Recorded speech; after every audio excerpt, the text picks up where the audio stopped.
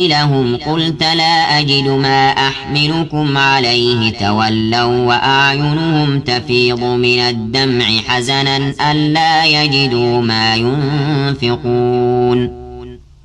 إنما السبيل على الذين يستأذنونك وهم أغنياء رضوا بأن يكونوا مع الخوالف وطبع الله على قلوبهم فهم لا يعلمون يعتذرون إليكم إذا رجعتم إليهم قل لا تعتذروا لن نؤمن لكم قد نبأنا الله من أخباركم وسيرى الله عملكم ورسوله ثم تردون إلى عالم الغيب والشهادة فينبئكم بما كنتم تعملون سيحلفون بالله لكم إذا انقلبتم إليهم لتعرضوا عنهم فأعرضوا عنهم إنهم رجس ومأواهم جهنم جزاء بما كانوا يكسبون يحلفون لكم لترضوا عنهم فإن ترضوا عنهم فإن الله لا يرضى عن القوم الفاسقين الأعراب أشد كفرا ونفاقا وأجدر أن لا يعلموا حدود ما أنزل الله على رسوله والله عليم حكيم ومن الأعراب من يتخذ ما ينفق مغرما ويتربص بكم الدوائر عليهم دائرة السوء والله سميع عليم ومن الأعراب من يؤمن بالله واليوم الآخر ويتخذ ما ينفق قربات عند الله وصلوات الرسول ألا إنها قربة لهم سيدخلهم الله في رحمته إن الله غفور رحيم والسابقون الأولون من المهاجرين والأنصار والذين اتبعوهم بإحسان رضي الله عنهم ورضوا عنه وأعد لهم جنات تجري تحتها الأنهار خالدين فيها أبدا ذلك الفوز العظيم وممن حولكم من الأعراب منافقون ومن أهل المدينة مردوا على النفاق لا تعلمهم نحن نعلمهم سنعذبهم مرتين ثم يردون إلى عذاب عظيم وآخرون اعترفوا بذنوبهم خلطوا عملا صالحا وآخر سيئا عسى الله أن يتوب عليهم إن الله غفور رحيم خذ من أموالهم صدقة تطهرهم وتزكيهم بها وصل عليهم إن صلاتك سكن لهم والله سميع عليم ألم يعلموا أن الله هو يقبل التوبة عن عباده ويأخذ الصدقات وأن الله هو التواب الرحيم وقل اعملوا فسيرى الله عملكم ورسوله والمؤمنون وستردون إلى عالم الغيب والشهادة فينبئكم بما كنتم تعملون وآخرون مرجون لأمر الله إما يعذبهم وإما يتوب عليهم والله عليم حكيم والذين اتخذوا مسجدا ضرارا وكفرا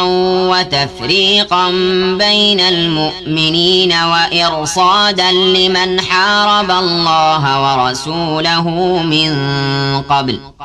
وليحلفن إن أردنا إلا الحسنى والله يشهد إنهم لكاذبون لا تقم فيه أبدا لمسجد أسس على التقوى من أول يوم أحق أن تقوم فيه رجال يحبون أن يتطهروا والله يحب المطهرين أفمن أسس بنيانه على تقوى من الله ورضوان خير أم من أسس بنيانه على شفا جرف هار أمن أسس بنيانه على شفا جرف هار فانهار به في نار جهنم والله لا يهدي القوم الظالمين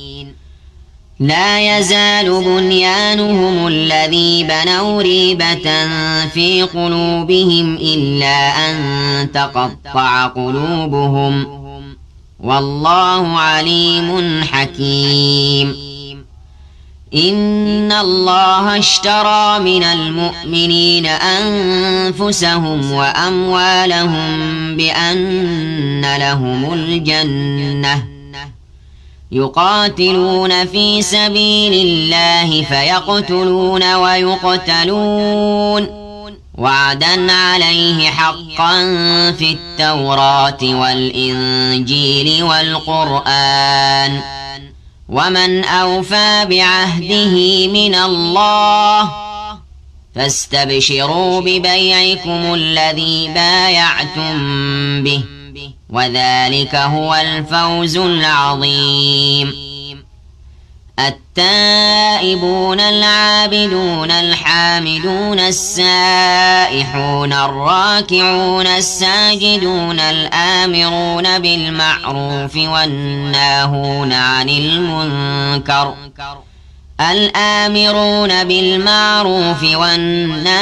عن المنكر والحافظون لحدود الله وبشر المؤمنين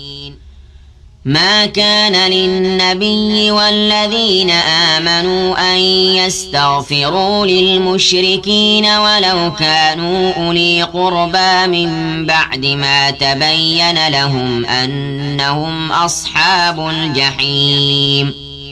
وما كان استغفار إبراهيم لأبيه إلا عن موعدة وعدها إياه فلما تبين له أنه عدو لله تبرأ منه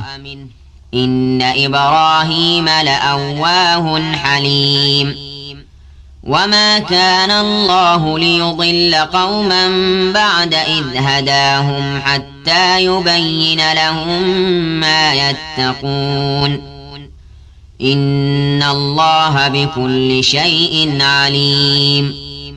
إن الله له ملك السماوات والأرض يحيي ويميت وما لكم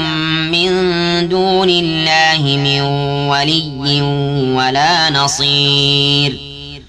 لقد تاب الله على النبي والمهاجرين والأنصار الذين اتبعوه في ساعة العسرة من بعد ما كاد يزيغ قلوب فريق منهم ثم تاب عليهم إنه بهم رءوف رحيم وعلى الثلاثة الذين خلفوا حتى إذا ضاقت عليهم الأرض بما رحبت وضاقت عليهم أنفسهم وظنوا أن لا ملجأ من الله إلا إليه ثم تاب عليهم ليتوبوا إن الله هو التواب الرحيم يا أيها الذين آمنوا اتقوا الله وكونوا مع الصادقين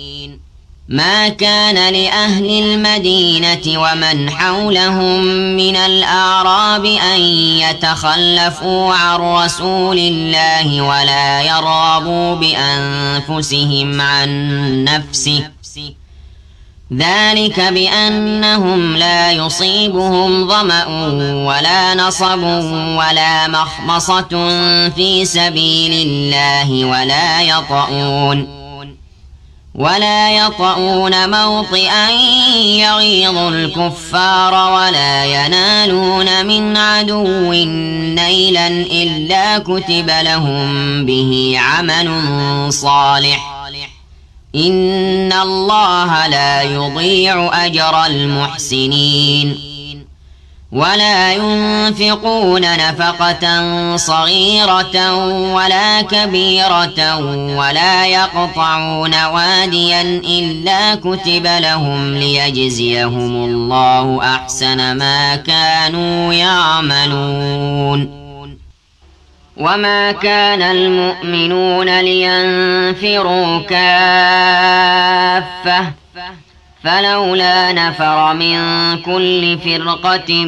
منهم طائفة ليتفقهوا في الدين ولينذروا قومهم إذا رجعوا إليهم لعلهم يحذرون يا أيها الذين آمنوا قاتلوا الذين يلونكم من الكفار وليجدوا فيكم غلظة واعلموا أن الله مع المتقين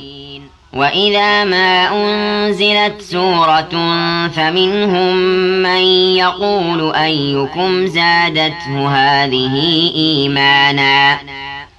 فأما الذين آمنوا فزادتهم إيمانا وهم يستبشرون وأما الذين في قلوبهم مرض فزادتهم رجسا إلى رجسهم وماتوا وهم كافرون أولا يرون أنهم يفتنون في كل عام مرة أو مرتين ثم لا يتوبون ولا هم يذكرون وإذا ما أنزلت سورة نظر بعضهم إلى بعض هل يراكم من أحد ثم انصرفوا صرف الله قلوبهم بأنهم قوم لا يفقهون لقد جاءكم رسول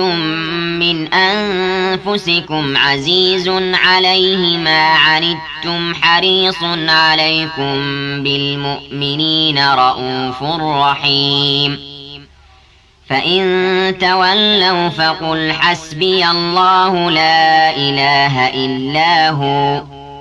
عليه توكلت وهو رب العرش العظيم أعوذ بالله من الشيطان الرجيم بسم الله الرحمن الرحيم ألف لام را تلك آيات الكتاب الحكيم أكان للناس عجبا أن أوحينا إلى رجل منهم أن أنذر الناس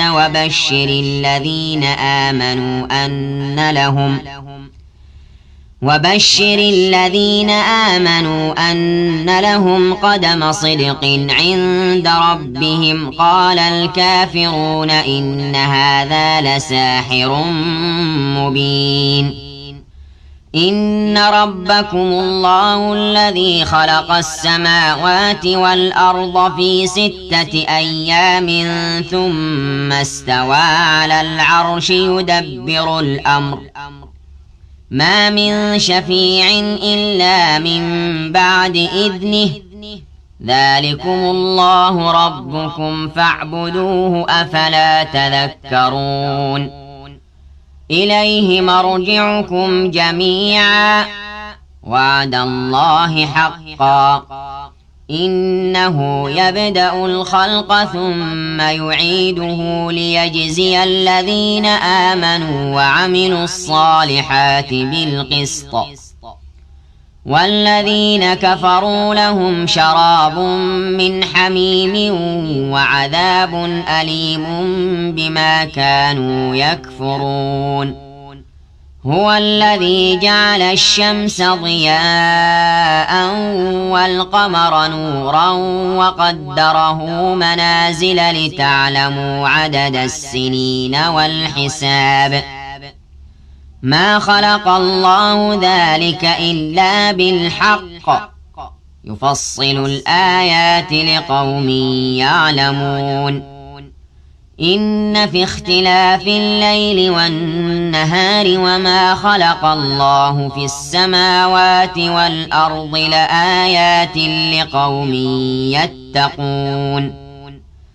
إن الذين لا يرجون لقاءنا ورضوا بالحياة الدنيا واطمأنوا بها والذين هم عن آياتنا غافلون أولئك مأواهم النار بما كانوا يكسبون إن الذين آمنوا وعملوا الصالحات يهديهم ربهم بإيمانهم تجري من تحتهم الأنهار في جنات النعيم دعواهم فيها سبحانك اللهم وتحيتهم فيها سلام وآخر دعواهم أن الحمد لله رب العالمين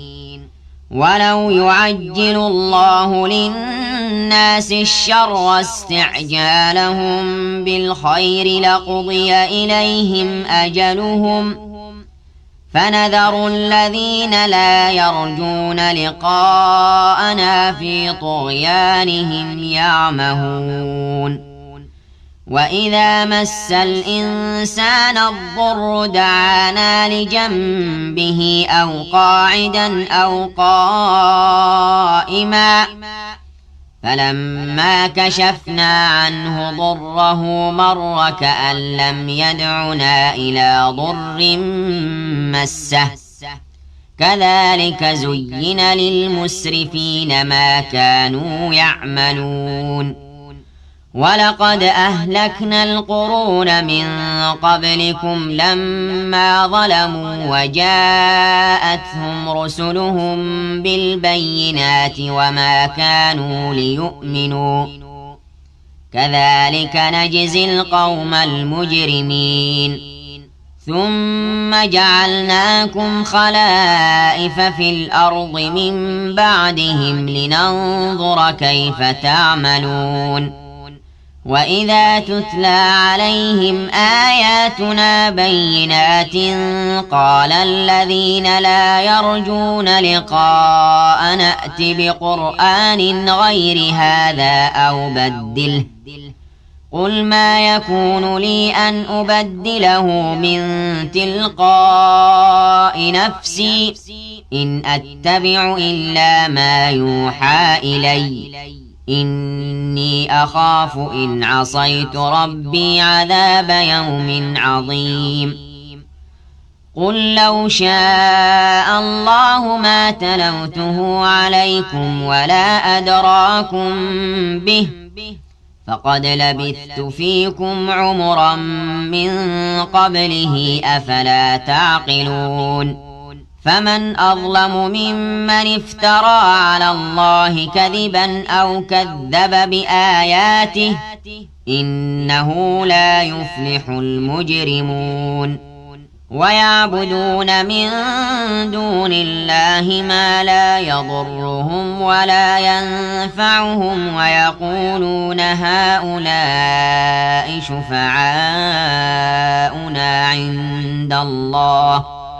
قل أتنبئون الله بما لا يعلم في السماوات ولا في الأرض سبحانه وتعالى عما يشركون وما كان الناس إلا أمة واحدة فاختلفوا ولولا كلمة سبقت من ربك لقضي بينهم فيما فيه يختلفون ويقولون لولا أنزل عليه آية من ربه فقل إنما الغيب لله فانتظروا إني معكم من المنتظرين وإذا أذقنا الناس رحمة من بعد ضراء مستهم إذا لهم مكر في آياتنا قل الله أسرع مكرا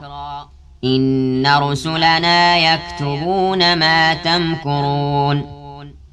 هو الذي يسيركم في البر والبحر حتى إذا كنتم في الفلك وجرين بهم بريح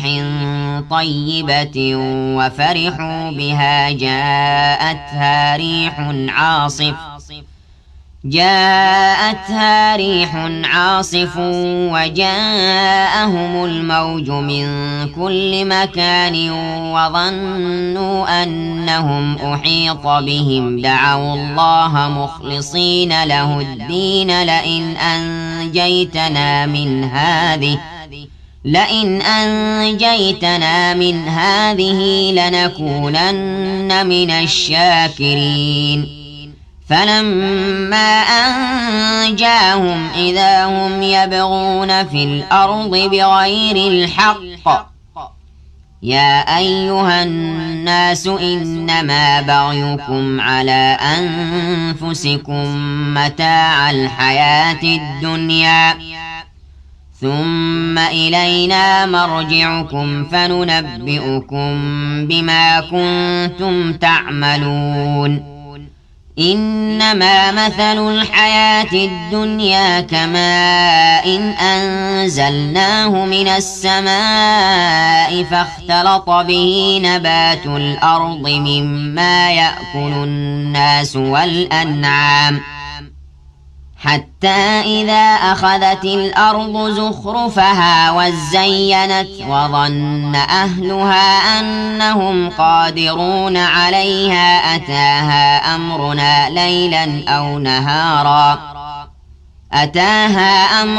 ليلا أو نهارا فجعلناها حصيدا كأن لم تغن بالأمس كذلك نفصل الآيات لقوم يتفكرون والله يدعو إلى دار السلام ويهدي من يشاء إلى صراط مستقيم للذين أحسنوا الحسنى وزيادة ولا يرهق وجوههم قتر ولا ذلة أولئك أصحاب الجنة هم فيها خالدون والذين كسبوا السيئات جزاء سيئة بمثلها وترهقهم ذلة ما لهم من الله من عاصم كأنما أغشيت وجوههم قطعا من الليل مظلما أولئك أصحاب النار هم فيها خالدون ويوم نحشرهم جميعا ثم نقول للذين أشركوا مكانكم أنتم وشركاؤكم فزيلنا بينهم وقال شركاؤهم ما كنتم إيانا تعبدون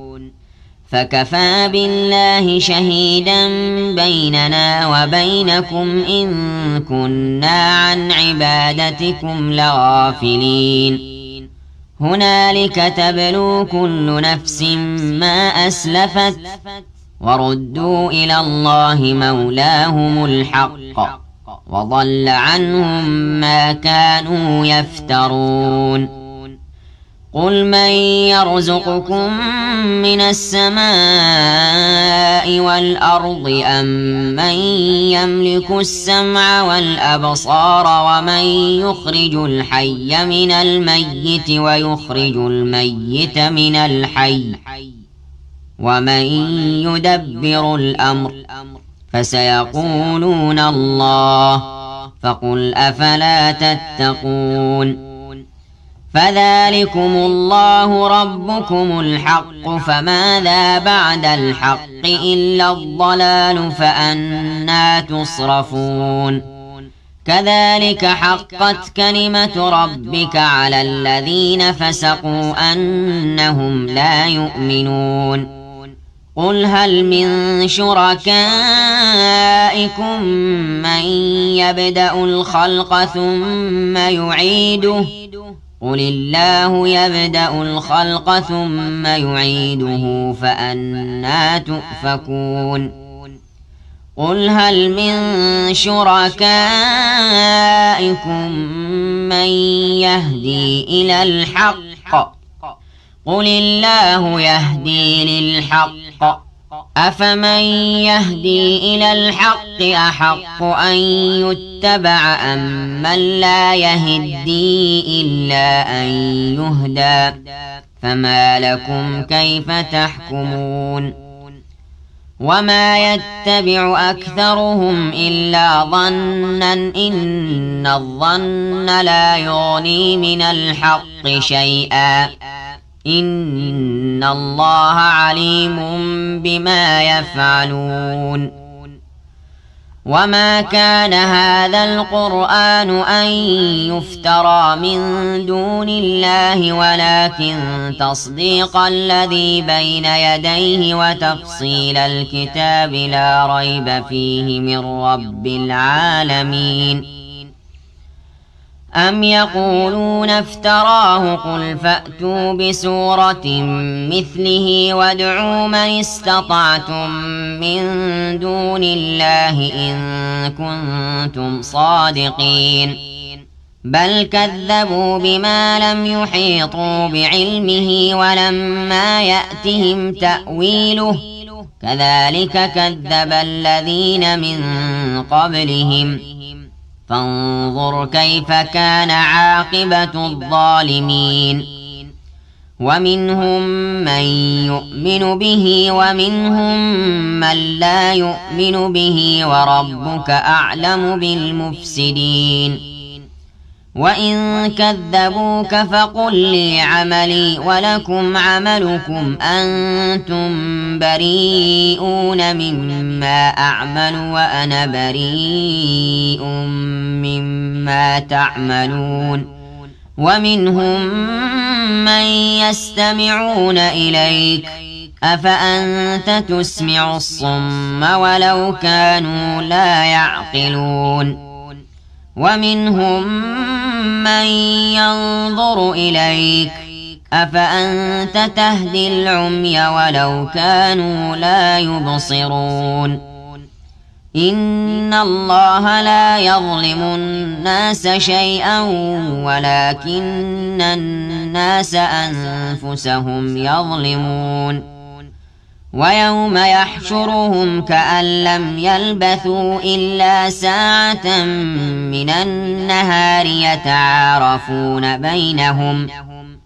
قد خسر الذين كذبوا بلقاء الله وما كانوا مهتدين وإما نرينك بعض الذي نعدهم أو نتوفينك فإلينا مرجعهم ثم الله شهيد على ما يفعلون ولكل أمة رسول فإذا جاء رسولهم قضي بينهم بالقسط وهم لا يظلمون ويقولون متى هذا الوعد إن كنتم صادقين قل لا أملك لنفسي ضرا ولا نفعا إلا ما شاء الله، لكل أمة أجل، إذا جاء أجلهم فلا يستأخرون ساعة ولا يستقدمون. قل أرأيتم إن أتاكم عذابه بياتا أو نهارا ماذا يستعجل منه المجرمون؟ أثم إذا ما وقع آمنتم به الآن وقد كنتم به تستعجلون. ثم قيل للذين ظلموا ذوقوا عذاب الخلد هل تجزون إلا بما كنتم تكسبون. ويستنبئونك أحق هو قل إي وربي إنه لحق وما أنتم بمعجزين. ولو أن لكل نفس ظلمت ما في الأرض لافتدت به وأسروا الندامة لما رأوا العذاب وقضي بينهم بالقسط وهم لا يظلمون. ألا إن لله ما في السماوات والأرض ألا إن وعد الله حق ولكن أكثرهم لا يعلمون. هو يحيي ويميت وإليه ترجعون. يا أيها الناس قد جاءتكم موعظة من ربكم وشفاء لما في الصدور وهدى ورحمة للمؤمنين. قل بفضل الله وبرحمته فبذلك فليفرحوا هو خير مما يجمعون. قل أرأيتم ما أنزل الله لكم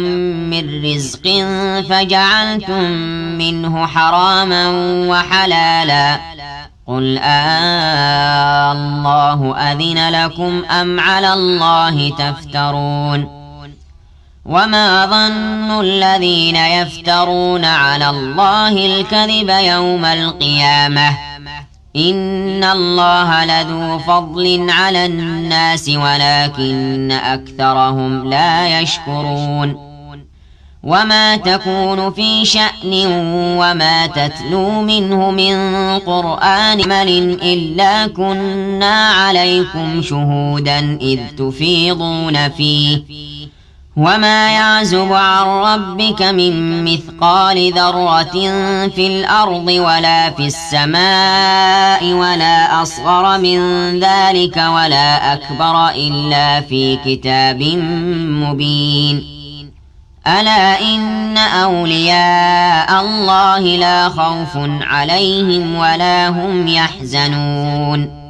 الذين آمنوا وكانوا يتقون. لهم البشرى في الحياة الدنيا وفي الآخرة لا تبديل لكلمات الله ذلك هو الفوز العظيم. ولا يحزنك قولهم إن العزة لله جميعا هو السميع العليم. ألا إن لله من في السماوات ومن في الأرض وما يتبع الذين يدعون من دون الله شركاء إن يتبعون إلا الظن وإن هم إلا يخرصون. هو الذي جعل لكم الليل لتسكنوا فيه والنهار مبصرا إن في ذلك لآيات لقوم يسمعون. قالوا اتخذ الله ولدا سبحانه هو الغني له ما في السماوات وما في الأرض إن عندكم من سلطان بهذا أتقولون على الله ما لا تعلمون. قل إن الذين يفترون على الله الكذب لا يفلحون. متاع في الدنيا ثم إلينا مرجعهم ثم نذيقهم العذاب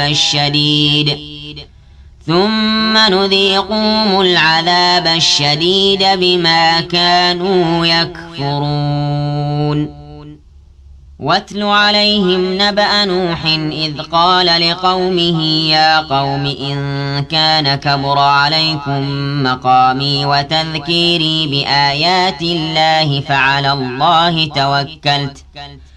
فأجمعوا أمركم وشركاءكم ثم لا يكن أمركم عليكم غمة ثم قضوا إلي ولا تنظرون. فإن توليتم فما سألتكم من أجر إن أجري إلا على الله وأمرت أن أكون من المسلمين. فكذبوه فنجيناه ومن معه في الفلك وجعلناهم خلائف وأغرقنا الذين كذبوا بآياتنا فانظر كيف كان عاقبة المنذرين. ثم بعثنا من بعده رسلا إلى قومهم فجاءوا بالبينات فما كانوا ليؤمنوا بما كذبوا به من قبل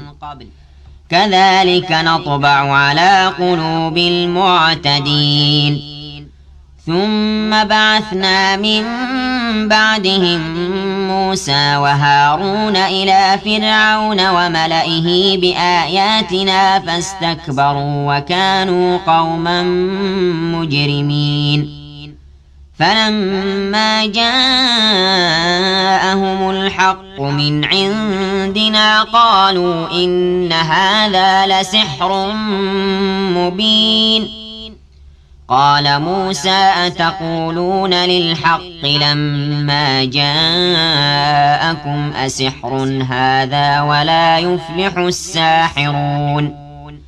قالوا أجئتنا لتلفتنا عما وجدنا عليه آباءنا وتكون لكما الكبرياء في الأرض وما نحن لكما بمؤمنين. وقال فرعون ائتوني بكل ساحر عليم.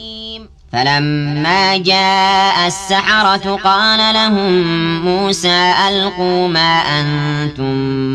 ملقون.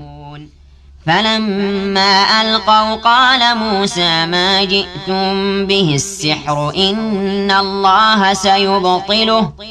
إن الله لا يصلح عمل المفسدين. ويحق الله الحق بكلماته ولو كره المجرمون.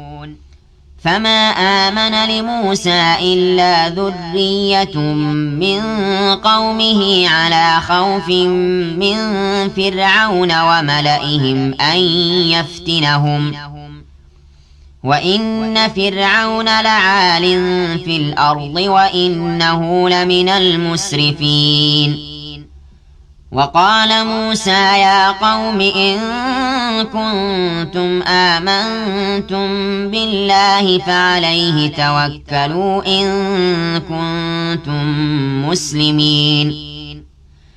فقالوا على الله توكلنا ربنا لا تجعلنا فتنة للقوم الظالمين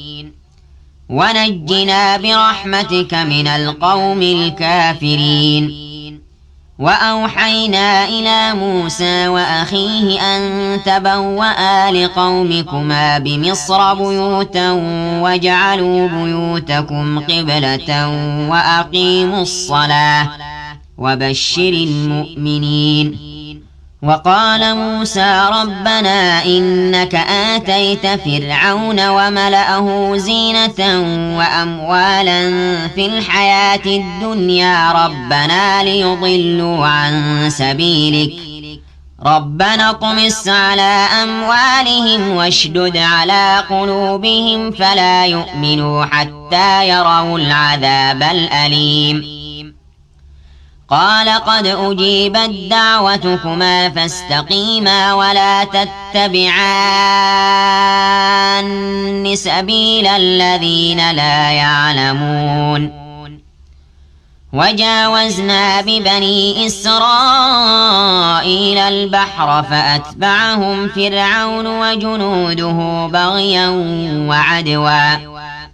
حتى إذا أدركه الغرق قال آمنت أنه لا إله إلا الذي آمنت به بنو إسرائيل وأنا من المسلمين. الآن وقد عصيت قبل وكنت من المفسدين. فاليوم ننجيك ببدنك لتكون لمن خلفك آية وإن كثيرا من الناس عن آياتنا لغافلون. ولقد بوأنا بني إسرائيل مبوأ صدق ورزقناهم من الطيبات فما اختلفوا حتى جاءهم العلم. إن ربك يقضي بينهم يوم القيامة فيما كانوا فيه يختلفون. فإن كنت في شك مما أنزلنا إليك فاسأل الذين يقرؤون الكتاب من قبلك لقد جاءك الحق من ربك فلا تكونن من الممترين ولا تكونن من الذين كذبوا بآيات الله فتكون من الخاسرين. إن الذين حقت عليهم كلمة ربك لا يؤمنون ولو جاءتهم كل آية حتى يروا العذاب الأليم. فلولا كانت قرية آمنت فنفعها إيمانها إلا قوم يونس لما آمنوا كشفنا عنهم عذاب الخزي في الحياة الدنيا ومتعناهم إلى حين. ولو شاء ربك لآمن من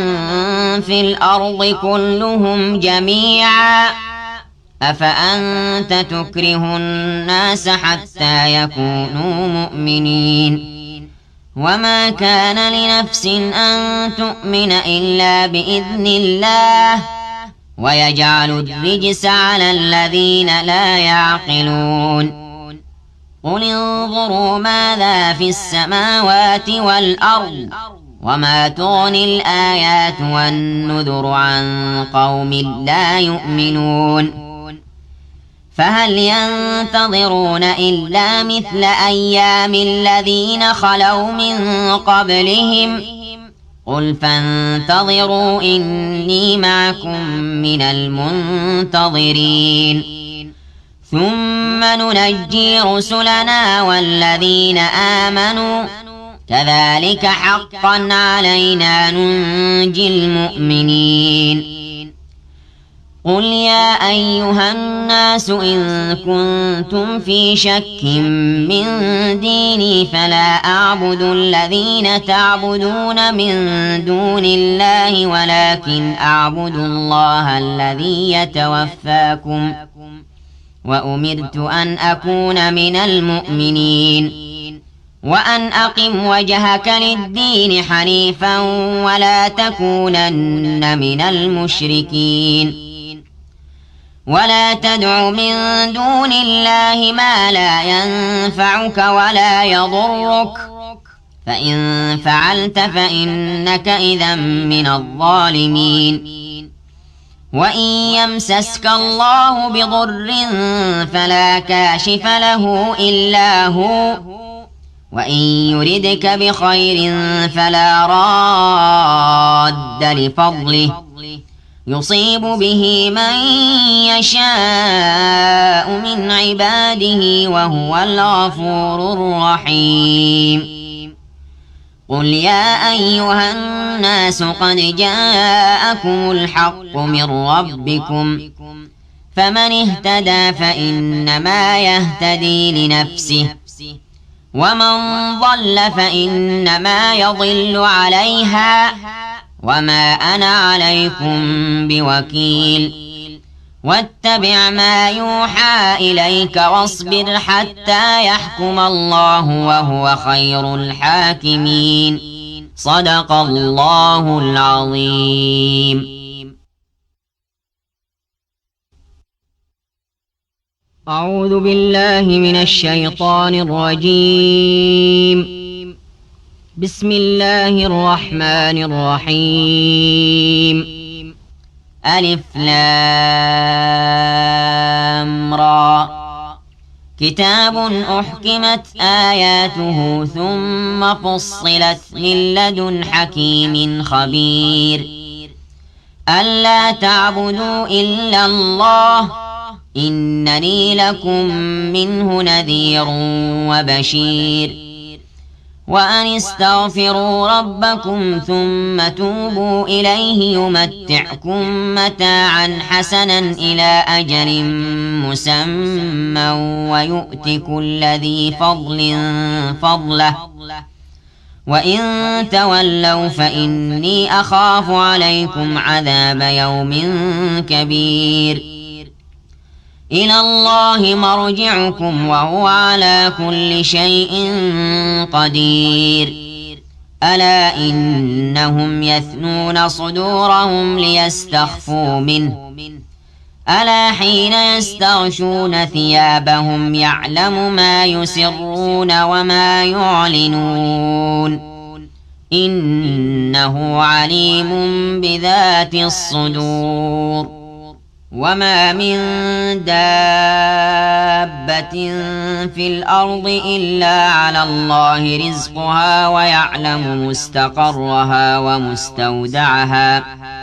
كل في كتاب مبين. وهو الذي خلق السماوات والأرض في 6 أيام وكان عرشه على الماء ليبلوكم أيكم أحسن عملا. ولئن قلت إنكم مبعوثون من بعد الموت ليقولن الذين كفروا إن هذا إلا سحر مبين. ولئن أخرنا عنهم العذاب إلى أمة معدودة ليقولن ما يحبسه، ألا يوم يأتيهم ليس مصروفا عنهم وحاق بهم ما كانوا به يستهزئون. ولئن أذقنا الإنسان منا رحمة ثم نزعناها منه إنه ليئوس كفور. ولئن أذقناه نعماء بعد ضراء مسته ليقولن ذهب السيئات عني إنه لفرح فخور. إلا الذين صبروا وعملوا الصالحات أولئك لهم مغفرة وأجر كبير. فلعلك تارك بعض ما يوحى إليك وضائق به صدرك أن يقولوا لولا أنزل عليه كنز أو جاء معه ملك، إنما أنت نذير والله على كل شيء وكيل. أم يقولون افتراه قل فأتوا بعشر سور مثله مفتريات وادعوا من استطعتم من دون الله إن كنتم صادقين. فإن لم يستجيبوا لكم فاعلموا أنما أنزل بعلم الله وأن لا إله إلا هو، فهل أنتم مسلمون؟ من كان يريد الحياة الدنيا وزينتها نوف إليهم أعمالهم فيها وهم فيها لا يبخسون. أولئك الذين ليس لهم في الآخرة إلا النار وحبط ما صنعوا فيها وباطل ما كانوا يعملون أفمن كان على بينة من ربه ويتلوه شاهد منه ومن قبله كتاب موسى إماما ورحمة أولئك يؤمنون به ومن يكفر به من الأحزاب فالنار موعده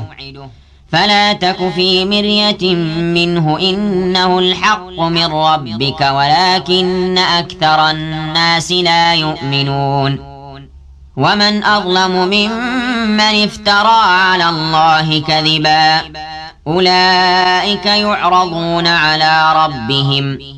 ويقول الأشهاد هؤلاء الذين كذبوا على ربهم ألا لعنة الله على الظالمين الذين يصدون عن سبيل الله ويبغونها عوجا وهم بالآخرة هم كافرون أولئك لم يكونوا معجزين في الأرض وما كان لهم من دون الله من أولياء يضاعف لهم العذاب ما كانوا يستطيعون السمع وما كانوا يبصرون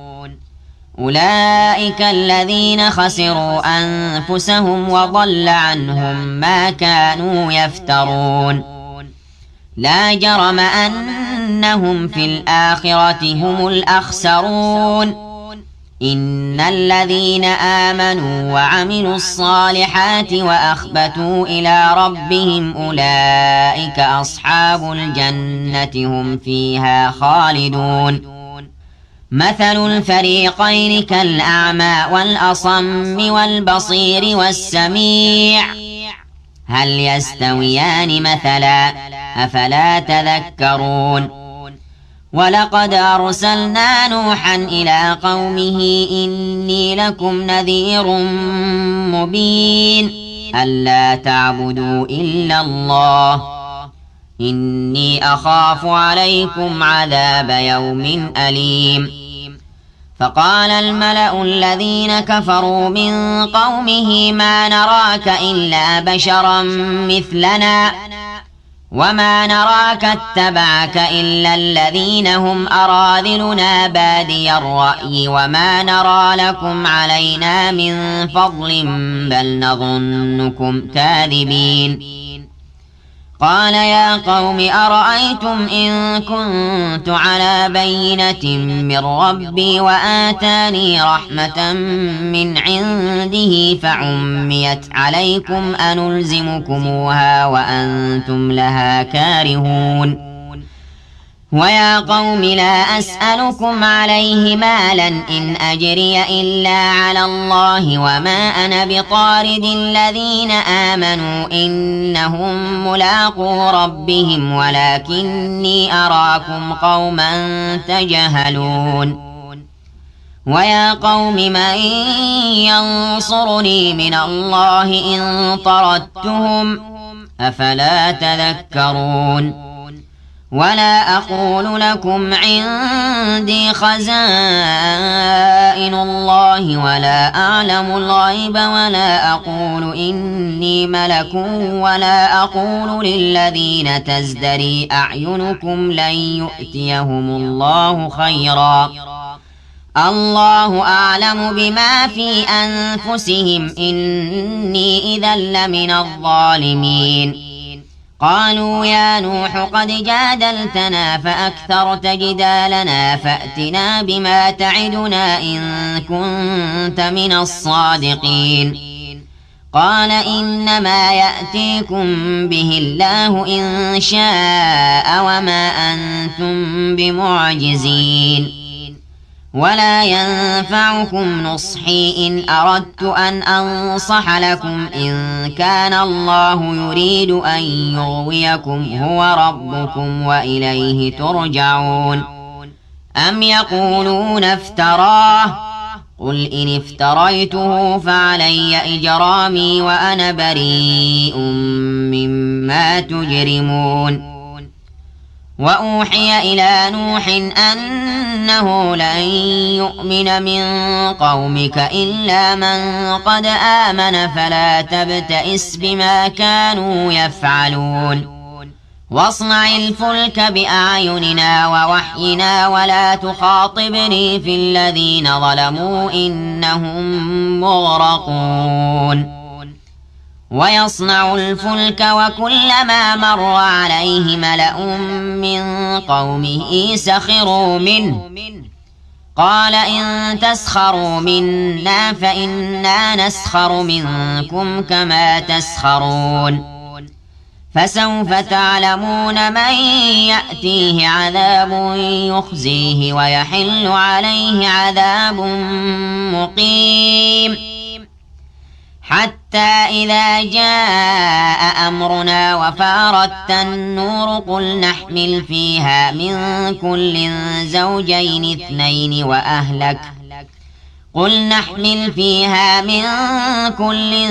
زوجين اثنين وأهلك إلا من سبق عليه القول وما آمن معه إلا قليل وقال اركبوا فيها بسم الله مجريها ومرساها إن ربي لغفور رحيم وهي تجري بهم في موج كالجبال ونادى نوح ابنه وكان في معزل يا بني اركب معنا ولا تكن مع الكافرين قال سآوي إلى جبل يعصمني من الماء قال لا عاصم اليوم من أمر الله إلا من رحم وحال بينهما الموج فكان من المغرقين وقيل يا أرض ابلعي ماءك ويا سماء أقلعي وغيض الماء وقضي الأمر واستوت على الجودي وقيل بعدا للقوم الظالمين ونادى نوح ربه فقال رب إن ابني من أهلي وإن وعدك الحق وأنت أحكم الحاكمين قال يا نوح إنه ليس من أهلك إنه عمل غير صالح فلا تسألني ما ليس لك به علم إني أعظك أن تكون من الجاهلين قال رب إني أعوذ بك أن أسألك ما ليس لي به علم وإلا تغفر لي وترحمني أكن من الخاسرين قيل يا نوح اهبط بسلام منا وبركات عليك وعلى ممن معك وأمم سنمتعهم ثم يمسهم منا عذاب أليم تلك من أنباء الغيب نوحيها إليك ما كنت تعلمها أنت ولا قومك من قبل هذا فاصبر إن العاقبة للمتقين وإلى عاد أخاهم هودا قال يا قوم اعبدوا الله ما لكم من إله غيره إن أنتم إلا مفترون يا قوم لا أسألكم عليه أجرا إن أجري إلا على الذي فطرني أفلا تعقلون ويا قوم استغفروا ربكم ثم توبوا إليه يرسل السماء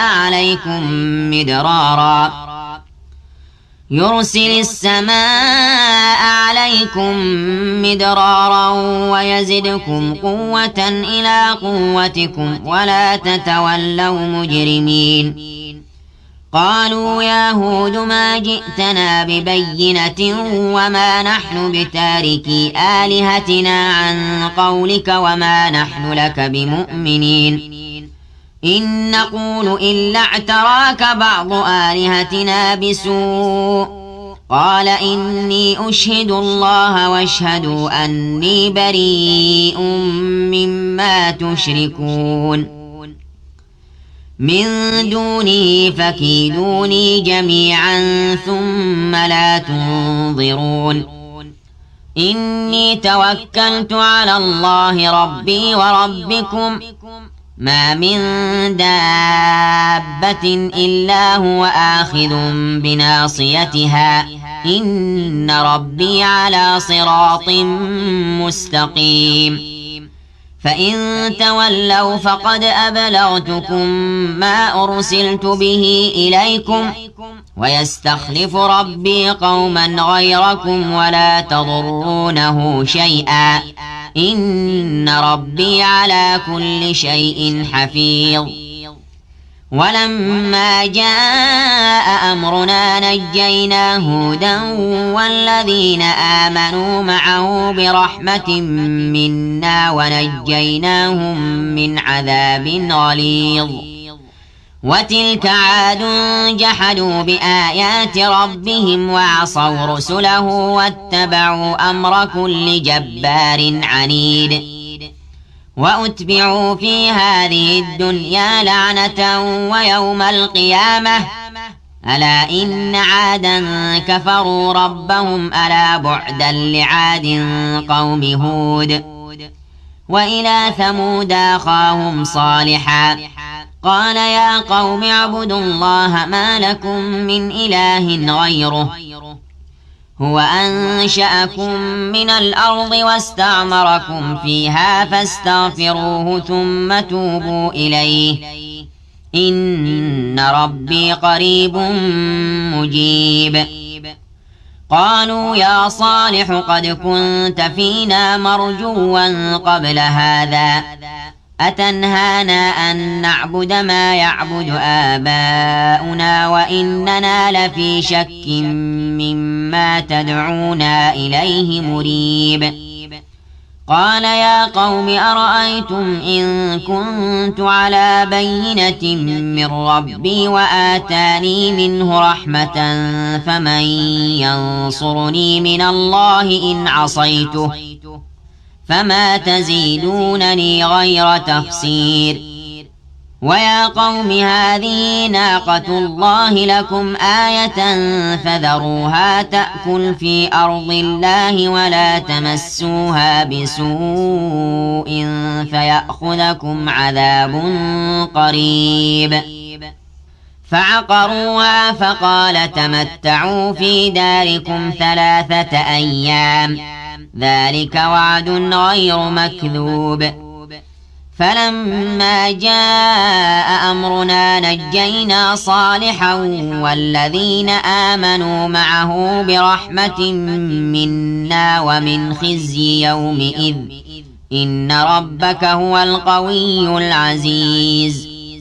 وأخذ الذين ظلموا الصيحة فأصبحوا في ديارهم جاثمين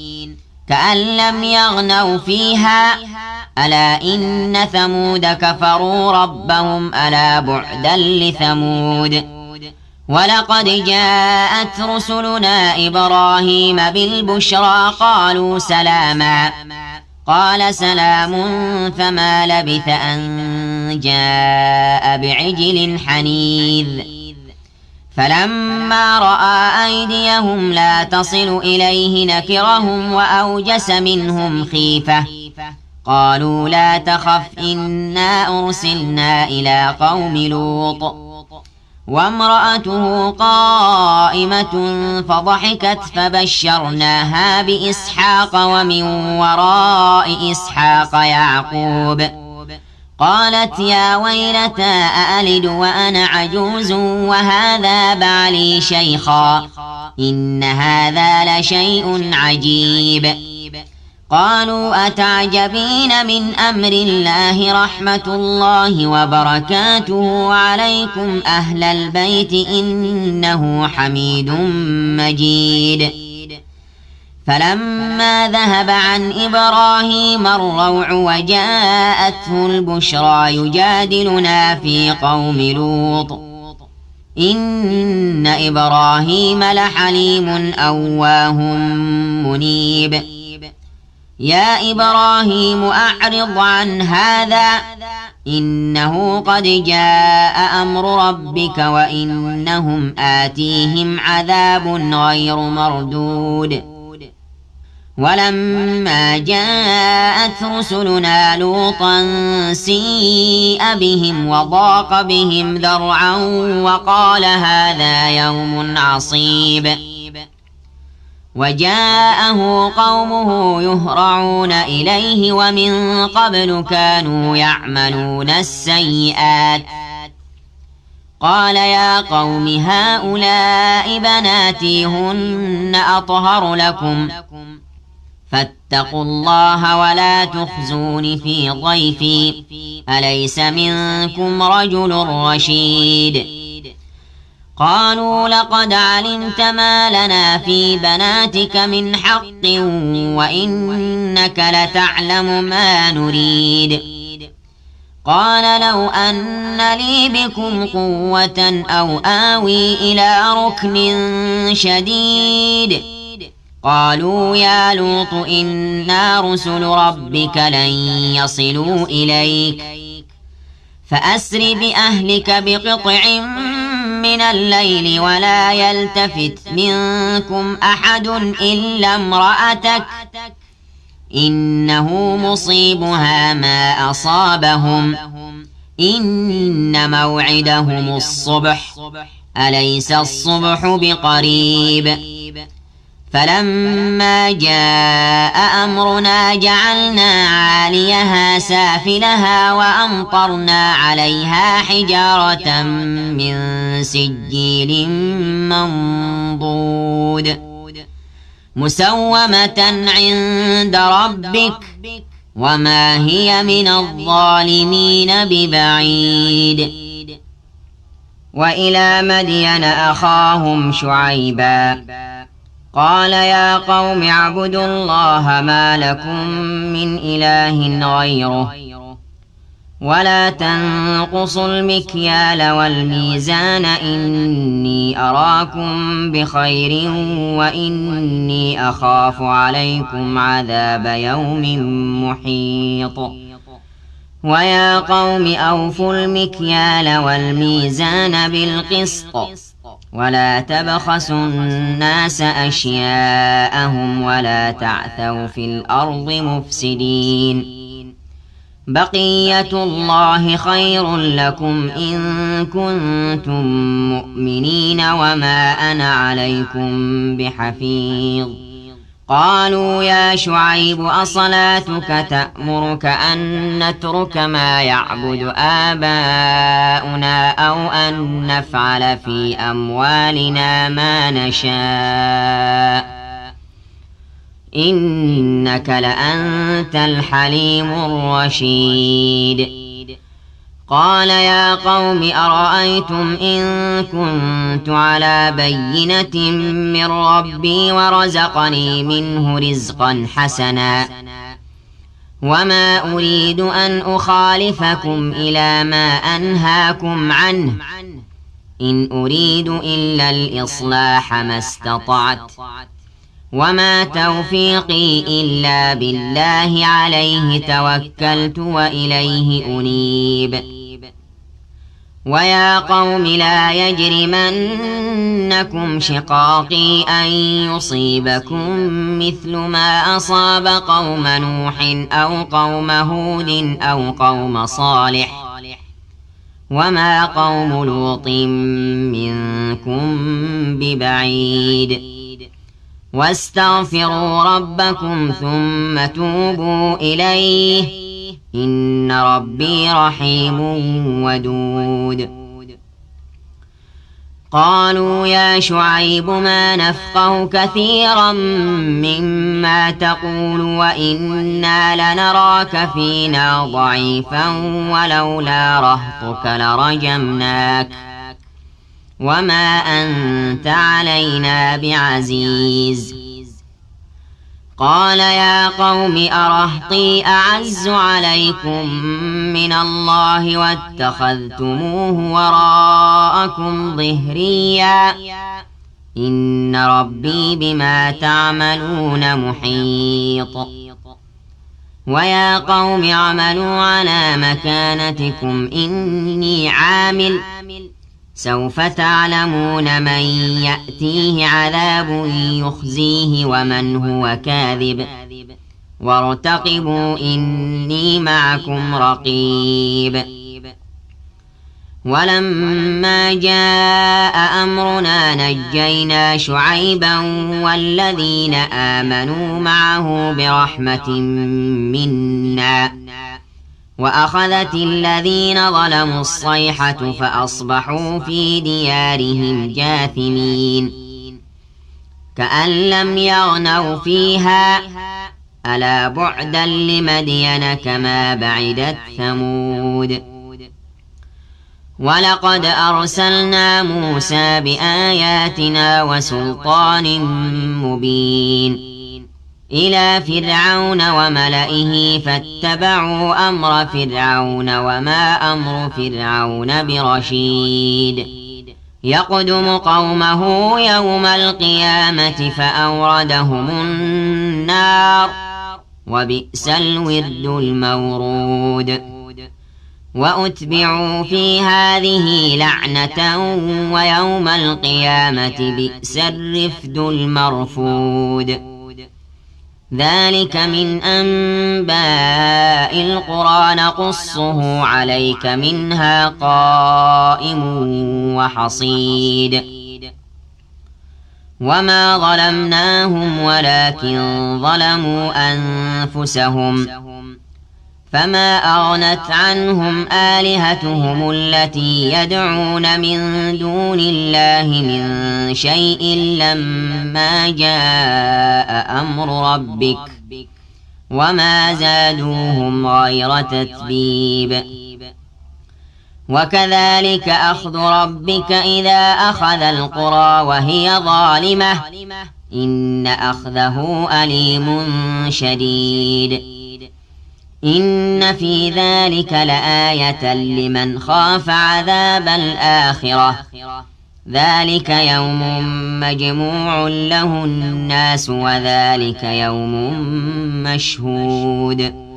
وما نؤخره إلا لأجل معدود يوم يأتي لا تكلم نفس إلا بإذنه فمنهم شقي وسعيد. فأما الذين شقوا ففي النار لهم فيها زفير وشهيق خالدين فيها ما دامت السماوات والأرض إلا ما شاء ربك إن ربك فعال لما يريد.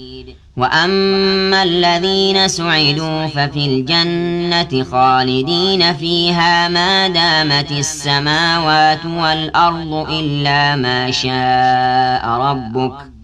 عطاء غير مجذوذ. فلا تك في مرية مما يعبد هؤلاء ما يعبدون إلا كما يعبد آباؤهم من قبل وإنا لموفوهم نصيبهم غير منقوص. ولقد آتينا موسى الكتاب فاختلف فيه ولولا كلمة سبقت من ربك لقضي بينهم وإنهم لفي شك منه مريب. وإن كلا لما ليوفينهم ربك أعمالهم إنه بما يعملون خبير. فاستقم كما أمرت ومن تاب معك ولا تطغوا إنه بما تعملون بصير. ولا تركنوا إلى الذين ظلموا فتمسكم النار وما لكم من دون الله من أولياء ثم لا تنصرون. وأقم الصلاة طرفي النهار وزلفا من الليل إن الحسنات يذهبن السيئات ذلك ذكرى للذاكرين واصبر فإن الله لا يضيع أجر المحسنين فلولا كان من القرون من قبلكم أولو بقية ينهون عن الفساد في الأرض إلا قليلا ممن أنجينا منهم واتبع الذين ظلموا ما أترفوا فيه وكانوا مجرمين وما كان ربك ليهلك القرى بظلم وأهلها مصلحون ولو شاء ربك لجعل الناس أمة واحدة ولا يزالون مختلفين إلا من رحم ربك ولذلك خلقهم وتمت كلمة ربك لأملأن جهنم من الجنة والناس أجمعين وكلا نقص عليك من أنباء الرسل ما نثبت به فؤادك وجاءك في هذه الحق وموعظة وذكرى للمؤمنين وقل للذين لا يؤمنون اعملوا على مكانتكم إنا عاملون وانتظروا إنا منتظرون ولله غيب السماوات والأرض وإليه يرجع الأمر كله فاعبده وتوكل عليه وما ربك بغافل عما تعملون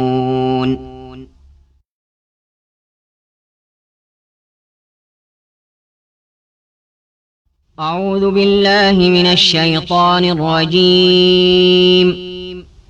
بسم الله الرحمن الرحيم ألف لام را تلك آيات الكتاب المبين إنا أنزلناه قرآنا عربيا لعلكم تعقلون نحن نقص عليك أحسن القصص بما أوحينا إليك هذا القرآن وإن كنت من قبله لمن الغافلين إذ قال يوسف لأبيه يا أبت إني رأيت 11 كوكبا والشمس والقمر رأيتهم لي ساجدين قال يا بني لا تقصص رؤياك على إخوتك فيكيدوا لك كيدا إن الشيطان للإنسان عدو مبين وكذلك يجتبيك ربك ويعلمك من تأويل الأحاديث ويتم نعمته عليك وعلى آل يعقوب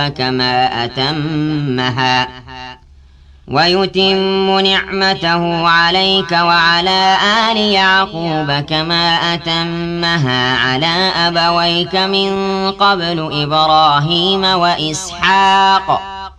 إن ربك عليم حكيم لقد كان في يوسف وإخوته آيات للسائلين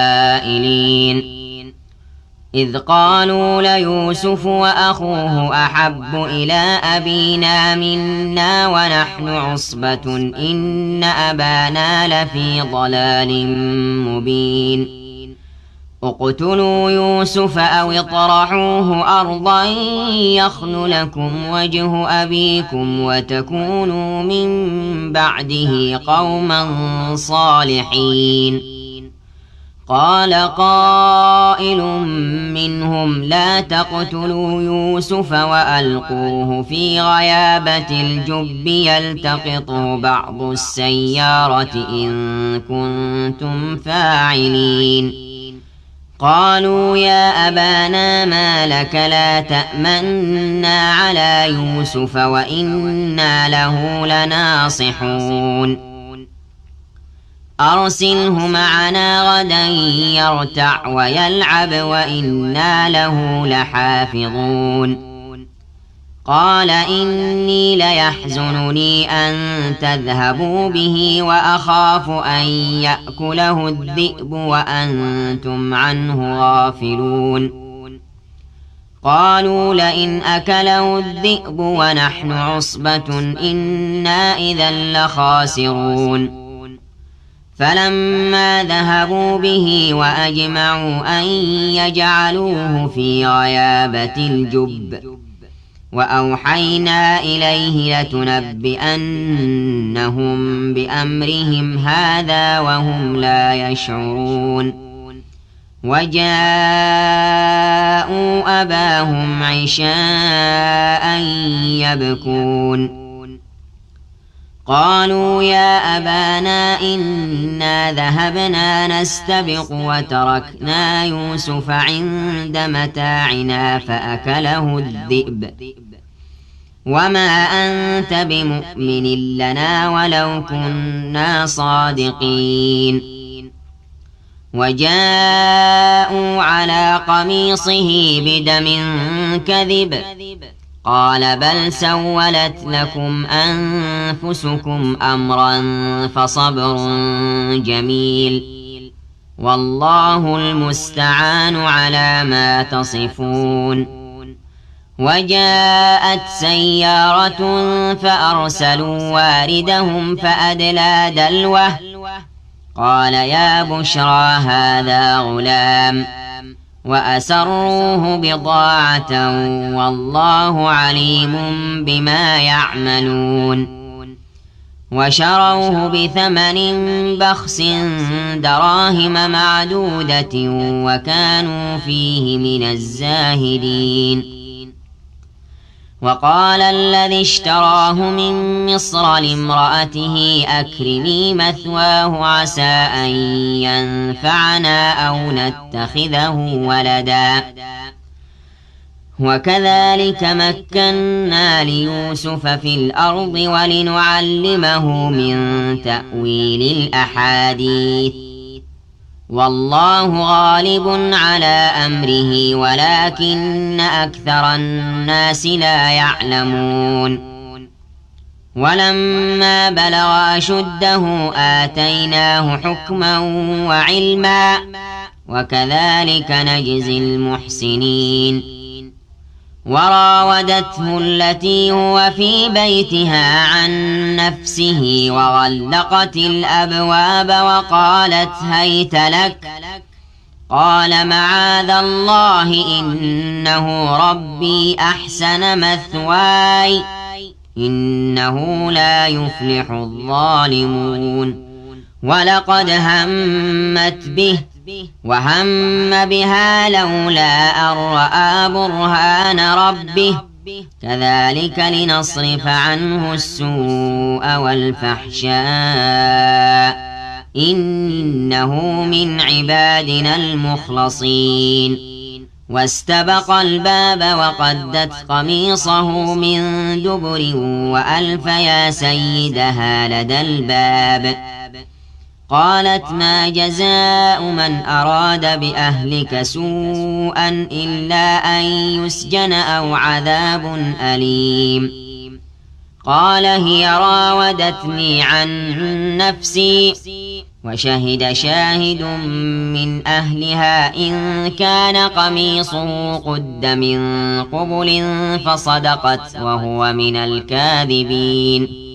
وإن كان قميصه قد من دبر فكذبت وهو من الصادقين فلما رأى قميصه قد من دبر قال إنه من كيدكن إن كيدكن عظيم يوسف أعرض عن هذا واستغفري لذنبك إنك كنت من الخاطئين وقال نسوة في المدينة امرأة العزيز تراود فتاها عن نفسه قد شغفها حبا إنا لنراها في ضلال مبين فلما سمعت بمكرهن أرسلت إليهن وأعتدت لهن متكأ وآتت كل واحدة منهن سكينا وقالت اخرج عليهن فلما رأينه أكبرنه وقطعن أيديهن وقلن حاش لله ما هذا بشرا إن هذا إلا ملك كريم قالت فذلكن الذي لمتنني فيه ولقد راودته عن نفسه فاستعصم ولئن لم يفعل ما آمره ليسجنن وليكونن من الصاغرين قال رب السجن أحب إلي مما يدعونني إليه وإلا تصرف عني كيدهن أصب إليهن وأكن من الجاهلين فاستجاب له ربه فصرف عنه كيدهن إنه هو السميع العليم ثم بدا لهم من بعد ما رأوا الآيات ليسجننه حتى حين ودخل معه السجن فتيان قال أحدهما إني أراني أعصر خمرا وقال الآخر إني أراني أحمل فوق رأسي خبزا تأكل الطير منه نبئنا بتأويله إنا نراك من المحسنين قال لا يأتيكما طعام ترزقانه إلا نبأتكما بتأويله قبل أن يأتيكما ذلكما مما علمني ربي إني تركت ملة قوم لا يؤمنون بالله وهم بالآخرة هم كافرون واتبعت ملة آبائي إبراهيم وإسحاق ويعقوب ما كان لنا أن نشرك بالله من شيء ذلك من فضل الله علينا وعلى الناس ولكن أكثر الناس لا يشكرون يا صاحبي السجن أأرباب متفرقون خير أم الله الواحد القهار ما تعبدون من دونه إلا أسماء سميتموها أنتم وآباؤكم ما أنزل الله بها من سلطان إن الحكم إلا لله أمر أن لا تعبدوا إلا إياه ذلك الدين القيم ولكن أكثر الناس لا يعلمون يا صاحبي السجن أما أحدكما فيسقي ربه خمرا وأما الآخر فيصلب فتأكل الطير من رأسه قضي الأمر الذي فيه تستفتيان يا صاحبي السجن أما أحدكما فيسقي ربه خمرا وأما الآخر فيصلب فتأكل الطير من رأسه قضي الأمر الذي فيه تستفتيان وقال للذي ظن أنه ناج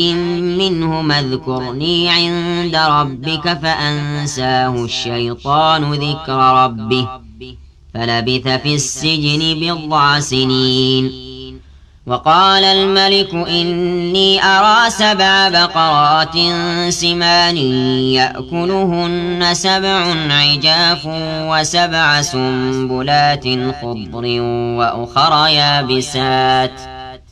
يا أيها الملأ أفتوني في رؤياي إن كنتم للرؤيا تعبرون قالوا أضغاث أحلام وما نحن بتأويل الأحلام بعالمين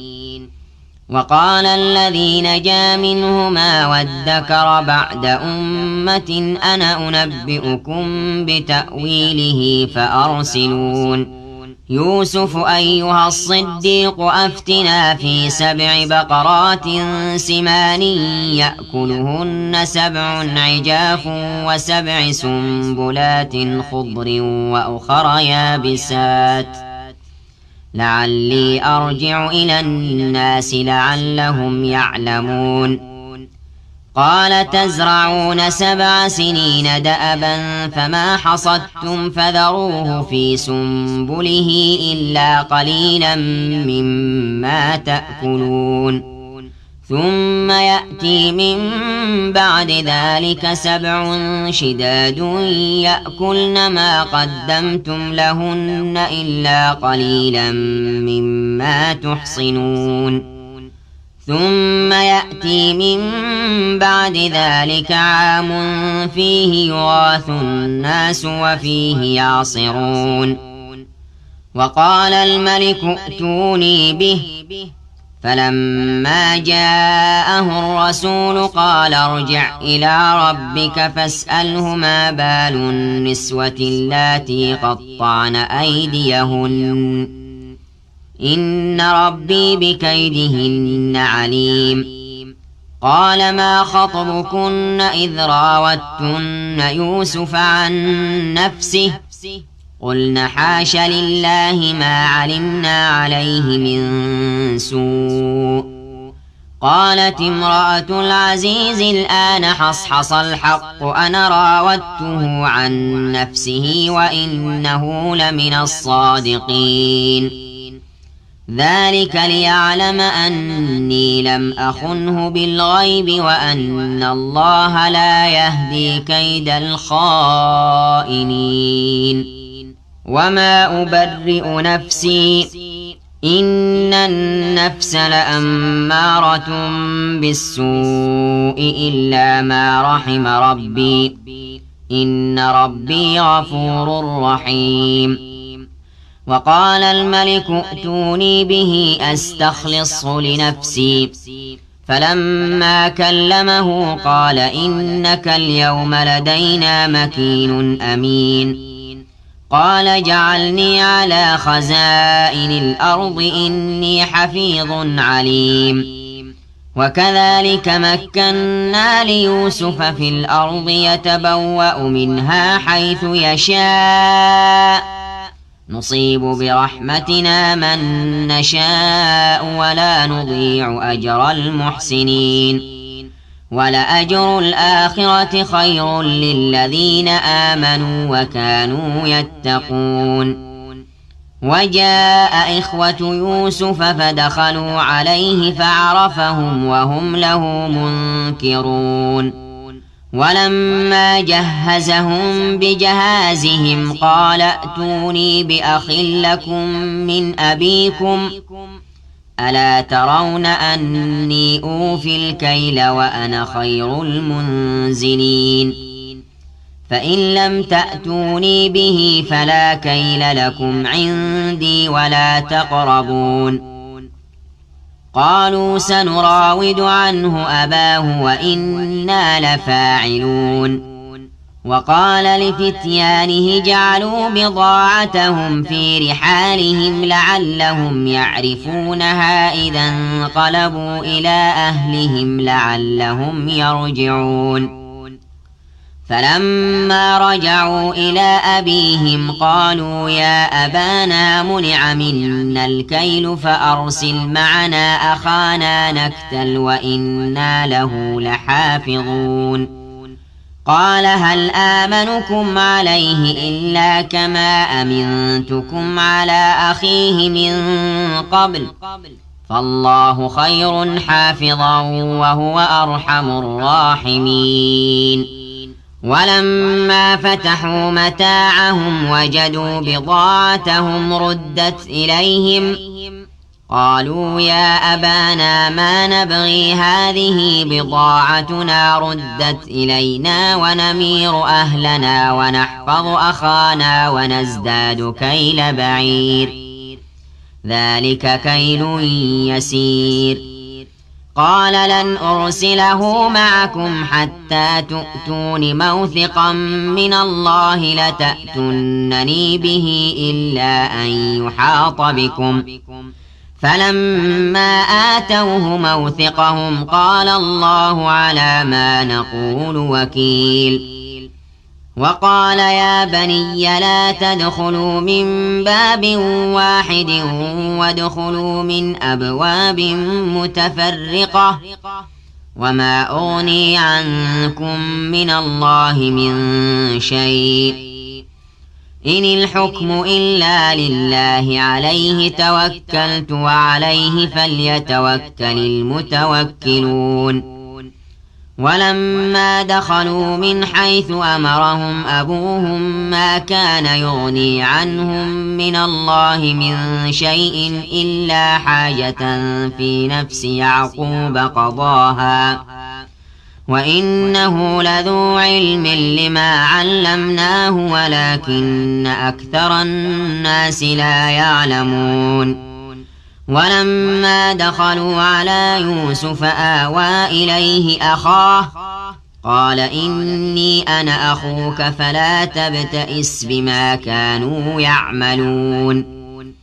فلما جهزهم بجهازهم جعل السقاية في رحل أخيه ثم أذن مؤذن أيتها العير إنكم لسارقون قالوا وأقبلوا عليهم ماذا تفقدون قالوا نفقد صواع الملك ولمن جاء به حمل بعير وأنا به زعيم قالوا تالله لقد علمتم ما جئنا لنفسد في الأرض وما كنا سارقين قالوا فما جزاؤه إن كنتم كاذبين قالوا جزاؤه من وجد في رحله فهو جزاؤه كذلك نجزي الظالمين فبدأ بأوعيتهم قبل وعاء أخيه ثم استخرجها من وعاء أخيه كذلك كدنا ليوسف ما كان ليأخذ أخاه في دين الملك إلا أن يشاء الله نرفع درجات من نشاء وفوق كل ذي علم عليم قالوا إن يسرق فقد سرق أخ له من قبل فأسرها يوسف في نفسه ولم يبدها لهم قال أنتم شر مكانا والله أعلم بما تصفون قالوا يا أيها العزيز إن له أبا شيخا كبيرا فخذ أحدنا مكانه إنا نراك من المحسنين قال معاذ الله أن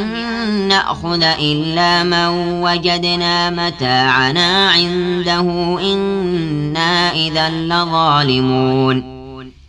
فلما استيئسوا منه خلصوا نجيا قال كبيرهم ألم تعلموا أن أباكم قد أخذ عليكم موثقا من الله ومن قبل ما فرطتم في يوسف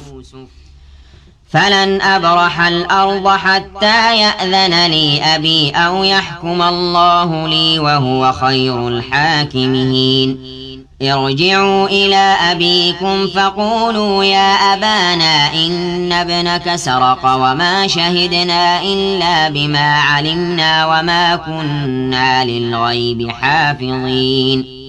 واسأل القرية التي كنا فيها والعير التي أقبلنا فيها وإنا لصادقون قال بل سولت لكم أنفسكم أمرا فصبر جميل عسى الله أن يأتيني بهم جميعا إنه هو العليم الحكيم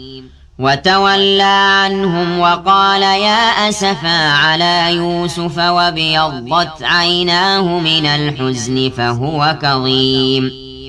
قالوا تالله تفتأ تذكر يوسف حتى تكون حرضا أو تكون من الهالكين قال إنما أشكو بثي وحزني إلى الله وأعلم من الله ما لا تعلمون يا بني يذهبوا فتحسسوا من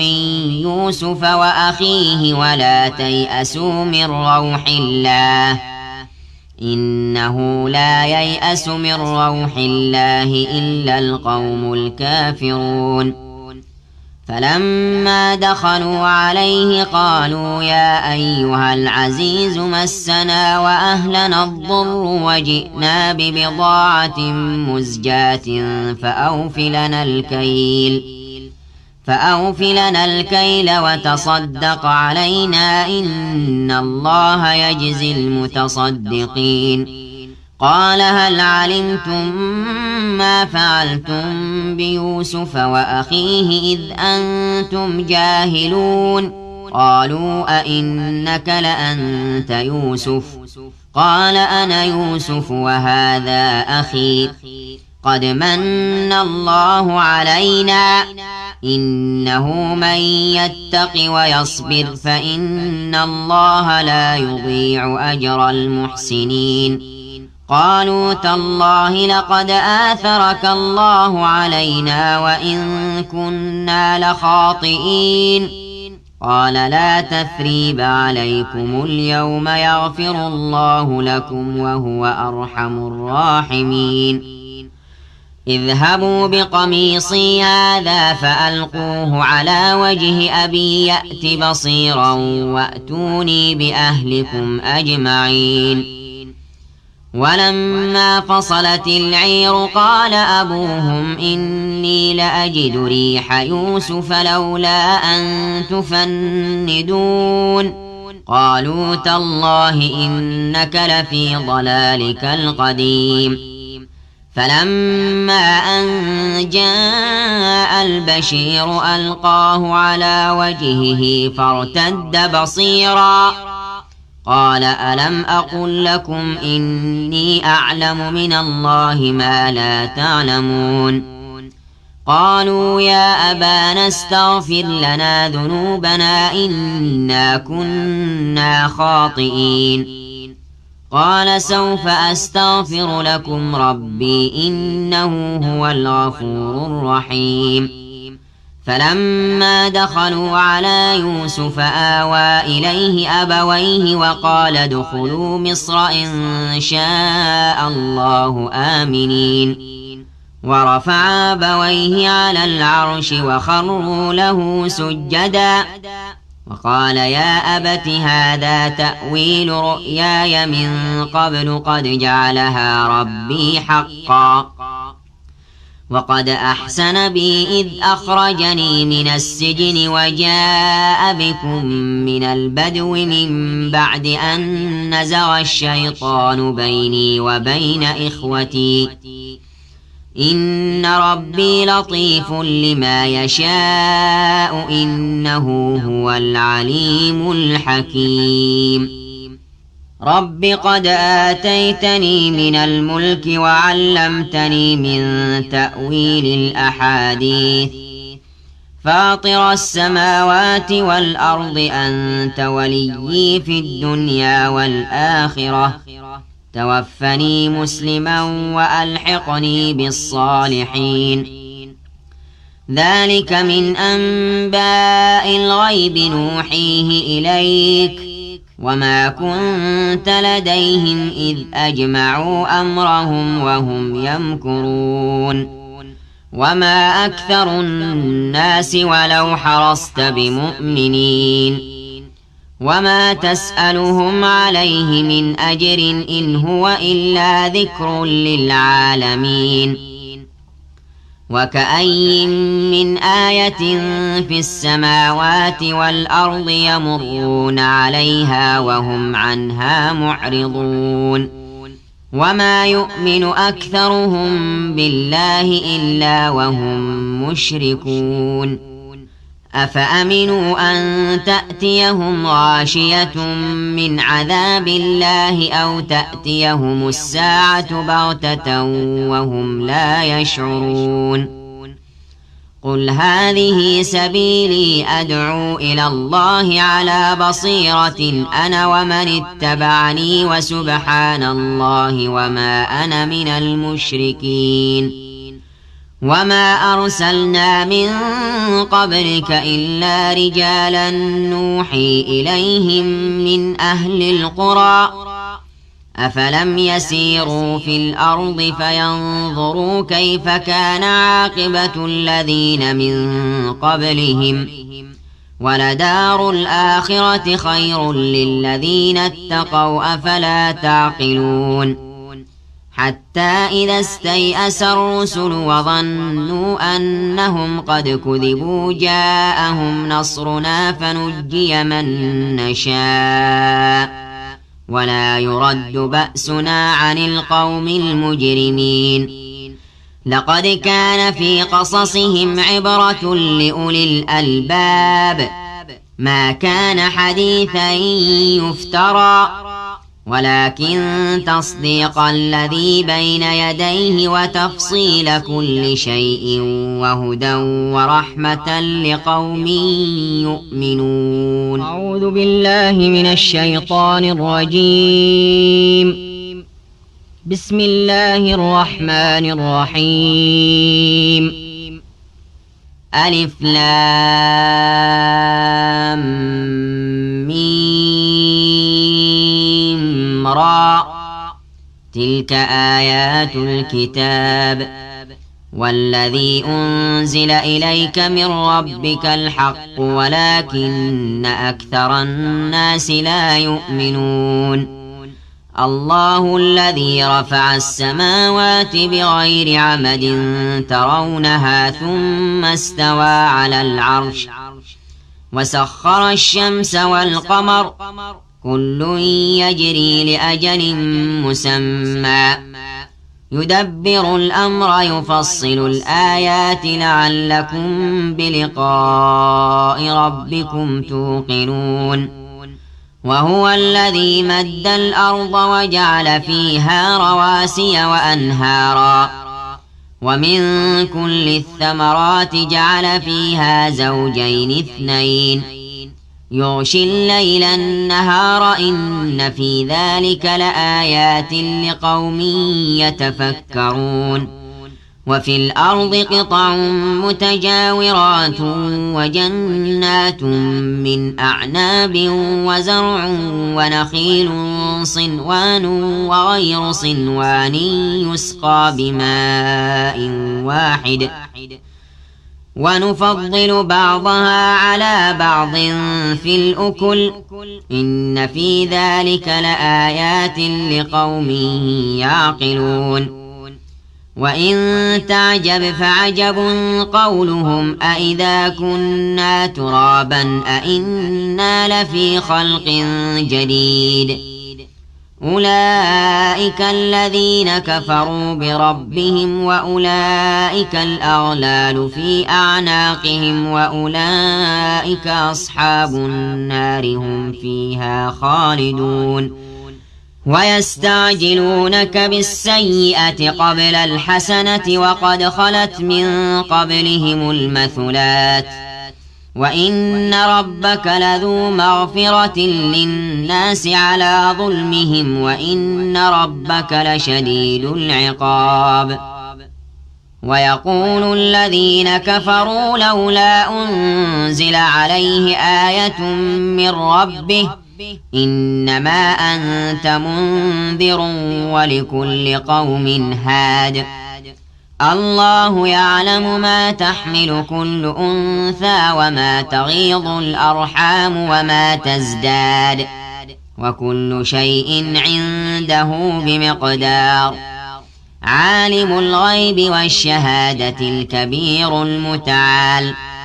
سواء منكم من أسر القول ومن جهر به ومن هو مستخف بالليل وسارب بالنهار له معقبات من بين يديه ومن خلفه يحفظونه من أمر الله إن الله لا يغير ما بقوم حتى يغيروا ما بأنفسهم وإذا أراد الله بقوم سوءا فلا مرد له وما لهم من دونه من وال هو الذي يريكم البرق خوفا وطمعا وينشئ السحاب الثقال ويسبح الرعد بحمده والملائكة من خيفته ويرسل الصواعق فيصيب بها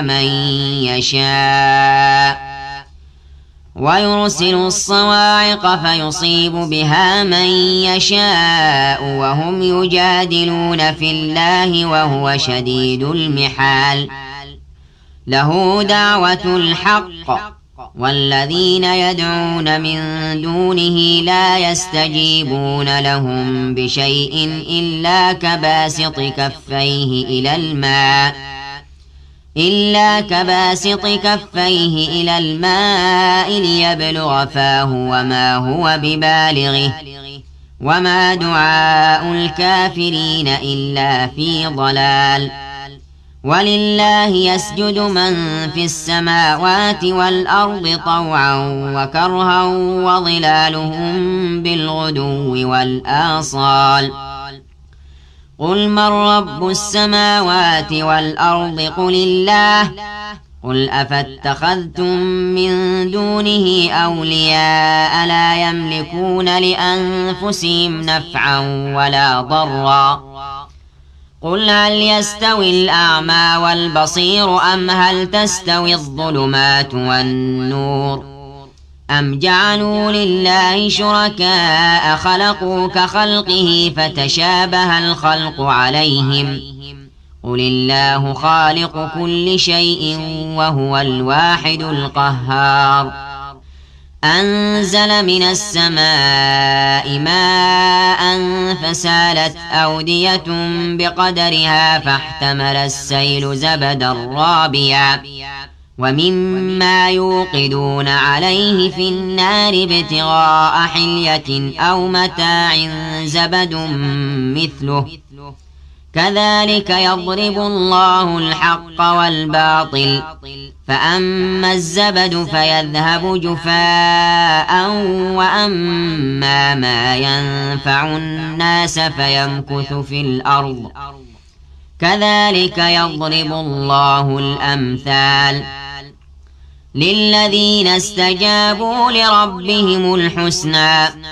والذين لم يستجيبوا له لو أن لهم ما في الأرض جميعا ومثله معه لافتدوا به أولئك لهم سوء الحساب ومأواهم جهنم وبئس المهاد أفمن يعلم أنما أنزل إليك من ربك الحق كمن هو أعمى إنما يتذكر أولو الألباب الذين يوفون بعهد الله ولا ينقضون الميثاق والذين يصلون ما أمر الله به أن يوصل ويخشون ربهم ويخافون سوء الحساب والذين صبروا ابتغاء وجه ربهم وأقاموا الصلاة وأنفقوا مما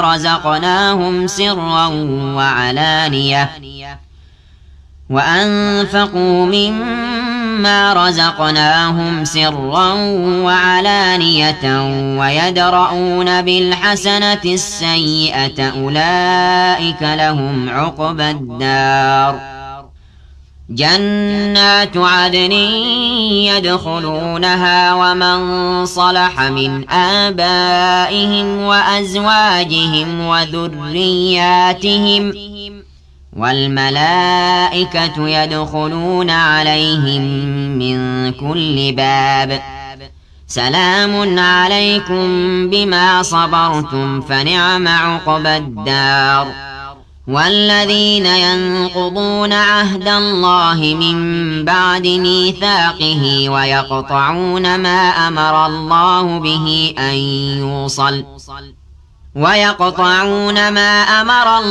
به أن يوصل ويفسدون في الأرض أولئك لهم اللعنة ولهم سوء الدار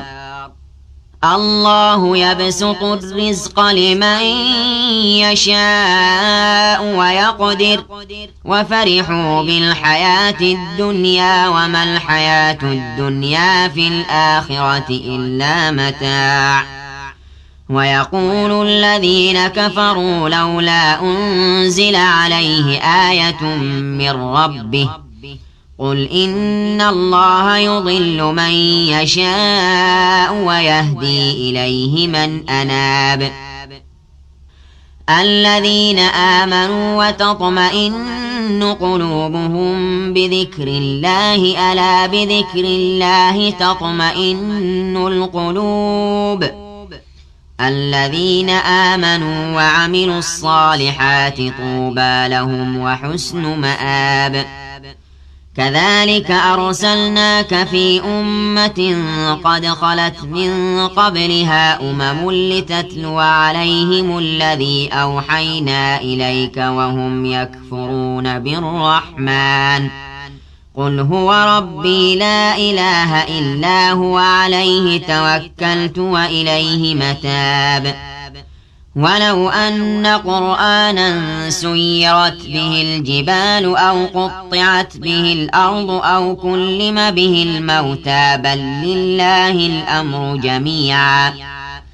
أفلم ييأس الذين آمنوا أن لو يشاء الله لهدى الناس جميعا ولا يزال الذين كفروا تصيبهم بما صنعوا قارعة أو تحل قريبا من دارهم حتى يأتي وعد الله إن الله لا يخلف الميعاد ولقد استهزئ برسل من قبلك فأمليت للذين كفروا ثم أخذتهم فكيف كان عقاب أفمن هو قائم على كل نفس بما كسبت وجعلوا لله شركاء قل سموهم أم تنبئونه بما لا يعلم في الأرض أم بظاهر من القول بل زين للذين كفروا مكرهم وصدوا عن السبيل ومن يضلل الله فما له من هاد لهم عذاب في الحياة الدنيا ولعذاب الآخرة أشق وما لهم من الله من واق مثل الجنة التي وعد المتقون تجري من تحتها الأنهار أكلها دائم وظلها تلك عقبى الذين اتقوا وعقبى الكافرين النار والذين آتيناهم الكتاب يفرحون بما أنزل إليك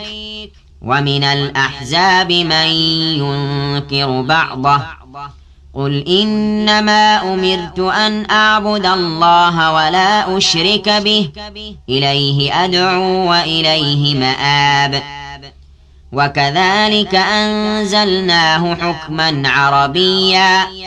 ولئن اتبعت أهواءهم بعدما جاءك من العلم ما لك من الله من ولي ولا واق ولقد أرسلنا رسلا من قبلك وجعلنا لهم أزواجا وذرية وما كان لرسول أن يأتي بآية إلا بإذن الله لكل أجل كتاب يمحو الله ما يشاء ويثبت وعنده أم الكتاب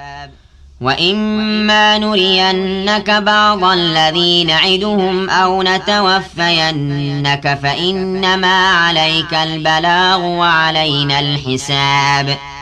أولم يروا أنا نأتي الأرض ننقصها من أطرافها والله يحكم لا معقب لحكمه وهو سريع الحساب وقد مكر الذين من قبلهم فلله المكر جميعا يعلم ما تكسب كل نفس وسيعلم الكفار لمن عقبى الدار ويقول الذين كفروا لست مرسلا قل كفى بالله شهيدا بيني وبينكم ومن عنده علم الكتاب. أعوذ بالله من الشيطان الرجيم. بسم الله الرحمن الرحيم. ألف لام را كتاب أنزلناه إليك لتخرج الناس من الظلمات إلى النور بإذن ربهم إلى صراط العزيز الحميد الله الذي له ما في السماوات وما في الأرض وويل للكافرين من عذاب شديد الذين يستحبون الحياة الدنيا على الآخرة ويصدون عن سبيل الله ويبغونها عوجا أولئك في ضلال بعيد وما أرسلنا من رسول إلا بلسان قومه ليبين لهم فيضل الله من يشاء ويهدي من يشاء وهو العزيز الحكيم ولقد أرسلنا موسى بآياتنا أن أخرج قومك من الظلمات إلى النور وذكرهم بأيام الله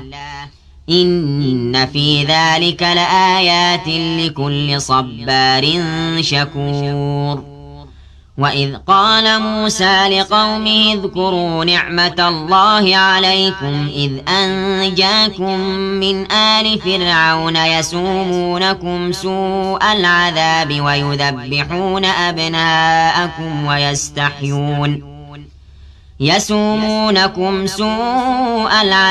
ويذبحون أبناءكم ويستحيون نساءكم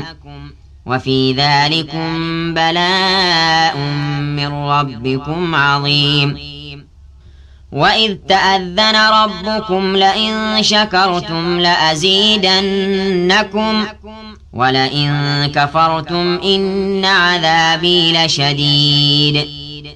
وقال موسى إن تكفروا أنتم ومن في الأرض جميعا فإن الله لغني حميد ألم يأتكم نبأ الذين من قبلكم قوم نوح وعاد وثمود والذين من بعدهم لا يعلمهم إلا الله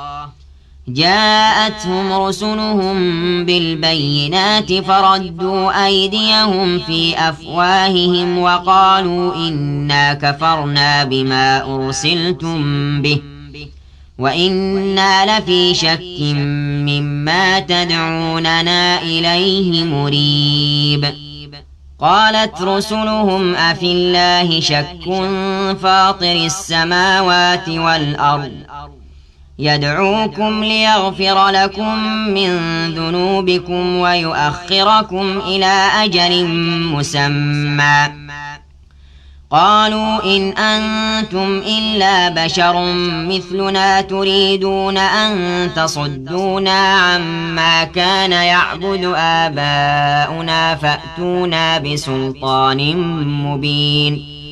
قالت لهم رسلهم إن نحن إلا بشر مثلكم ولكن الله يمن على من يشاء من عباده وما كان لنا أن نأتيكم بسلطان إلا بإذن الله وعلى الله فليتوكل المؤمنون وما لنا ألا نتوكل على الله وقد هدانا سبلنا ولنصبرن على ما آذيتمونا وعلى الله فليتوكل المتوكلون وقال الذين كفروا لرسلهم لنخرجنكم من أرضنا أو لتعودن في ملتنا فأوحى إليهم ربهم لنهلكن الظالمين ولنسكننكم الأرض من بعدهم ذلك لمن خاف مقامي وخاف وعيد واستفتحوا وخاب كل جبار عنيد من ورائه جهنم ويسقى من ماء صديد يتجرعه ولا يكاد يسيغه ويأتيه الموت من كل مكان وما هو بميت ومن ورائه عذاب غليظ مثل الذين كفروا بربهم أعمالهم كرماد اشتدت به الريح في يوم عاصف لا يقدرون مما كسبوا على شيء ذلك هو الضلال البعيد ألم تر أن الله خلق السماوات والأرض بالحق إن يشأ يذهبكم ويأتي بخلق جديد وما ذلك على الله بعزيز وبرزوا لله جميعا فقال الضعفاء للذين استكبروا إنا كنا لكم تبعا فهل أنتم مغنون عنا من عذاب الله من شيء قالوا لو هدانا الله لهديناكم سواء علينا أجزعنا أم صبرنا ما لنا من محيص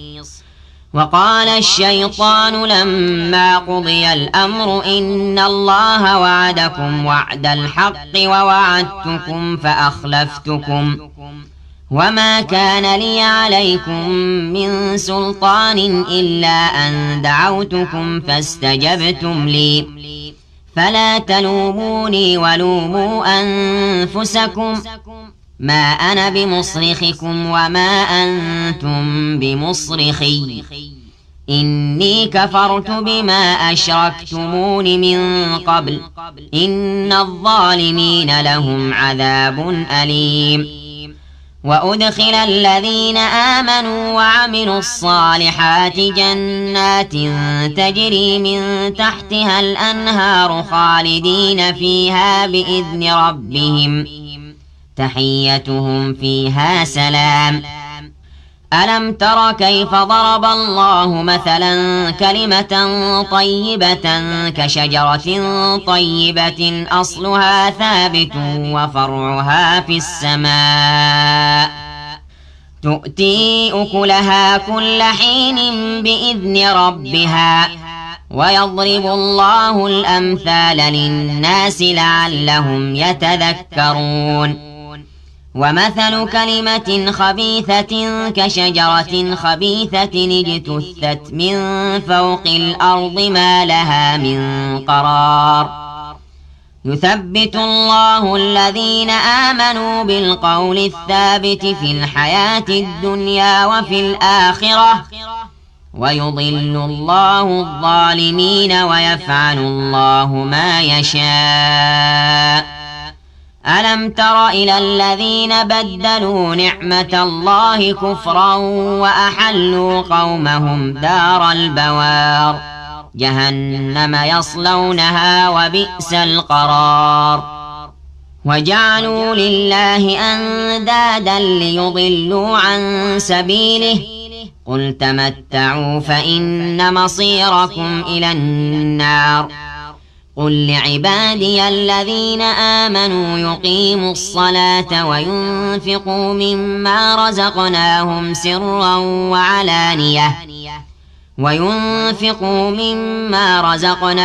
سرا وعلانية من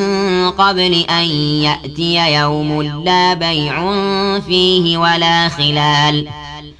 الله الذي خلق السماوات والأرض وأنزل من السماء ماء فأخرج به من الثمرات رزقا لكم وسخر لكم الفلك لتجري في البحر بأمره وسخر لكم الأنهار وسخر لكم الشمس والقمر دائبين وسخر لكم الليل والنهار وآتاكم من كل ما سألتموه وإن تعدوا نعمة الله لا تحصوها إن الإنسان لظلوم كفار. وإذ قال إبراهيم رب اجعل هذا البلد آمنا واجنبني وبني أن نعبد الأصنام رب إنهن أضللن كثيرا من الناس فمن تبعني فإنه مني ومن عصاني فإنك غفور رحيم. ربنا إني أسكنت من ذريتي بواد غير ذي زرع عند بيتك المحرم ربنا ليقيموا الصلاة فاجعل أفئدة من الناس تهوي إليهم وارزقهم من الثمرات لعلهم يشكرون. ربنا إنك تعلم ما نخفي وما نعلن وما يخفى على الله من شيء في الأرض ولا في السماء.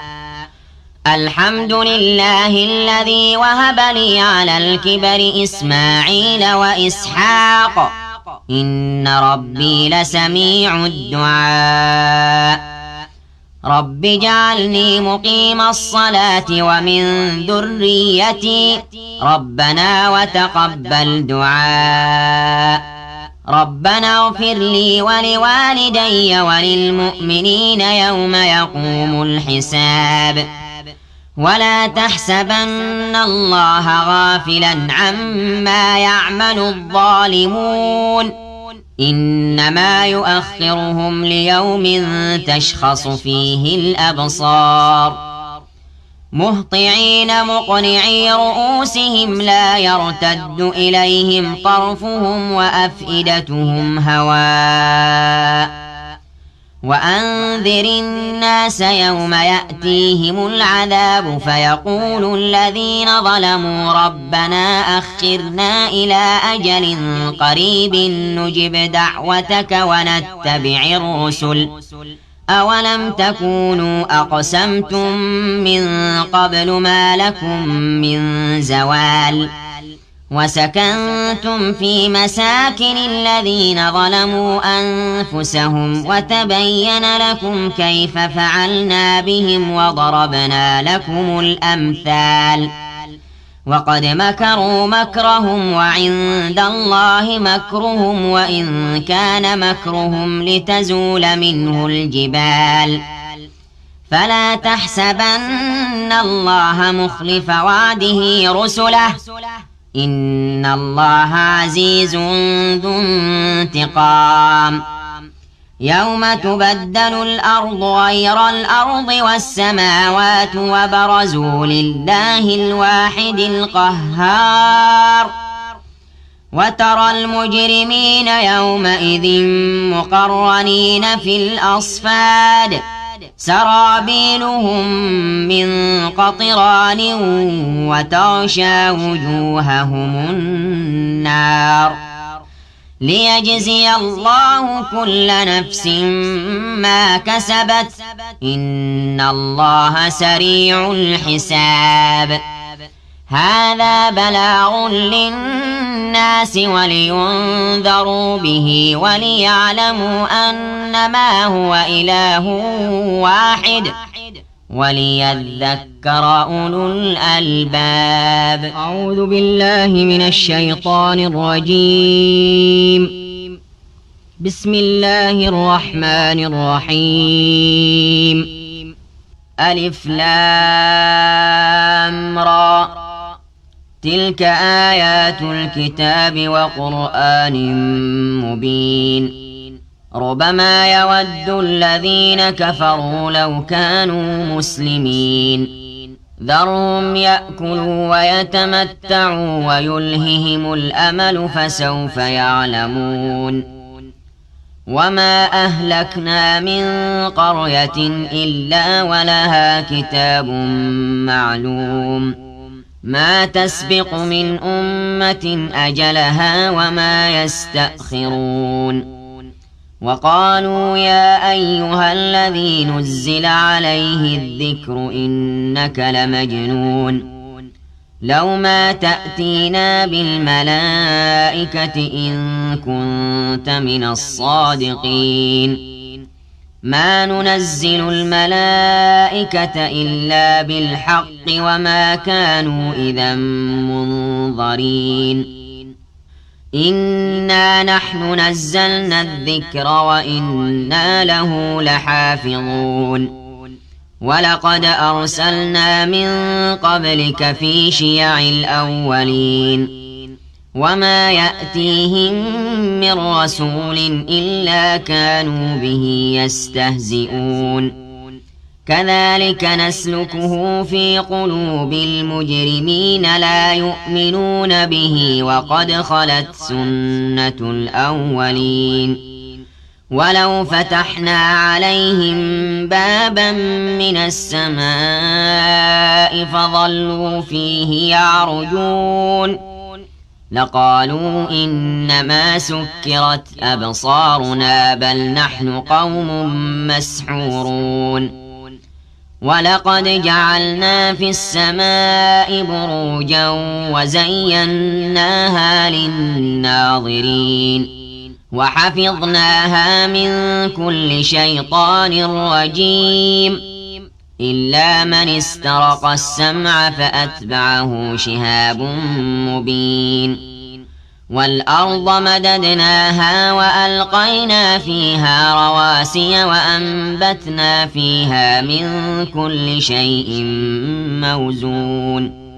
وجعلنا لكم فيها معايش ومن لستم له برازقين وإن من شيء إلا عندنا خزائنه وما ننزله إلا بقدر معلوم وأرسلنا الرياح لواقح فأنزلنا من السماء ماء فأسقيناكموه وما أنتم له بخازنين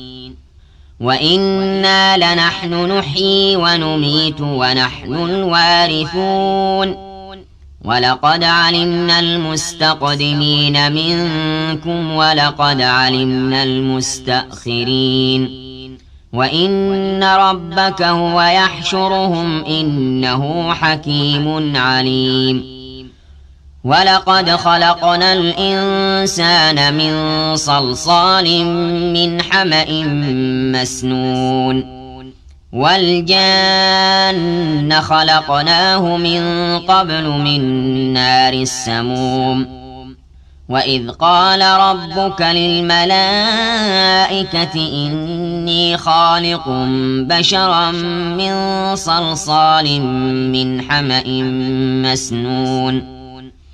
فإذا سويته ونفخت فيه من روحي فقعوا له ساجدين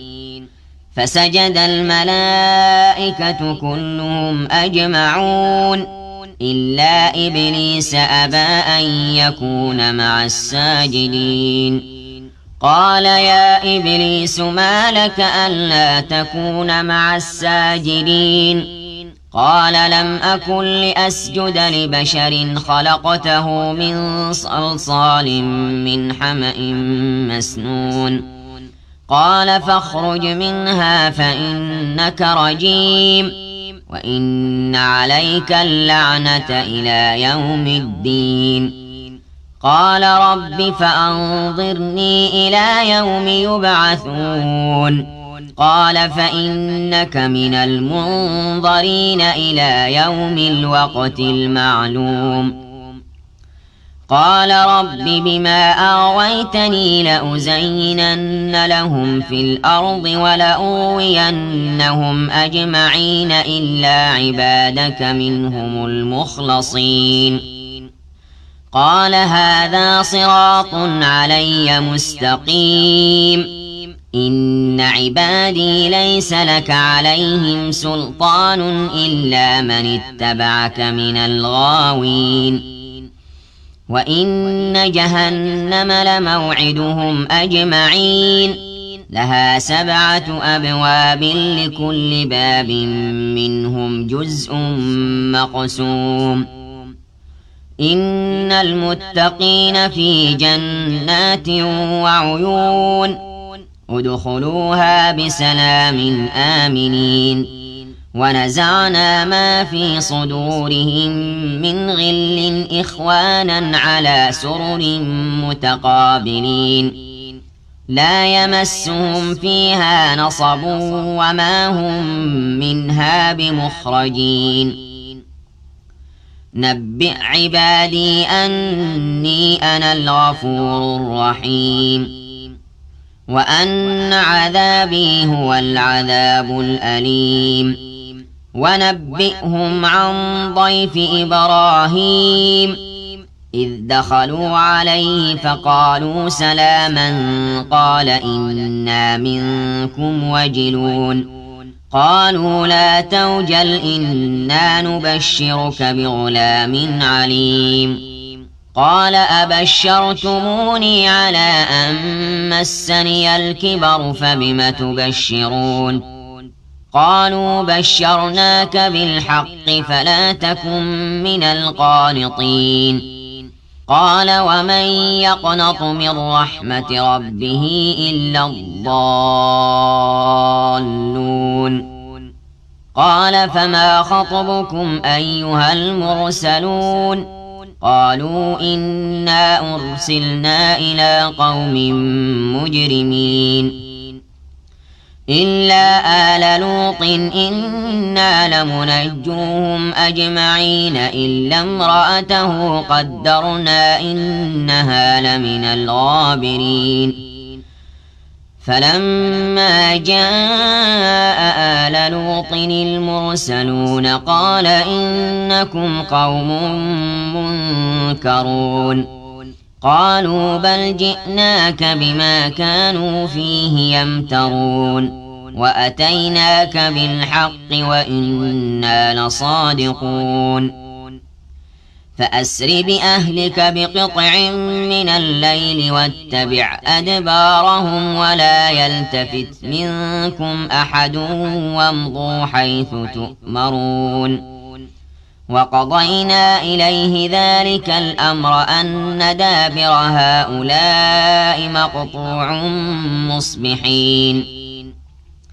وجاء أهل المدينة يستبشرون قال إن هؤلاء ضيفي فلا تفضحون واتقوا الله ولا تخزون قالوا أولم ننهك عن العالمين قال هؤلاء بناتي إن كنتم فاعلين لعمرك إنهم لفي سكرتهم يعمهون فأخذتهم الصيحة مشرقين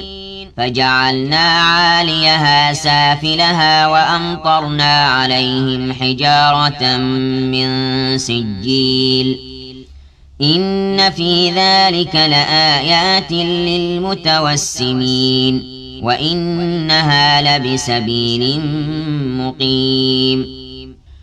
إن في ذلك لآية للمؤمنين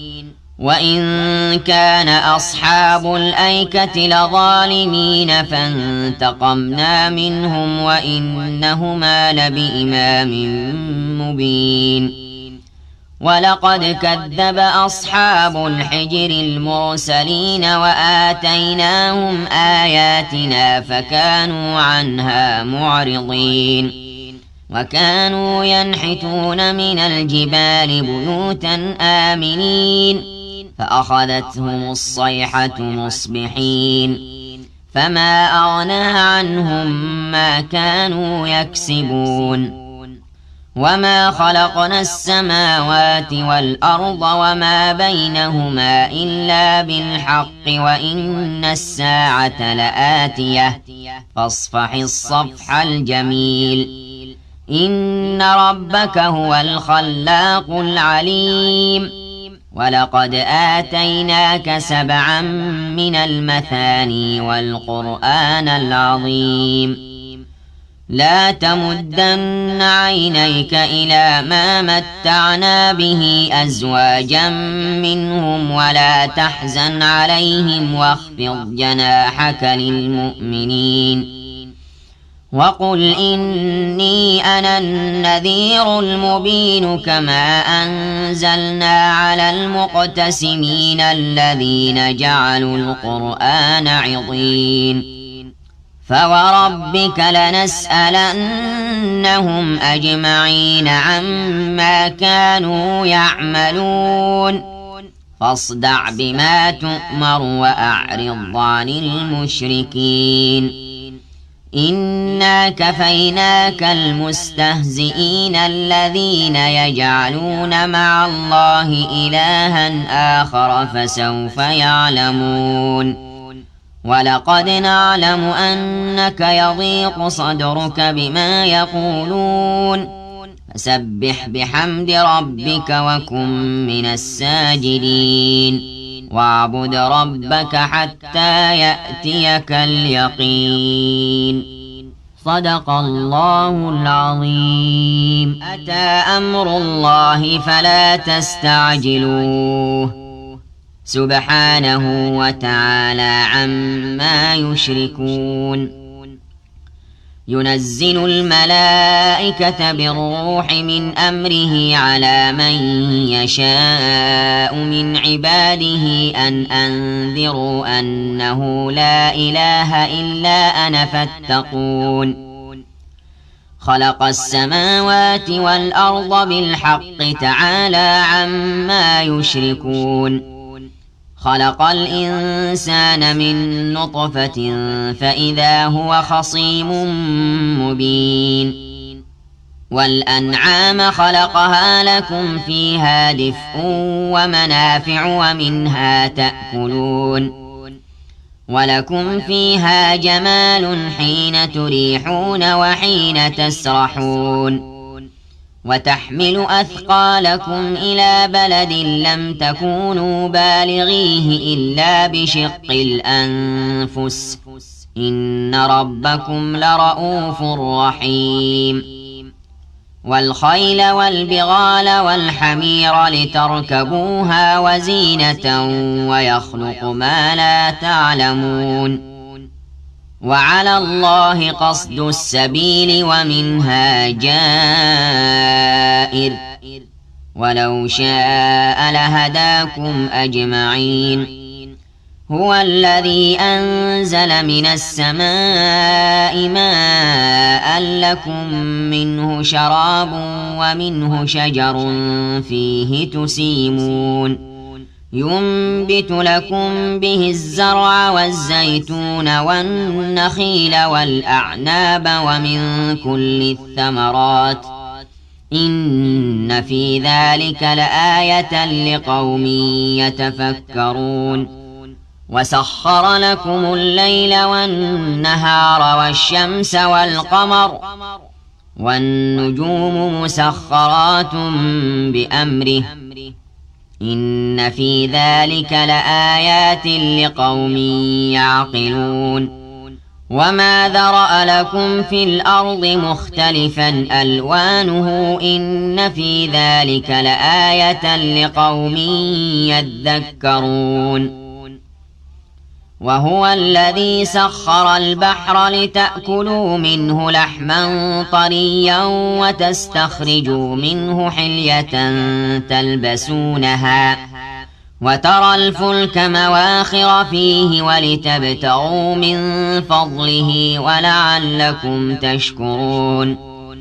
وألقى في الأرض رواسي أن تميد بكم وأنهارا وسبلا لعلكم تهتدون وعلامات وبالنجم هم يهتدون أفمن يخلق كمن لا يخلق أفلا تذكرون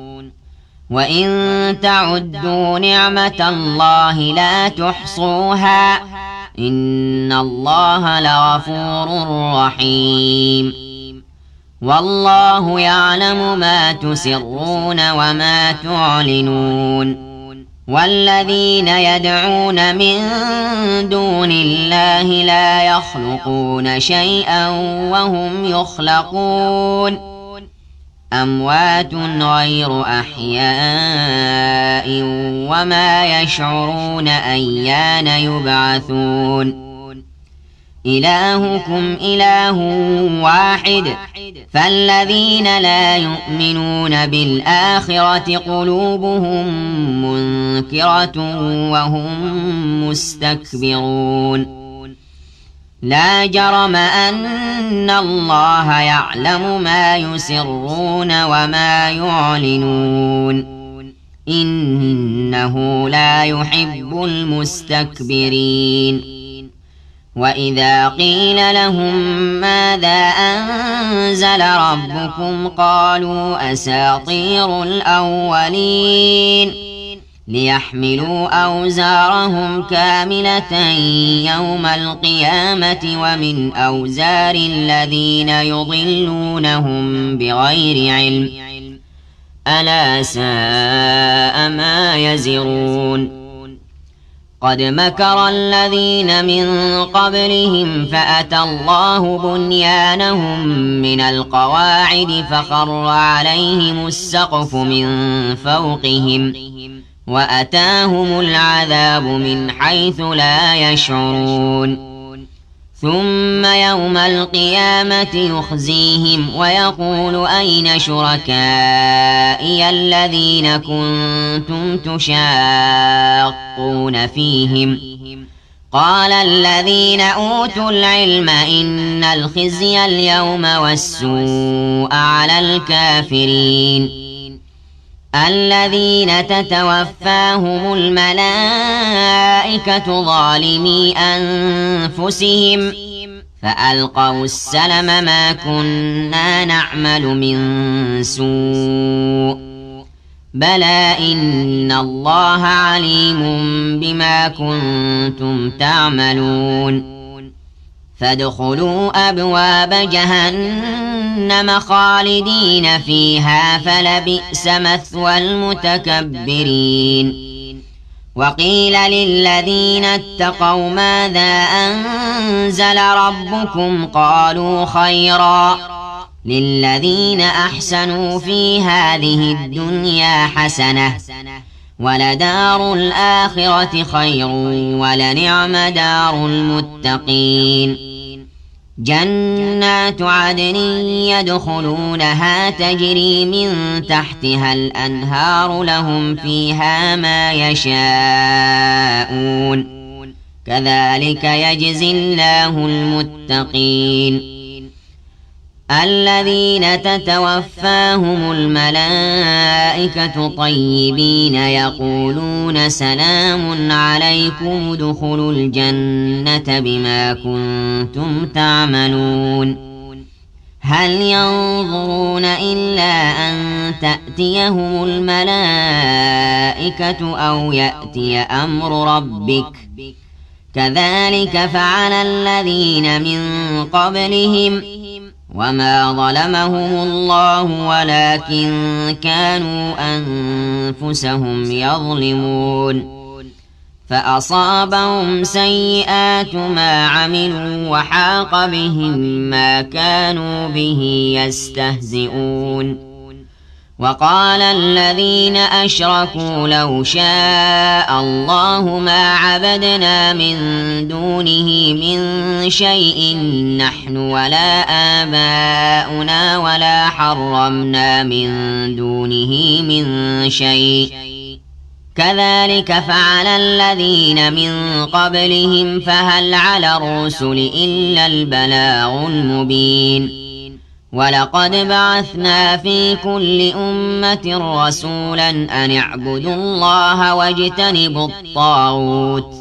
فمنهم من هدى الله ومنهم من حقت عليه الضلالة فسيروا في الأرض فانظروا كيف كان عاقبة المكذبين إن تحرص على هداهم فإن الله لا يهدي من يضل وما لهم من ناصرين وأقسموا بالله جهد أيمانهم لا يبعث الله من يموت بلى وعدا عليه حقا ولكن أكثر الناس لا يعلمون ليبين لهم الذي يختلفون فيه وليعلم الذين كفروا أنهم كانوا كاذبين إنما قولنا لشيء إذا أردناه أن نقول له كن فيكون والذين هاجروا في الله من بعد ما ظلموا لنبوئنهم في الدنيا حسنة ولأجر الآخرة أكبر لو كانوا يعلمون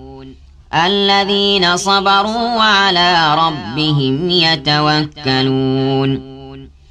وما أرسلنا من قبلك إلا رجالا نوحي إليهم فاسألوا أهل الذكر إن كنتم لا تعلمون بالبينات والزبر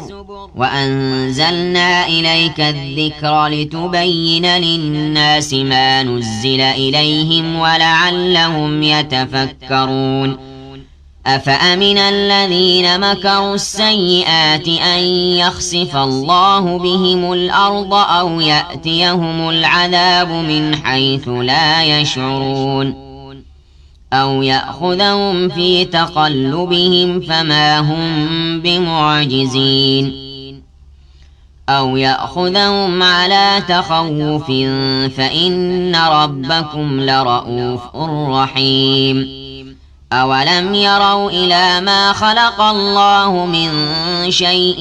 يتفيأ ظلاله عن اليمين والشمائل سجدا لله وهم داخرون ولله يسجد ما في السماوات وما في الأرض من دابة والملائكة وهم لا يستكبرون يخافون ربهم من فوقهم ويفعلون ما يؤمرون وقال الله لا تتخذوا إلهين اثنين إنما هو إله واحد فإياي فارهبون وله ما في السماوات والأرض وله الدين واصبا أفغير الله تتقون وما بكم من نعمة فمن الله ثم إذا مسكم الضر فإليه تجأرون ثم إذا كشف الضر عنكم إذا فريق منكم بربهم يشركون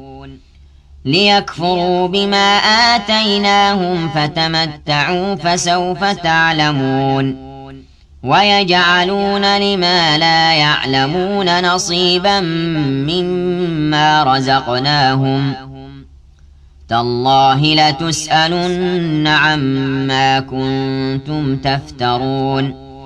ويجعلون لله البنات سبحانه ولهم ما يشتهون وإذا بشر أحدهم بالأنثى ظل وجهه مسودا وهو كظيم يتوارى من القوم من سوء ما بشر به أيمسكه على هون أم يدسه في التراب ألا ساء ما يحكمون للذين لا يؤمنون بالآخرة مثل السوء ولله المثل الأعلى وهو العزيز الحكيم ولو يؤاخذ الله الناس بظلمهم ما ترك عليها من دابة ولكن يؤخرهم إلى أجل مسمى فإذا جاء أجلهم لا يستأخرون ساعة ولا يستقدمون ويجعلون لله ما يكرهون وتصف ألسنتهم الكذب أن لهم الحسنى لا جرم أن لهم النار وأنهم مفرطون تالله لقد أرسلنا إلى من قبلك فزين لهم الشيطان أعمالهم فهو وليهم اليوم ولهم عذاب أليم وما أنزلنا عليك الكتاب إلا لتبين لهم الذي اختلفوا فيه وهدى ورحمة لقوم يؤمنون والله أنزل من السماء ماء فأحيا به الأرض بعد موتها إن في ذلك لآية لقوم يسمعون وإن لكم في الأنعام لعبرة نسقيكم مما في بطونه من بين فرث ودم لبنا خالصا سائغا للشاربين ومن ثمرات النخيل والأعناب تتخذون منه سكرا ورزقا حسنا إن في ذلك لآية لقوم يعقلون وأوحى ربك إلى النحل أن اتخذي من الجبال بيوتا ومن الشجر ومما يعرشون ثم كلي من كل الثمرات فاسلكي سبل ربك ذللا يخرج من بطونها شراب مختلف ألوانه فيه شفاء للناس إن في ذلك لآية لقوم يتفكرون والله خلقكم ثم يتوفاكم ومنكم من يرد إلى أرذل العمر لكي لا يعلم بعد علم شيئا إن الله عليم قدير والله فضل بعضكم على بعض في الرزق فما الذين فضلوا براد رزقهم على ما ملكت أيمانهم فهم فيه سواء أفبنعمة الله يجحدون والله جعل لكم من أنفسكم أزواجا وجعل لكم من أزواجكم بنين وحفدة ورزقكم من الطيبات أفبالباطل يؤمنون وبنعمة الله هم يكفرون ويعبدون من دون الله ما لا يملك لهم رزقا من السماوات والأرض شيئا ولا يستطيعون فلا تضربوا لله الأمثال إن الله يعلم وأنتم لا تعلمون ضرب الله مثلا عبدا مملوكا لا يقدر على شيء ومن رزقناه منا رزقا حسنا فهو ينفق منه سرا وجهرا هل يستوون الحمد لله بل أكثرهم لا يعلمون وضرب الله مثلا رجلين أحدهما أبكم لا يقدر على شيء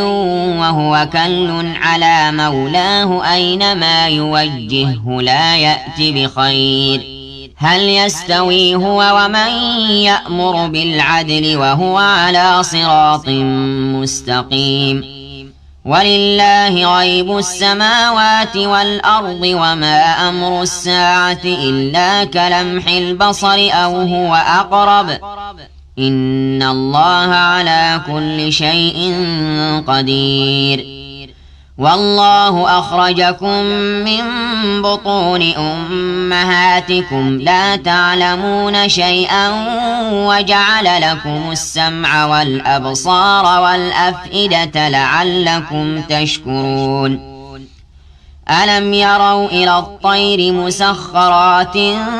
في جو السماء ما يمسكهن إلا الله إن في ذلك لآيات لقوم يؤمنون والله جعل لكم من بيوتكم سكنا وجعل لكم من جلود الأنعام بيوتا تستخفونها يوم ظعنكم ويوم إقامتكم ومن أصوافها وأوبارها وأشعارها أثاثا ومتاعا إلى حين والله جعل لكم مما خلق ظلالا وجعل لكم من الجبال أكنانا وجعل لكم سرابيل تقيكم الحر وسرابيل تقيكم بأسكم كذلك يتم نعمته عليكم لعلكم تسلمون فإن تولوا فإنما عليك البلاغ المبين يعرفون نعمة الله ثم ينكرونها وأكثرهم الكافرون ويوم نبعث من كل أمة شهيدا ثم لا يؤذن للذين كفروا ولا هم يستعتبون وإذا رأى الذين ظلموا العذاب فلا يخفف عنهم ولا هم ينظرون وإذا رأى الذين أشركوا شركاءهم قالوا ربنا هؤلاء شركاؤنا الذين كنا ندعو من دونك فألقوا إليهم القول إنكم لكاذبون وألقوا إلى الله يومئذ السلم وضل عنهم ما كانوا يفترون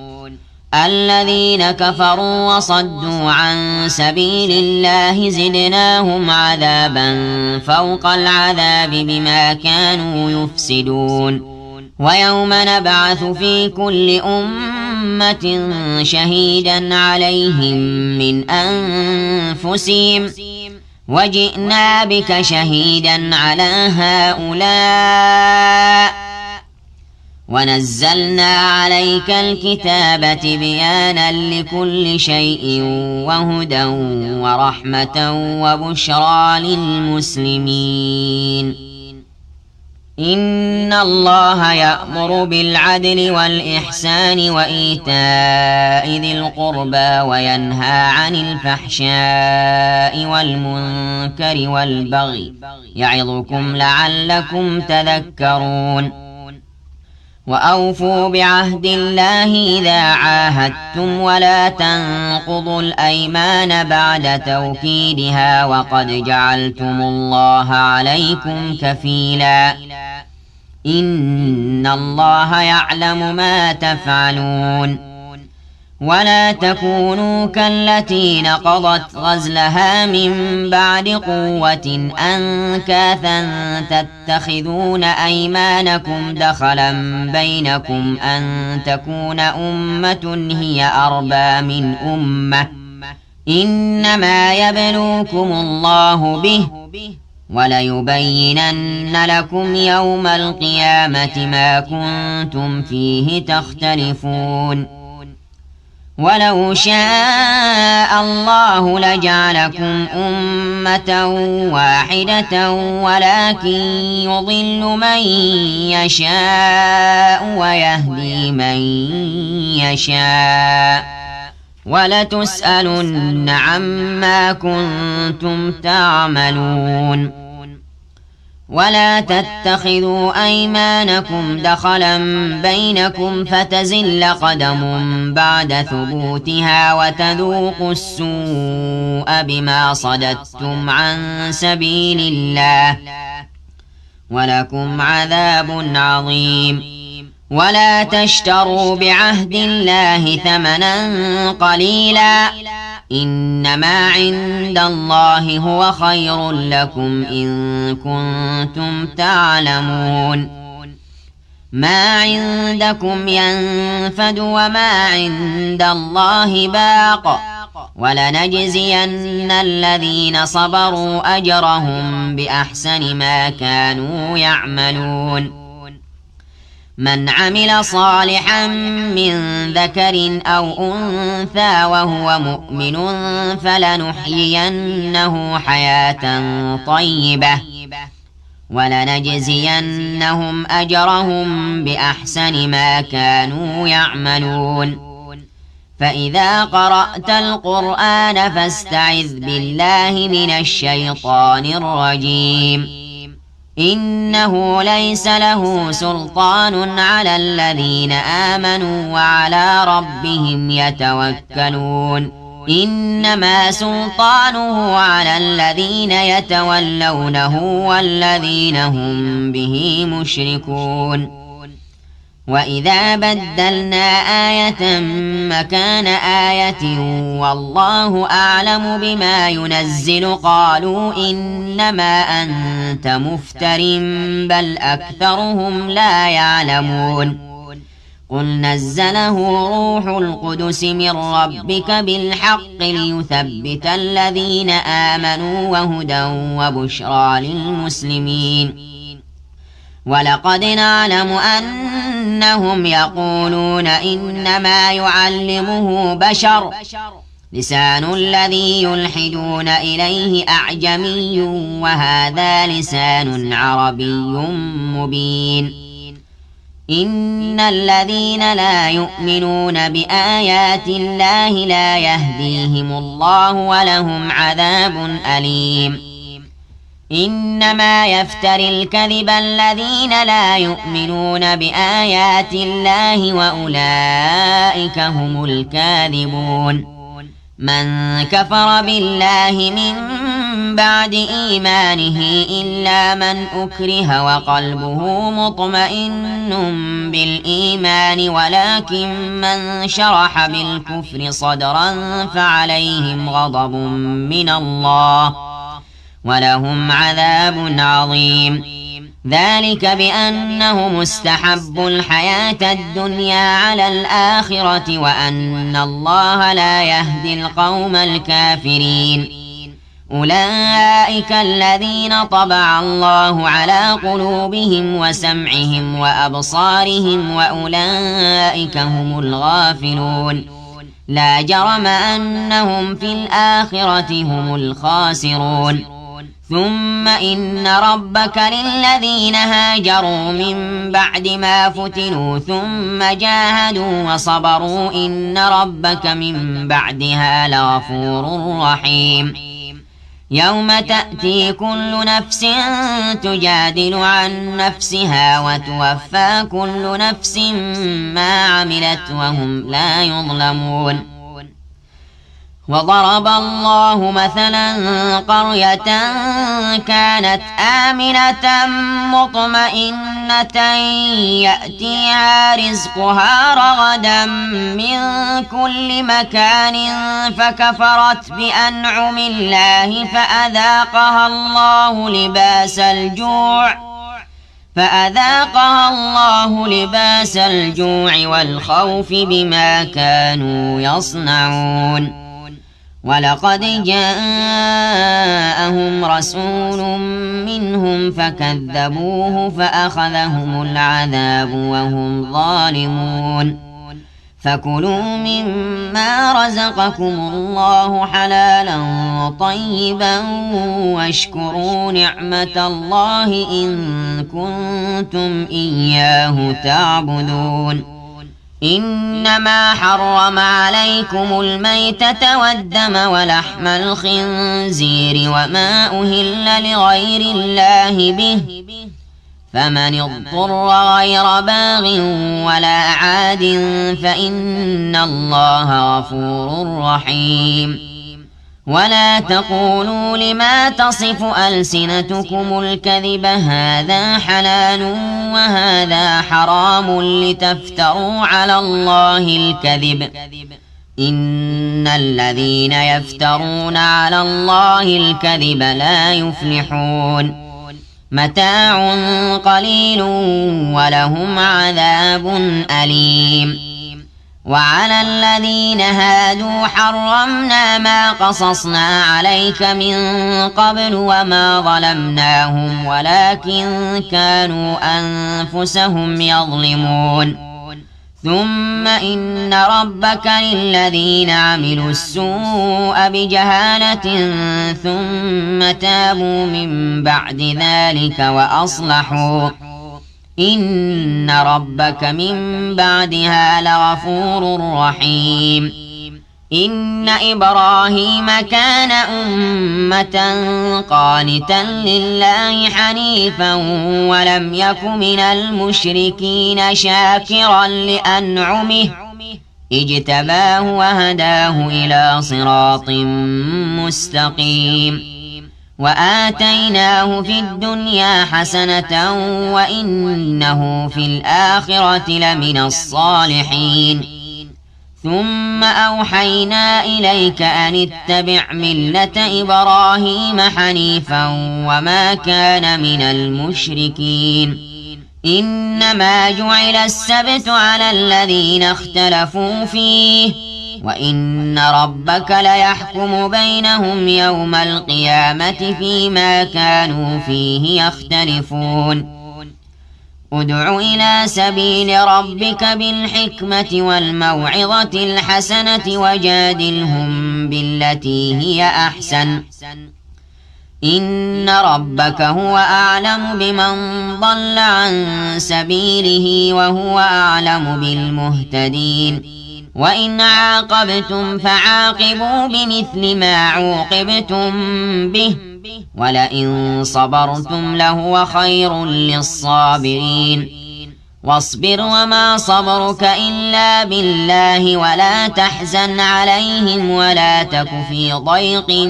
مما يمكرون إن الله مع الذين اتقوا والذين هم محسنون سبحان الذي أسرى بعبده ليلا من المسجد الحرام إلى المسجد الأقصى الذي باركنا حوله لنريه من آياتنا إنه هو السميع البصير وآتينا موسى الكتاب وجعلناه هدى لبني إسرائيل ألا تتخذوا من دوني وكيلا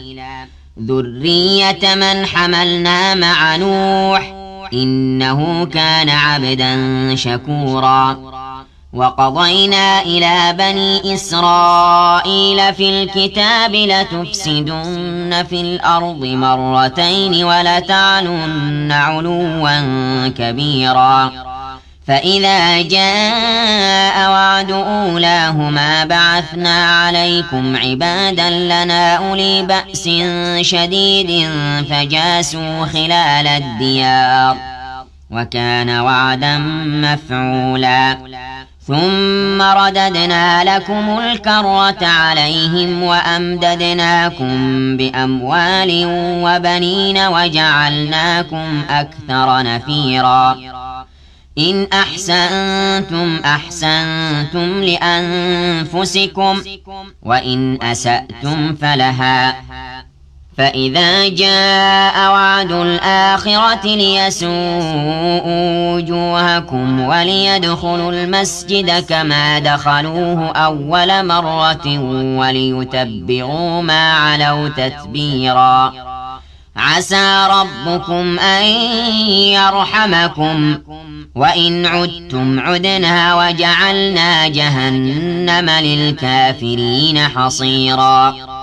إن هذا القرآن يهدي للتي هي أقوم ويبشر المؤمنين الذين يعملون الصالحات أن لهم أجرا كبيرا وأن الذين لا يؤمنون بالآخرة أعتدنا لهم عذابا أليما ويدعو الإنسان بالشر دعاءه بالخير وكان الإنسان عجولا وجعلنا الليل والنهار آيتين فمحونا آية الليل وجعلنا آية النهار مبصرة لتبتغوا فضلا من ربكم ولتعلموا عدد السنين والحساب وكل شيء فصلناه تفصيلا وكل إنسان ألزمناه طائره في عنقه ونخرج له يوم القيامة كتابا يلقاه منشورا اقرأ كتابك كفى بنفسك اليوم عليك حسيبا من اهتدى فإنما يهتدي لنفسه ومن ضل فإنما يضل عليها ولا تزر وازرة وزر أخرى وما كنا معذبين حتى نبعث رسولا وإذا أردنا أن نهلك قرية أمرنا متر فيها ففسقوا فيها فحق عليها القول فدمرناها تدميرا وكم أهلكنا من القرون من بعد نوح وكفى بربك بذنوب عباده خبيرا بصيرا من كان يريد العاجلة عجلنا له فيها ما نشاء لمن نريد ثم جعلنا له جهنم يصلاها مذموما مدحورا ومن أراد الآخرة وسعى لها سعيها وهو مؤمن فأولئك كان سعيهم مشكورا كلا نمد هؤلاء وهؤلاء من عطاء ربك وما كان عطاء ربك محظورا انظر كيف فضلنا بعضهم على بعض وللآخرة أكبر درجات وأكبر تفضيلا لا تجعل مع الله إلها آخر فتقعد مذموما مخذولا وقضى ربك ألا تعبدوا إلا إياه وبالوالدين إحسانا إما يبلغن عندك الكبر أحدهما أو كلاهما فلا تقل لهما أف ولا تنهرهما وقل لهما قولا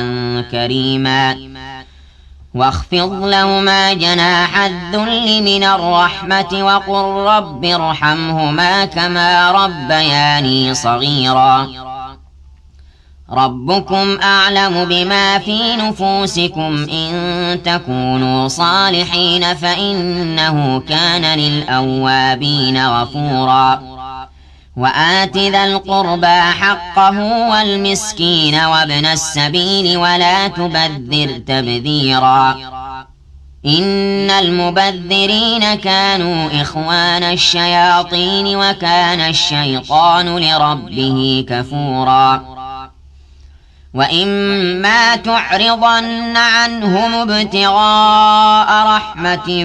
من ربك ترجوها فقل لهم قولا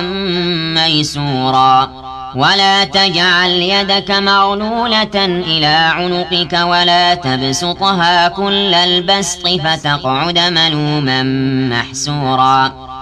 إن ربك يبسط الرزق لمن يشاء ويقدر إنه كان بعباده خبيرا بصيرا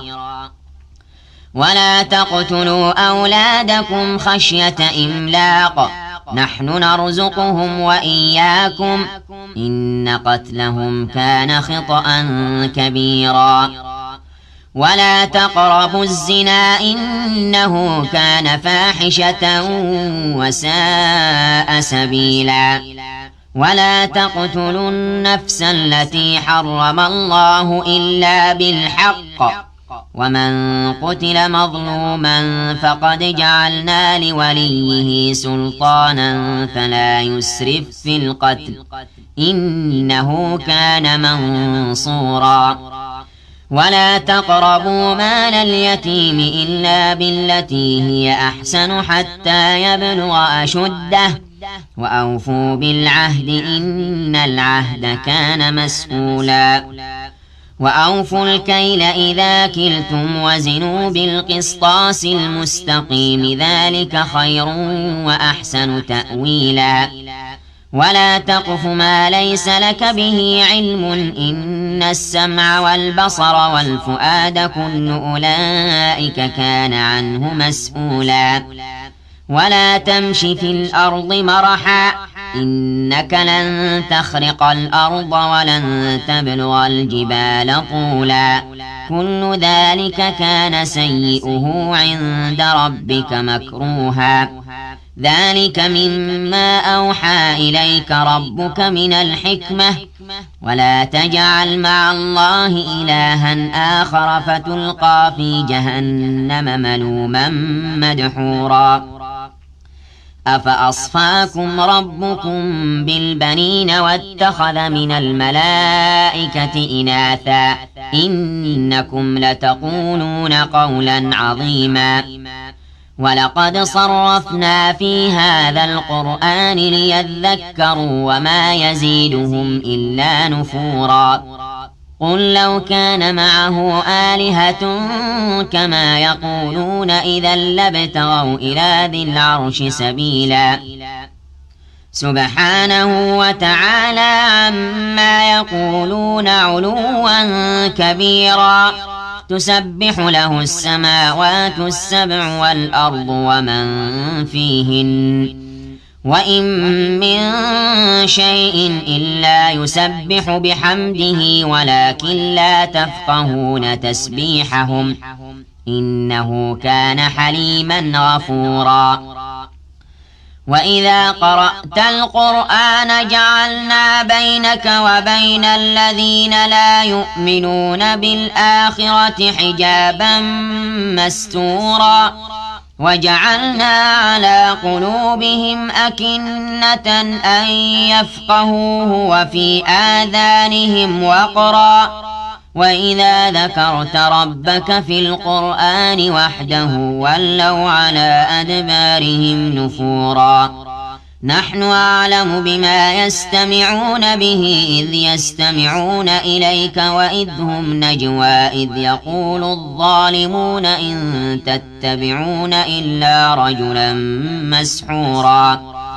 انظر كيف ضربوا لك الأمثال فضلوا فلا يستطيعون سبيلا وقالوا أإذا كنا عظاما ورفاتا أإنا لمبعوثون خلقا جديدا قل كونوا حجارة أو حديدا أو خلقا مما يكبر في صدوركم فسيقولون من يعيدنا قل الذي فطركم أول مرة فسينغضون إليك رؤوسهم ويقولون متاه قل عسى أن يكون قريبا يوم يدعوكم فتستجيبون بحمده وتظنون إن لبثتم إلا قليلا وقل لعبادي يقولوا التي هي أحسن إن الشيطان ينزغ بينهم إن الشيطان كان للإنسان عدوا مبينا ربكم أعلم بكم إن يشأ يرحمكم أو إن يشأ يعذبكم وما أرسلناك عليهم وكيلا وربك أعلم بمن في السماوات والأرض ولقد فضلنا بعض النبيين على بعض وآتينا داود زبورا قل ادعوا الذين زعمتم من دونه فلا يملكون كشف الضر عنكم ولا تحويلا أولئك الذين يدعون يبتغون إلى ربهم الوسيلة أيهم أقرب ويرجون رحمته ويخافون عذابه إن عذاب ربك كان محذورا وإن من قرية إلا نحن مهلكوها قبل يوم القيامة أو معذبوها عذابا شديدا كان ذلك في الكتاب مسطورا وما منعنا أن نرسل بالآيات إلا أن كذب بها الأولون وآتينا ثمود الناقة مبصرة فظلموا بها وما نرسل بالآيات إلا تخويفا وإذ قلنا لك إن ربك أحاط بالناس وما جعلنا الرؤيا التي أريناك إلا فتنة للناس والشجرة الملعونة في القرآن ونخوفهم فما يزيدهم إلا طغيانا كبيرا وإذ قلنا للملائكة اسجدوا لآدم فسجدوا إلا إبليس قال أأسجد لمن خلقت طينا قال أرأيتك هذا الذي كرمت علي لئن أخرتني إلى يوم القيامة لأحتنكن ذريته إلا قليلا قال اذهب فمن تبعك منهم فإن جهنم جزاؤكم جزاء موفورا واستفزز من استطعت منهم بصوتك وأجلب عليهم بخيلك ورجلك وشاركهم في الأموال والأولاد وعدهم وما يعدهم الشيطان إلا غرورا إن عبادي ليس لك عليهم سلطان وكفى بربك وكيلا ربكم الذي يزجي لكم الفلك في البحر لتبتغوا من فضله إنه كان بكم رحيما وإذا مسكم الضر في البحر ضل من تدعون إلا إياه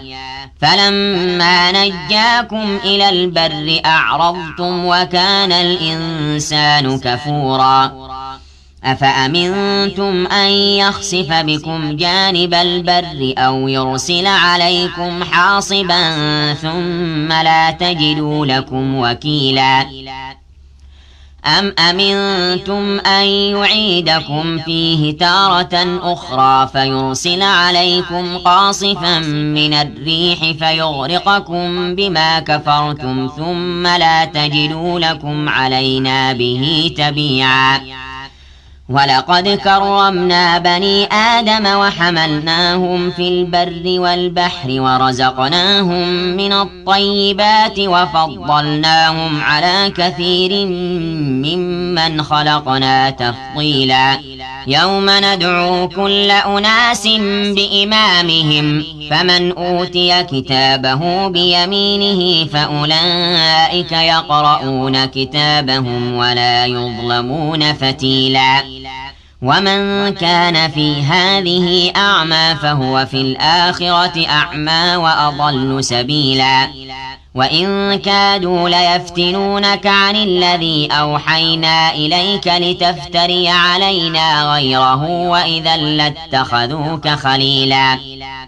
ولولا أن ثبتناك لقد كدت تركن إليهم شيئا قليلا إذا لأذقناك ضعف الحياة وضعف الممات ثم لا تجد لك علينا نصيرا وإن كادوا ليستفزونك من الأرض ليخرجوك منها وإذا لا يلبثون خلافك إلا قليلا سنة من قد أرسلنا قبلك من رسلنا ولا تجد لسنتنا تحويلا أقم الصلاة لدلوك الشمس إلى غسق الليل وقرآن الفجر إن قرآن الفجر كان مشهودا ومن الليل فتهجد به نافلة لك عسى أن يبعثك ربك مقاما محمودا وقل رب أدخلني مدخل صدق وأخرجني مخرج صدق واجعل لي من لدنك سلطانا نصيرا وقل جاء الحق وزهق الباطل إن الباطل كان زهوقا وننزل من القرآن ما هو شفاء ورحمة للمؤمنين ولا يزيد الظالمين إلا خسارا وإذا أنعمنا على الإنسان أعرض ونأى بجانبه وإذا مسه الشر كان يئوسا قل كل يعمل على شاكلته فربكم أعلم بمن هو أهدى سبيلا ويسألونك عن الروح قل الروح من أمر ربي وما أوتيتم من العلم إلا قليلا ولئن شئنا لنذهبن بالذي أوحينا إليك ثم لا تجد لك به علينا وكيلا إلا رحمة من ربك إن فضله كان عليك كبيرا قل لئن اجتمعت الإنس والجن على أن يأتوا بمثل هذا القرآن لا يأتون بمثله ولو كان بعضهم لبعض ظهيرا ولقد صرفنا للناس في هذا القرآن من كل مثل فأبى أكثر الناس إلا كفورا وقالوا لن نؤمن لك حتى تفجر لنا من الأرض ينبوعا أو تكون لك جنة من نخيل وعنب فتفجر الأنهار خلالها تفجيرا أو تسقط السماء كما زعمت علينا كسفا أو تأتي بالله والملائكة قبيلا أو يكون لك بيت من زخرف أو ترقى في السماء ولن نؤمن لرقيك حتى تنزل علينا كتابا نقرأه قل سبحان ربي هل كنت إلا بشرا رسولا وما منع الناس أن يؤمنوا إذ جاءهم الهدى إلا أن قالوا أبعث الله بشرا رسولا قل لو كان في الأرض ملائكة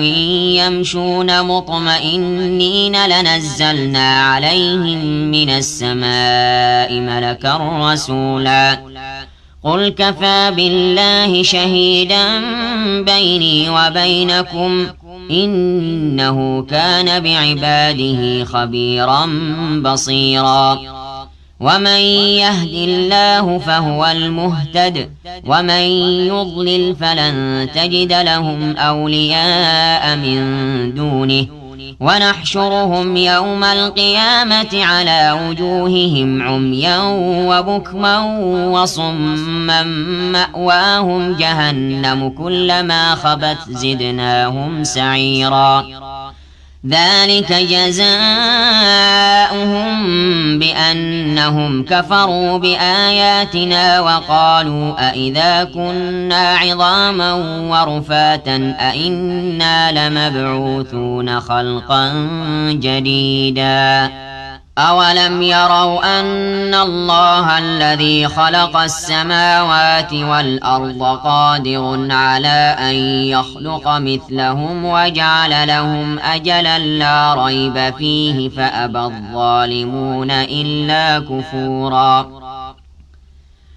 قل لو أنتم تملكون خزائن رحمة ربي إذا لأمسكتم خشية الإنفاق وكان الإنسان قتورا ولقد آتينا موسى 9 آيات بينات فاسأل بني إسرائيل إذ جاءهم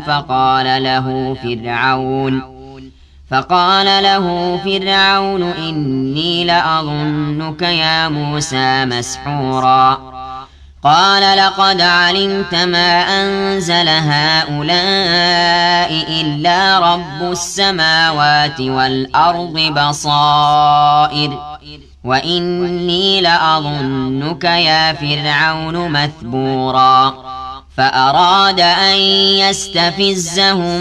من الأرض فأغرقناه ومن معه جميعا وقلنا من بعده لبني إسرائيل اسكنوا الأرض فإذا جاء وعد الآخرة جئنا بكم لفيفا وبالحق أنزلناه وبالحق نزل وما أرسلناك إلا مبشرا ونذيرا وقرآنا فرقناه لتقرأه على الناس على مكث ونزلناه تنزيلا قل آمنوا به أو لا تؤمنوا إن الذين أوتوا العلم من قبله إذا يتلى عليهم يخرون للأذقان سجدا ويقولون سبحان ربنا إن كان وعد ربنا لمفعولا ويخرون للأذقان يبكون ويزيدهم خشوعا قل ادعوا الله أو ادعوا الرحمن أيما تدعوا فله الأسماء الحسنى ولا تجهر بصلاتك ولا تخافت بها وابتغ بين ذلك سبيلا وقل الحمد لله الذي لم يتخذ ولدا ولم يكن له شريك في الملك ولم يكن له ولي من الذل وكبره تكبيرا صدق الله العظيم.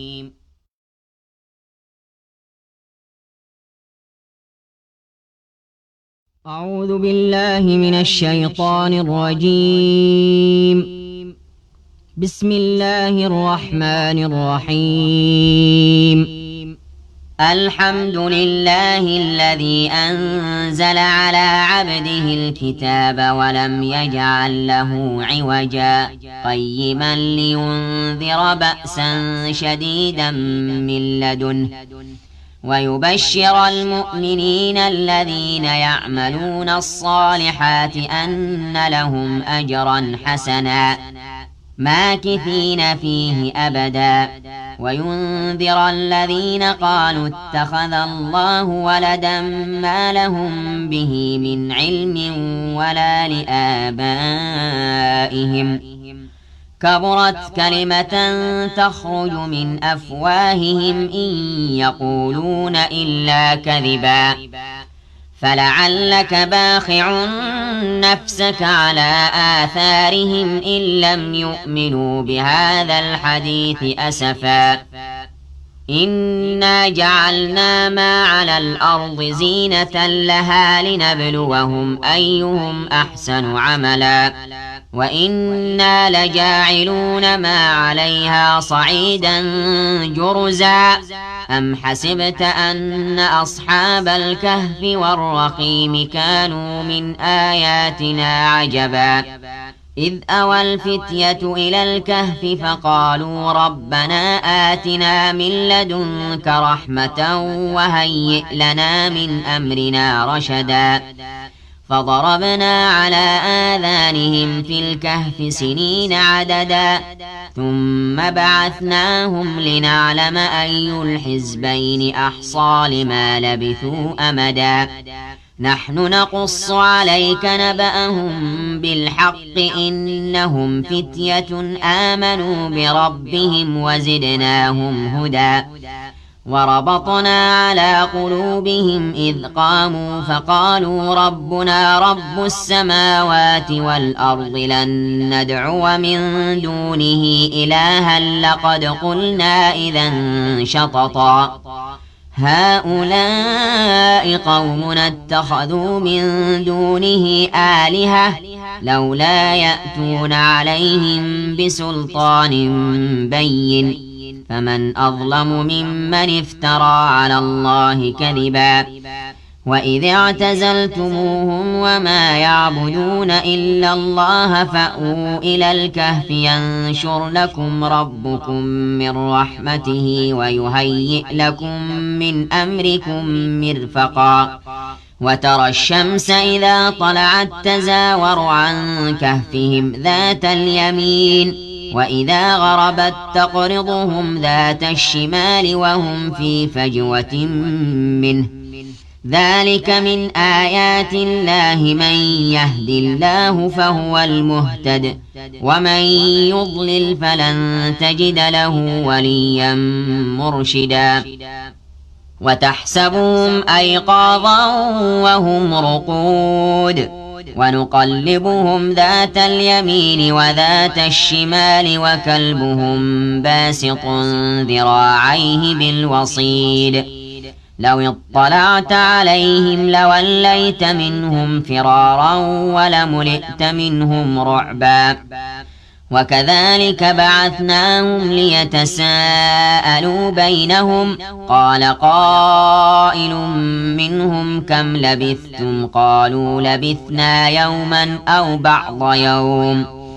قالوا ربكم أعلم بما لبثتم فبعثوا أحدكم بورقكم هذه إلى المدينة فلينظر أيها أزكى طعاما فليأتكم برزق منه وليتلطف ولا يشعرن بكم أحدا إنهم إن يظهروا عليكم يرجموكم أو يعيدوكم في ملتهم ولن تفلحوا إذا أبدا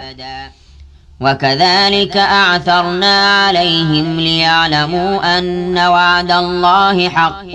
وأن الساعة لا ريب فيها إذ يتنازعون بينهم أمرهم فقالوا ابنوا عليهم بنيانا ربهم أعلم بهم قال الذين غلبوا على أمرهم لنتخذن عليهم مسجدا سيقولون ثلاثة رابعهم كلبهم ويقولون خمسة سادسهم كلبهم رجما بالغيب ويقولون سبعة وثامنهم كلبهم قل ربي أعلم بعدتهم ما يعلمهم إلا قليل فلا تمار فيهم إلا مراء ظاهرا ولا تستفت فيهم منهم أحدا ولا تقولن لشيء إني فاعل ذلك غدا إلا أن يشاء الله واذكر ربك إذا نسيت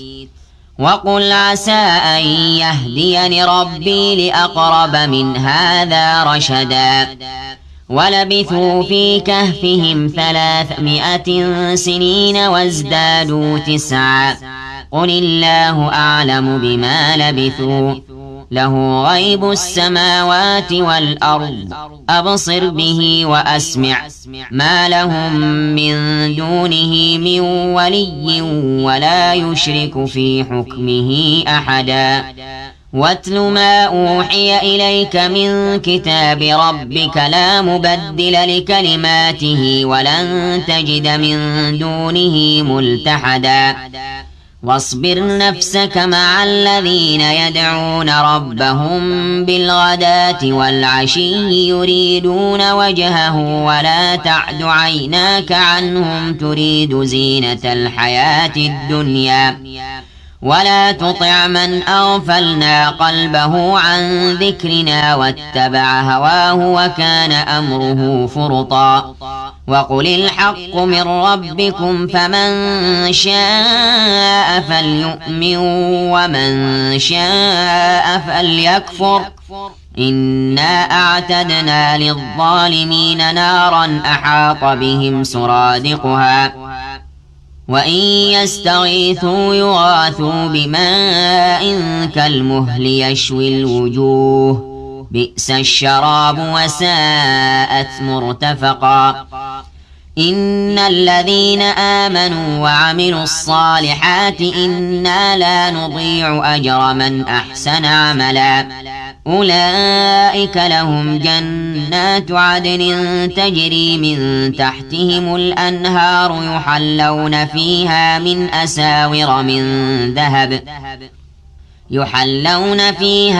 أساور من ذهب ويلبسون ثيابا خضرا من سندس واستبرق متكئين فيها على الأرائك نعم الثواب وحسنت مرتفقا واضرب لهم مثل الرجلين جعلنا لأحدهما جنتين من أعناب وحففناهما بنخل وجعلنا بينهما زرعا كلتا الجنتين آتت أكلها ولم تظلم منه شيئا وفجرنا خلالهما نهرا وكان له ثمر فقال لصاحبه وهو يحاوره أنا أكثر منك مالا وأعز نفرا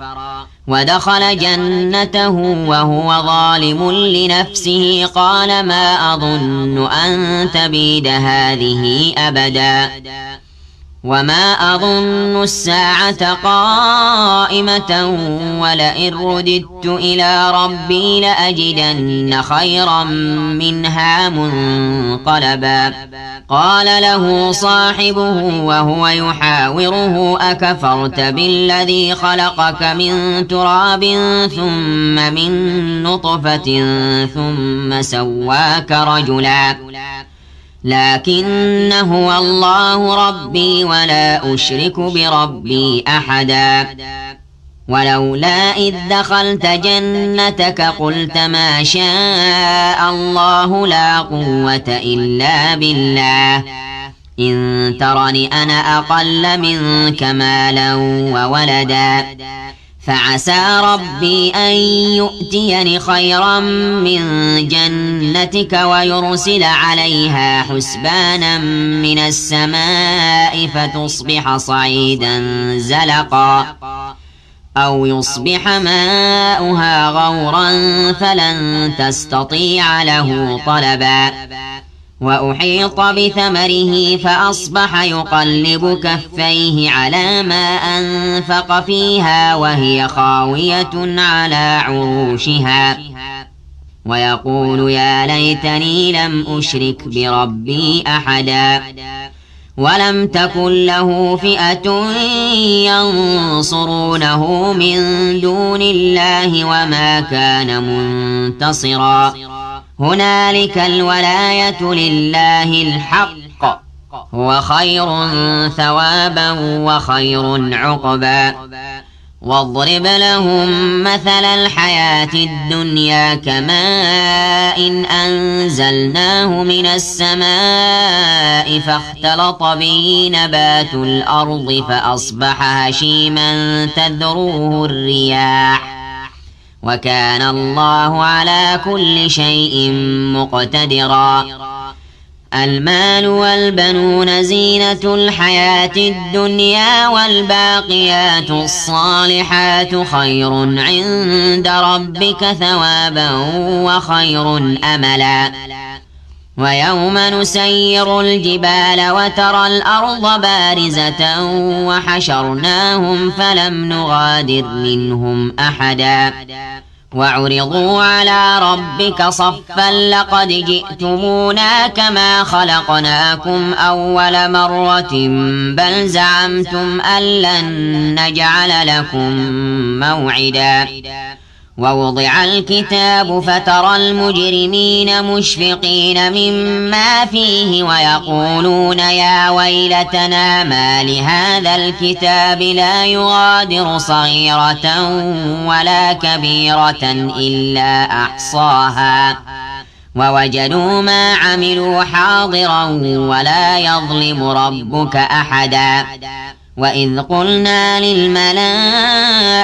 اسجدوا لآدم فسجدوا إلا إبليس كان من الجن ففسق عن أمر ربه أفتتخذونه وذريته أولياء من دوني وهم لكم عدو بئس للظالمين بدلا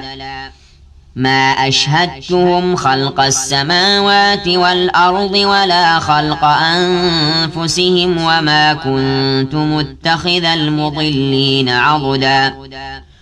ويوم يقول نادوا شركائي الذين زعمتم فدعوهم فلم يستجيبوا لهم وجعلنا بينهم موبقا ورأى المجرمون النار فظنوا أنهم مواقعوها ولم يجدوا عنها مصرفا ولقد صرفنا في هذا القرآن للناس من كل مثل وكان الإنسان أكثر شيء جدلا وما منع الناس أن يؤمنوا إذ جاءهم الهدى ويستغفروا ربهم إلا أن تأتيهم سنة الأولين أو يأتيهم العذاب قبلا وما نرسل المرسلين إلا مبشرين ومنذرين ويجادل الذين كفروا بالباطل ليدحضوا به الحق واتخذوا آياتي وما أنذروا هزوا ومن أظلم ممن ذكر بآيات ربه فأعرض عنها ونسي ما قدمت يداه إنا جعلنا على قلوبهم أكنة أن يفقهوه وفي آذانهم وقرا وإن تدعهم إلى الهدى فلن يهتدوا إذن أبدا وربك الغفور ذو الرحمة لو يؤاخذهم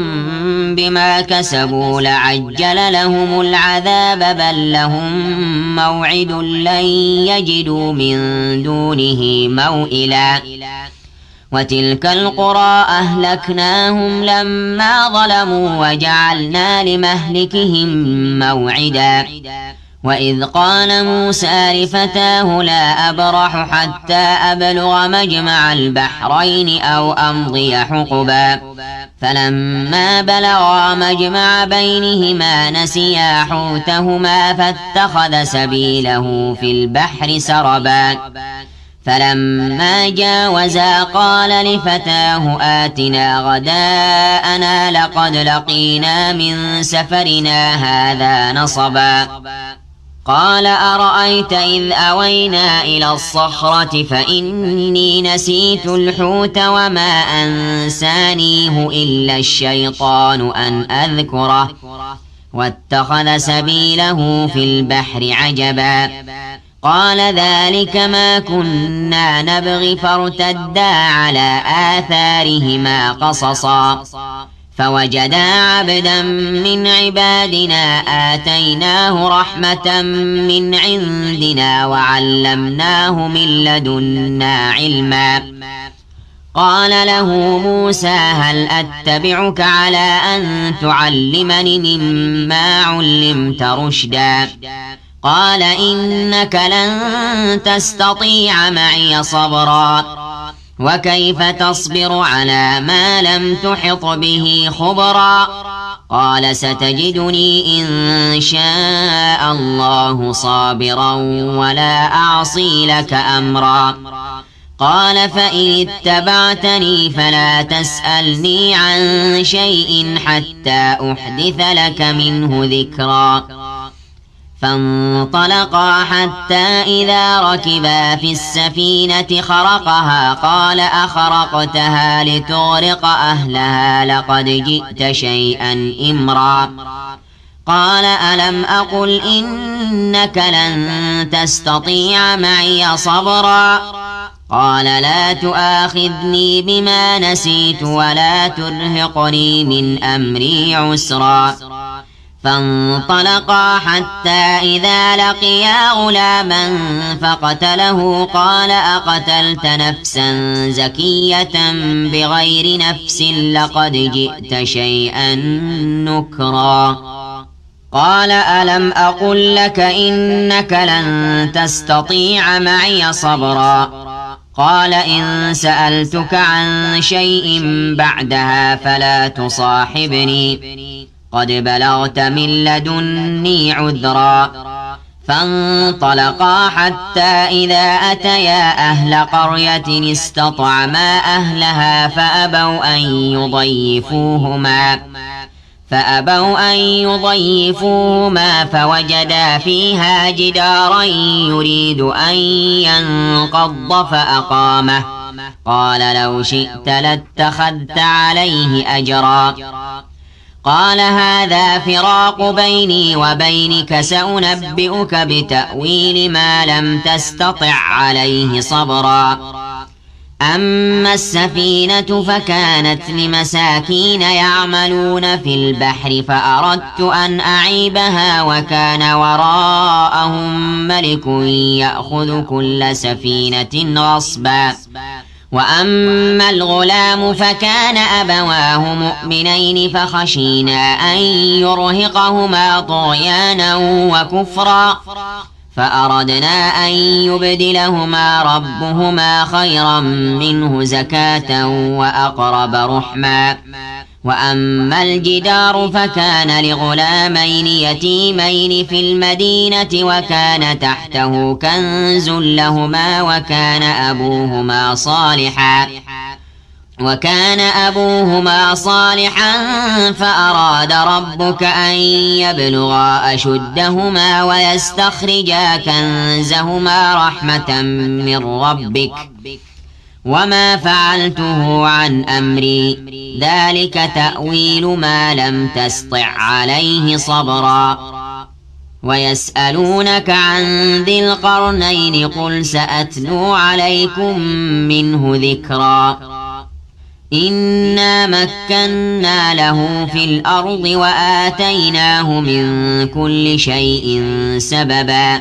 فأتبع سببا حتى إذا بلغ مغرب الشمس وجدها تغرب في عين حمئة ووجد عندها قوما قلنا يا ذا القرنين إما أن تعذب وإما أن تتخذ فيهم حسنا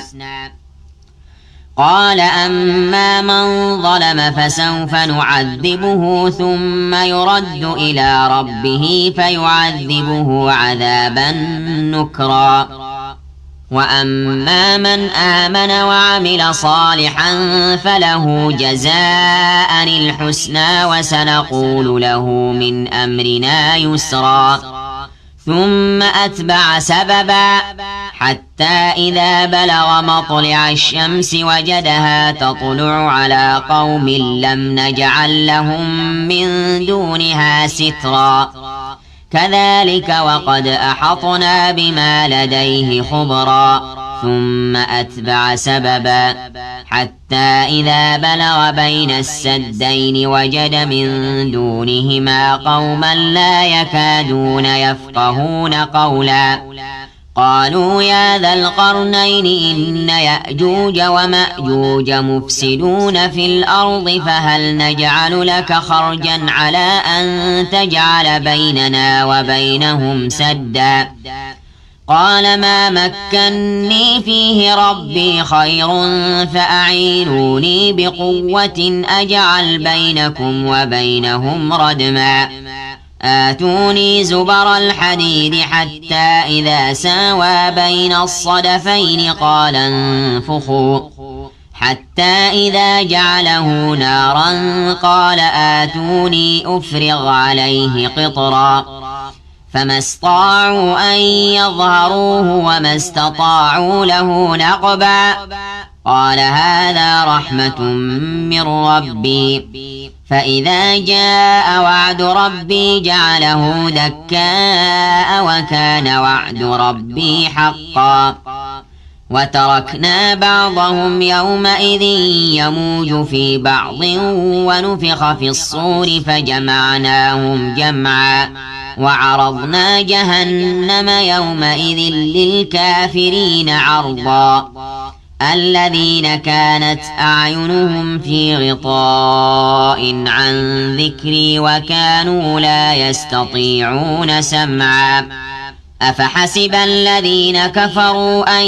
يتخذوا عبادي من دوني أولياء إنا أعتدنا جهنم للكافرين نزلا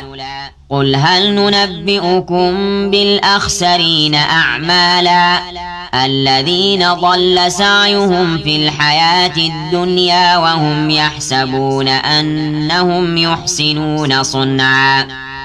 أولئك الذين كفروا بآيات ربهم ولقائه فحبطت أعمالهم فلا نقيم لهم يوم القيامة وزنا ذلك جزاؤهم جهنم بما كفروا واتخذوا آياتي ورسلي هزوا إن الذين آمنوا وعملوا الصالحات كانت لهم جنات الفردوس نزلا خالدين فيها لا يبغون عنها حولا قل لو كان البحر مدادا لكلمات ربي لنفد البحر قبل أن تنفد كلمات ربي ولو جئنا بمثله مددا قل إنما أنا بشر مثلكم يوحى إلي أنما إلهكم إله واحد فمن كان يرجو لقاء ربه فليعمل عملا صالحا ولا يشرك بعبادة ربه أحدا صدق الله العظيم كافها يا عين صاد ذكر رحمة ربك عبده زكريا إذ نادى ربه نداء خفيا قال رب إني وهن العظم مني واشتعل الرأس شيبا ولم أكن بدعائك رب شقيا وإني خفت الموالي من ورائي وكانت امرأتي عاقرا فهب لي من لدنك وليا يرثني ويرث من آل يعقوب واجعله رب رضيا يا زكريا إنا نبشرك بغلام اسمه يحيى لم نجعل له من قبل سميا قال رب أنى يكون لي غلام وكانت امرأتي عاقرا وقد بلغت من الكبر عتيا قال كذلك قال ربك هو علي هين وقد خلقتك من قبل ولم تك شيئا قال رب اجعل لي آية قال آيتك ألا تكلم الناس 3 ليال سويا فخرج على قومه من المحراب فأوحى إليهم أن سبحوا بكرة وعشيا يا يحيى خذ الكتاب بقوة وآتيناه الحكم صبيا وحنانا من لدنا وزكاة وكان تقيا وبرا بوالديه ولم يكن جبارا عصيا وسلام عليه يوم ولد ويوم يموت ويوم يبعث حيا واذكر في الكتاب مريم إذ انتبذت من أهلها مكانا شرقيا فاتخذت من دونهم حجابا فأرسلنا إليها روحنا فتمثل لها بشرا سويا قالت إني أعوذ بالرحمن منك إن كنت تقيا قال إنما أنا رسول ربك لأهب لك غلاما زكيا قالت أنى يكون لي غلام ولم يمسسني بشر ولم أك بغيا قال كذلك قال ربك هو علي هين ولنجعله آية للناس ورحمة منا وكان أمرا مقضيا فحملته فانتبذت به مكانا قصيا فأجاءها المخاض إلى جذع النخلة قالت يا ليتني مت قبل هذا وكنت نسيا منسيا فناداها من تحتها ألا تحزني قد جعل ربك تحتك سريا وهزي إليك بجذع النخلة تساقط عليك رطبا جنيا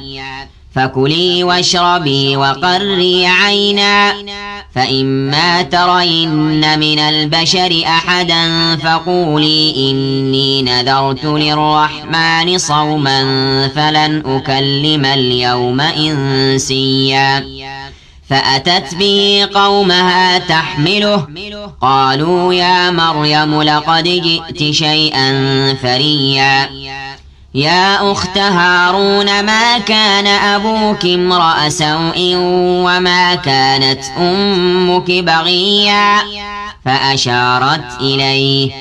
قالوا كيف نكلم من كان في المهد صبيا قال إني عبد الله آتاني الكتاب وجعلني نبيا وجعلني مباركا أينما كنت وأوصاني بالصلاة والزكاة ما دمت حيا وبرا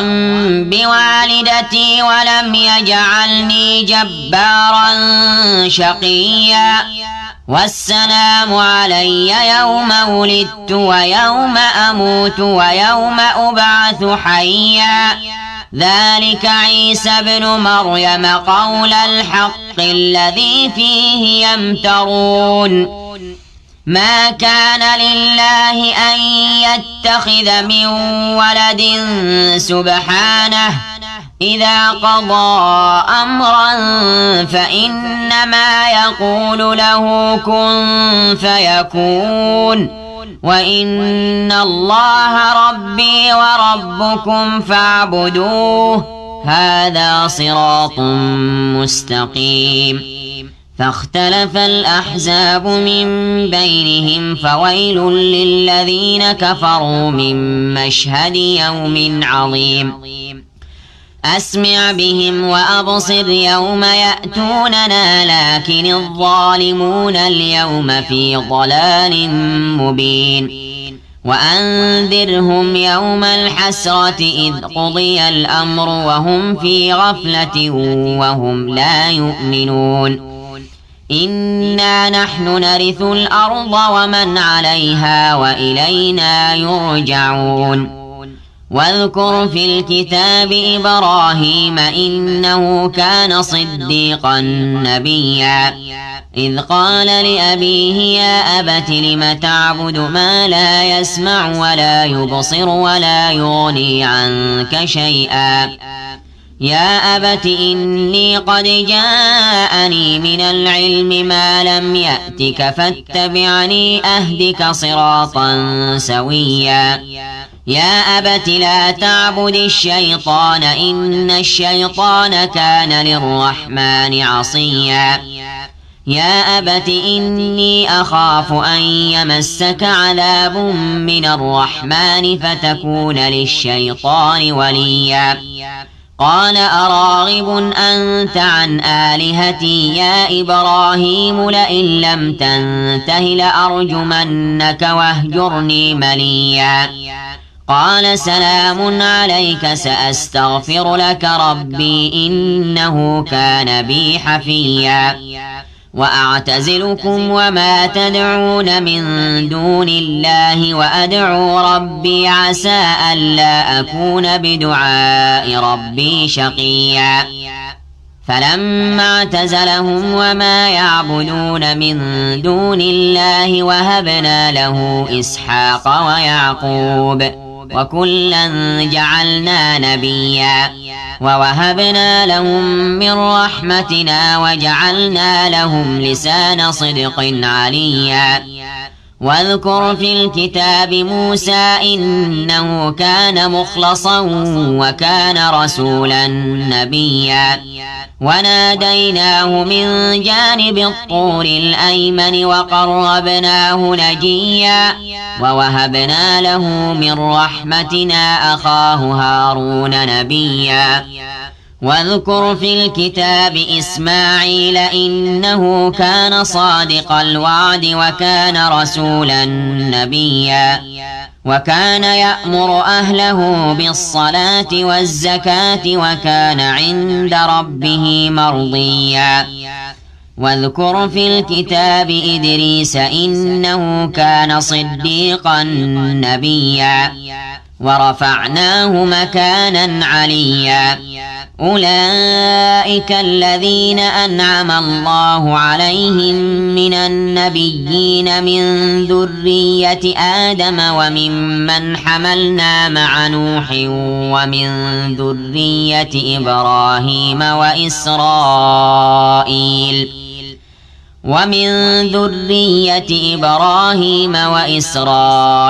وممن هدينا واجتبينا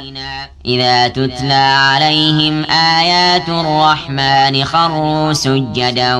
وبكيا فخلف من بعدهم خلف أضاعوا الصلاة واتبعوا الشهوات فسوف يلقون غيا إلا من تاب وآمن وعمل صالحا فأولئك يدخلون الجنة ولا يظلمون شيئا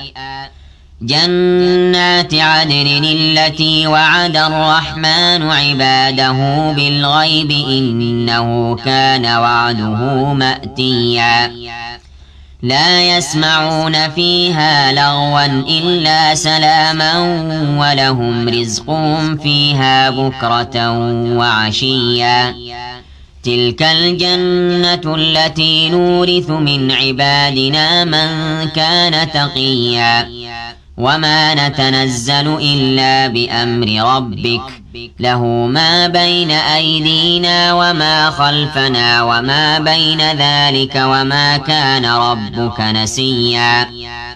رب السماوات والأرض وما بينهما فاعبده واصطبر لعبادته هل تعلم له سميا ويقول الإنسان أئذا ما مت لسوف أخرج حيا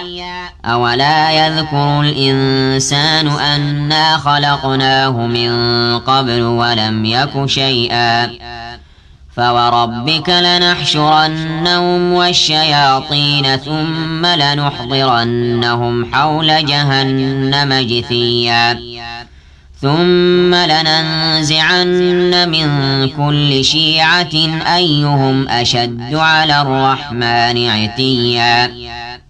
ثم لنحن أعلم بالذين هم أولى بها صليا وإن منكم إلا واردها كان على ربك حتما مقضيا ثم ننجي الذين اتقوا ونذر الظالمين فيها جثيا وإذا تتلى عليهم آياتنا بينات قال الذين كفروا للذين آمنوا أي الفريقين خير مقاما وأحسن نديا وكم أهلكنا قبلهم من قرن هم أحسن أثاثا ورئيا قل من كان في الضلالة فليمدد له الرحمن مدا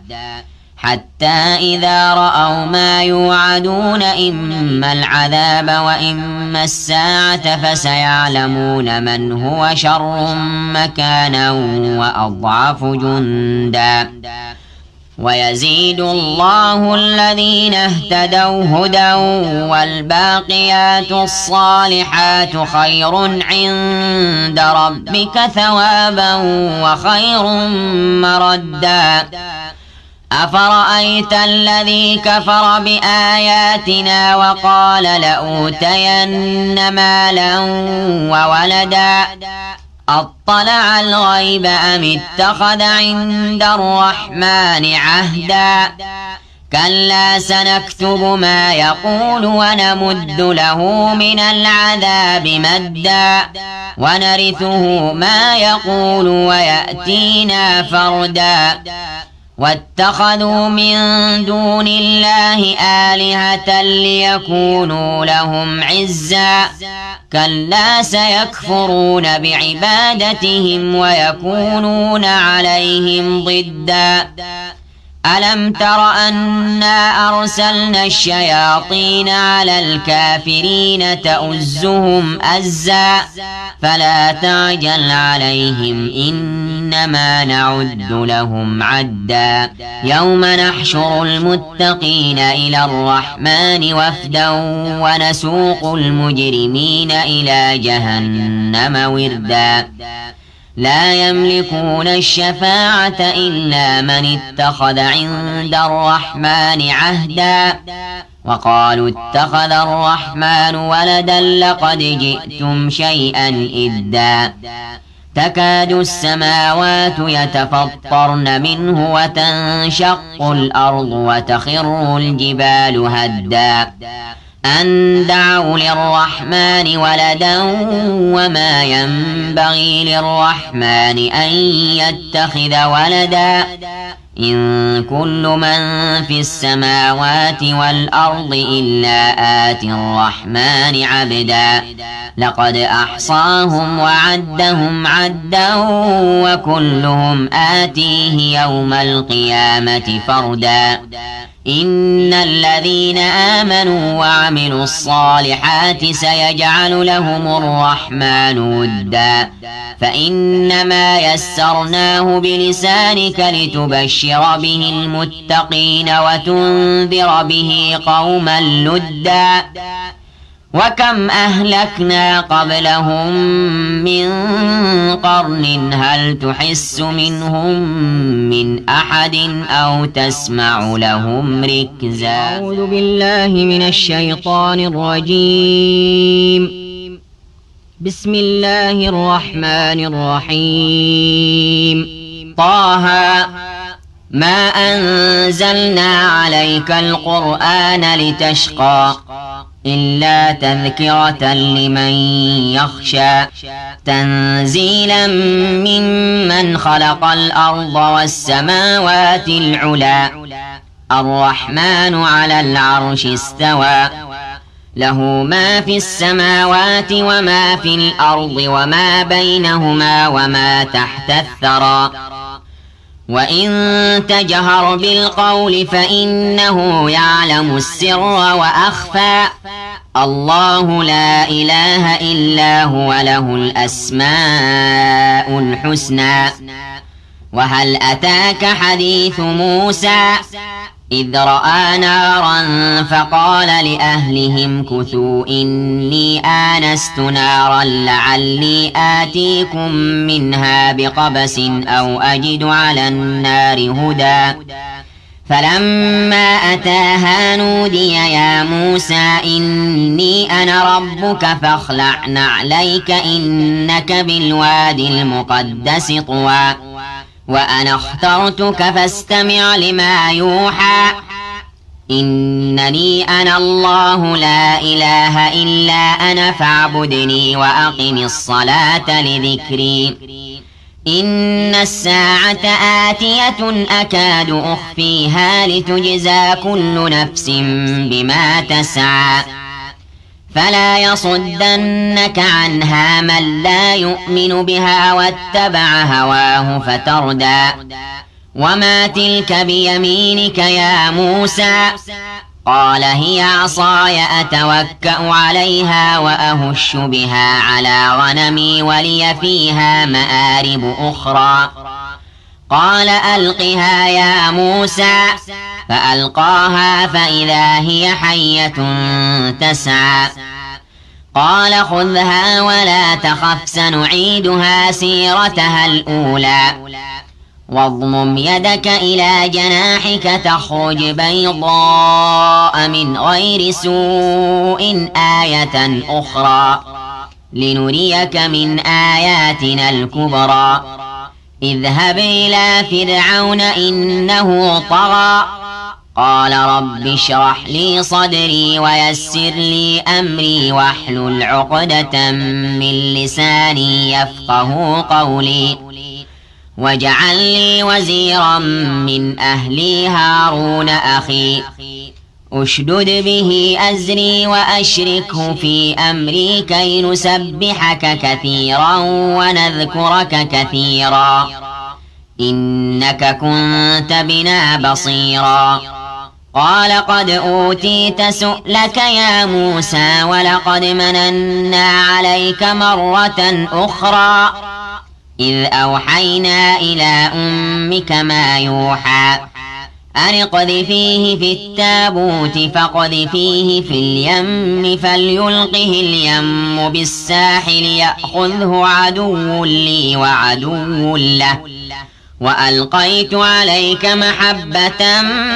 مني ولتصنع على عيني إذ تمشي أختك فتقول هل أدلكم على من يكفله فرجعناك إلى أمك كي تقر عينها ولا تحزن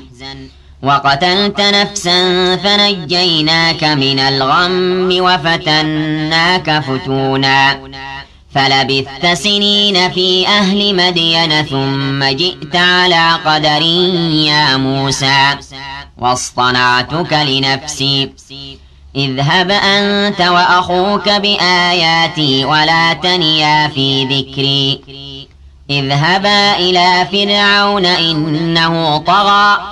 فقولا له قولا لينا لعله يتذكر أو يخشى قالا ربنا إننا نخاف أن يفرط علينا أو أن يطغى قال لا تخافا إنني معكما أسمع وأرى فأتياه فقولا إنا رسولا ربك فأرسل معنا بني إسرائيل ولا تعذبهم قد جئناك بآية من ربك والسلام على من اتبع الهدى إنا قد أوحي إلينا أن العذاب على من كذب وتولى قال فمن ربكما يا موسى قال ربنا الذي أعطى كل شيء خلقه ثم هدى قال فما بال القرون الأولى قال علمها عند ربي في كتاب لا يضل ربي ولا ينسى الذي جعل لكم الأرض مهدا وسلك لكم فيها سبلا وأنزل من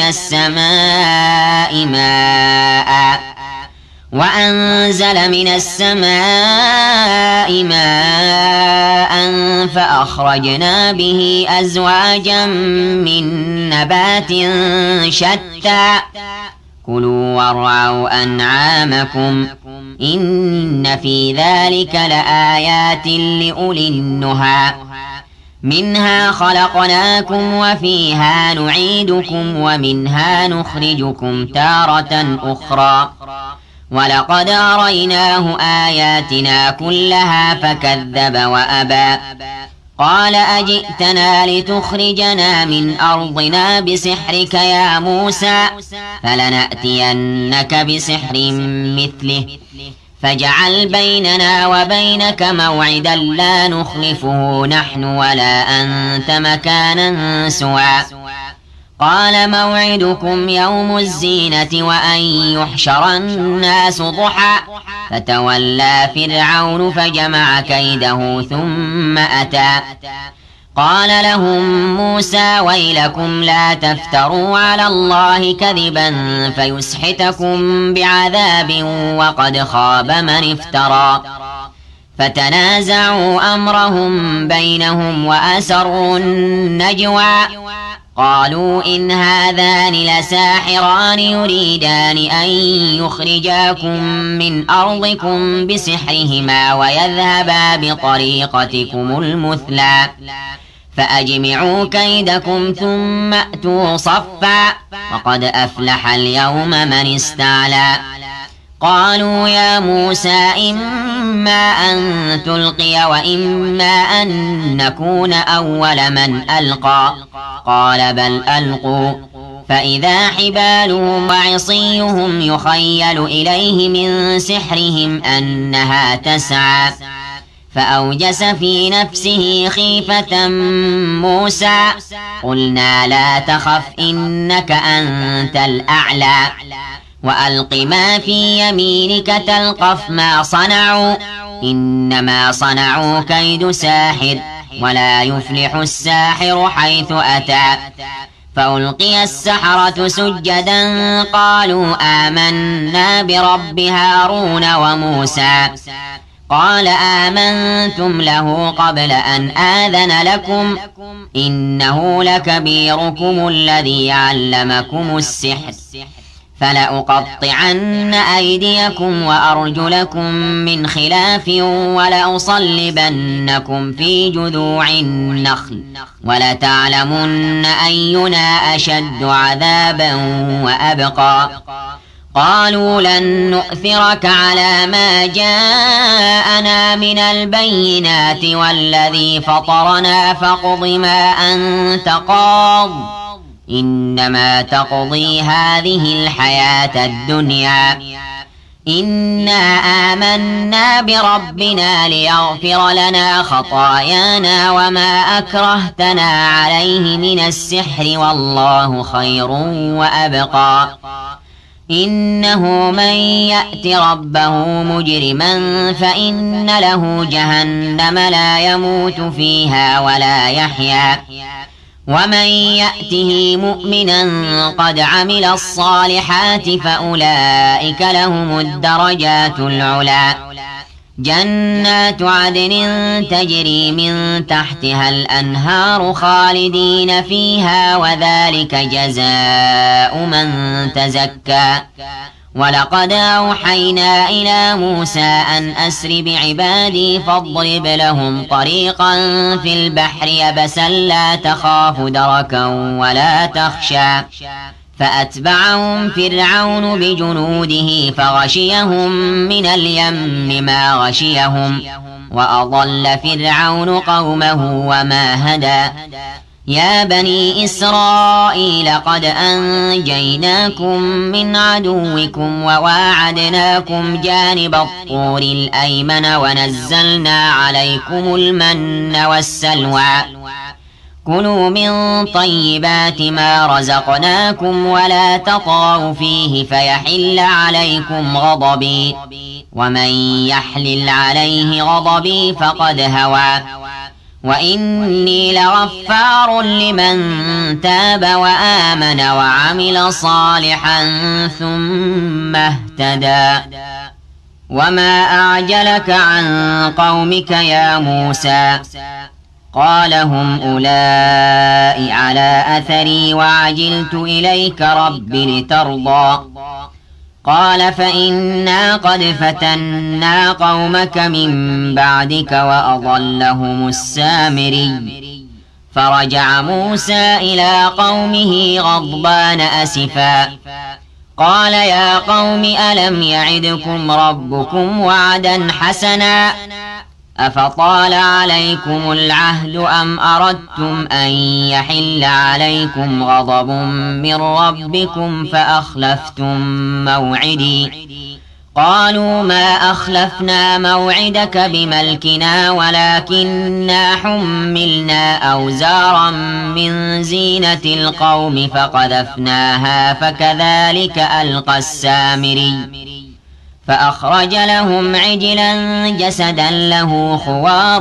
فقالوا هذا إلهكم وإله موسى فنسي أفلا يرون ألا يرجع إليهم قولا ولا يملك لهم ضرا ولا نفعا ولقد قال لهم هارون من قبل يا قوم إنما فتنتم به وإن ربكم الرحمن فاتبعوني وأطيعوا أمري قالوا لن نبرح عليه عاكفين حتى يرجع إلينا موسى قال يا هارون ما منعك إذ رأيتهم ضلوا ألا تتبعن أفعصيت أمري قال يا ابن أم لا تأخذ بلحيتي ولا برأسي إني خشيت أن تقول فرقت بين بني إسرائيل ولم ترقب قولي قال فما خطبك يا سامري قال بصرت بما لم يبصروا به فقبضت قبضة من أثر الرسول فنبذتها وكذلك سولت لي نفسي قال فاذهب فإن لك في الحياة أن تقول لا مساس وإن لك موعدا لن تخلفه وانظر إلى إلهك الذي ظلت عليه عاكفا لنحرقنه ثم لننسفنه في اليم نسفا إنما إلهكم الله الذي لا إله إلا هو وسع كل شيء علما كذلك نقص عليك من أنباء ما قد سبق وقد آتيناك من لدنا ذكرا من أعرض عنه فإنه يحمل يوم القيامة وزرا خالدين فيه وساء لهم يوم القيامة حملا يوم ينفخ في الصور ونحشر المجرمين يومئذ زرقا يتخافتون بينهم إن لبثتم إلا عشرا نحن أعلم بما يقولون إذ يقول أمثلهم طريقة إن لبثتم إلا يوما ويسألونك عن الجبال فقل ينسفها ربي نسفا فيذرها قاعا صفصفا لا ترى فيها عوجا ولا أمتا يومئذ يتبعون الداعي لا عوج له وخشعت الأصوات للرحمن فلا تسمع إلا همسا يومئذ لا تنفع الشفاعة إلا من أذن له الرحمن ورضي له قولا يعلم ما بين أيديهم وما خلفهم ولا يحيطون به علما وعنت الوجوه للحي القيوم وقد خاب من حمل ظلما ومن يعمل من الصالحات وهو مؤمن فلا يخاف ظلما ولا هضما وكذلك أنزلناه قرآنا عربيا وصرفنا فيه من الوعيد لعلهم يتقون أو يحدث لهم ذكرا فتعالى الله الملك الحق ولا تعجل بالقرآن من قبل أن يقضى إليك وحيه وقل رب زدني علما ولقد عهدنا إلى آدم من قبل فنسي ولم نجد له عزما وإذ قلنا للملائكة اسجدوا لآدم فسجدوا إلا إبليس أبى فقلنا يا آدم إن هذا عدو لك ولزوجك فلا يخرجنكما من الجنة فتشقى إن لك ألا تجوع فيها ولا تعرى وأنك لا تظمأ فيها ولا تضحى فوسوس إليه الشيطان قال يا آدم هل أدلك على شجرة الخلد وملك لا يبلى فأكلا منها فبدت لهما سوآتهما وطفقا يخصفان عليهما من ورق الجنة وعصى آدم ربه فغوى ثم اجتباه ربه فتاب عليه وهدى قال اهبطا منها جميعا بعضكم لبعض عدو فإما يأتينكم مني هدى فمن اتبع هداي فلا يضل ولا يشقى ومن أعرض عن ذكري فإن له معيشة ضنكا ونحشره يوم القيامة أعمى قال رب لم حشرتني أعمى وقد كنت بصيرا قال كذلك أتتك آياتنا فنسيتها وكذلك اليوم تنسى وكذلك نجزي من أسرف ولم يؤمن بآيات ربه ولعذاب الآخرة أشد وأبقى أفلم يهد لهم كم أهلكنا قبلهم من القرون يمشون في مساكنهم إن في ذلك لآيات لأولي النهى ولولا كلمة سبقت من ربك لكان لزاما وأجل مسمى فاصبر على ما يقولون وسبح بحمد ربك قبل طلوع الشمس وقبل غروبها ومن آناء الليل فسبح وأطراف النهار لعلك ترضى ولا تمدن عينيك إلى ما متعنا به أزواجا منهم زهرة الحياة الدنيا لنفتنهم فيه ورزق ربك خير وأبقى وأمر أهلك بالصلاة واصطبر عليها لا نسألك رزقا نحن نرزقك والعاقبة للتقوى وقالوا لولا يأتينا بآية من ربه أولم تأتهم بينة ما في الصحف الأولى ولو أنا أهلكناهم بعذاب من قبله لقالوا ربنا لولا أرسلت إلينا رسولا فنتبع آياتك من قبل أن نذل ونخزى قل كل متربص فتربصوا فستعلمون من أصحاب الصراط السوي ومن اهتدى واقترب للناس حسابهم وهم في غفلة معرضون ما يأتيهم من ذكر من ربهم محدث إلا استمعوه وهم يلعبون لاهية قلوبهم وأسروا النجوى الذين ظلموا هل هذا إلا بشر مثلكم أفتأتون السحر وأنتم تبصرون قال ربي يعلم القول في السماء والأرض وهو السميع العليم بل قالوا أضغاث أحلام بل افتراه بل هو شاعر فليأتنا بآية كما أرسل الأولون ما آمنت قبلهم من قرية أهلكناها أفهم يؤمنون وما أرسلنا قبلك إلا رجالا نوحي إليهم فاسألوا أهل الذكر إن كنتم لا تعلمون وما جعلناهم جسدا لا يأكلون الطعام وما كانوا خالدين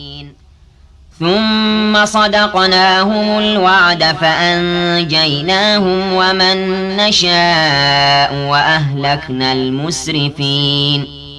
لقد أنزلنا إليكم كتابا فيه ذكركم أفلا تعقلون وكم قصمنا من قرية كانت ظالمة وأنشأنا بعدها قوما آخرين فلما أحسوا بأسنا إذا هم منها يركضون لا تركضوا وارجعوا إلى ما أترفتم فيه ومساكنكم لعلكم تسألون قالوا يا ويلنا إنا كنا ظالمين فما زالت تلك دعواهم حتى جعلناهم حصيدا خامدين وما خلقنا السماء والأرض وما بينهما لاعبين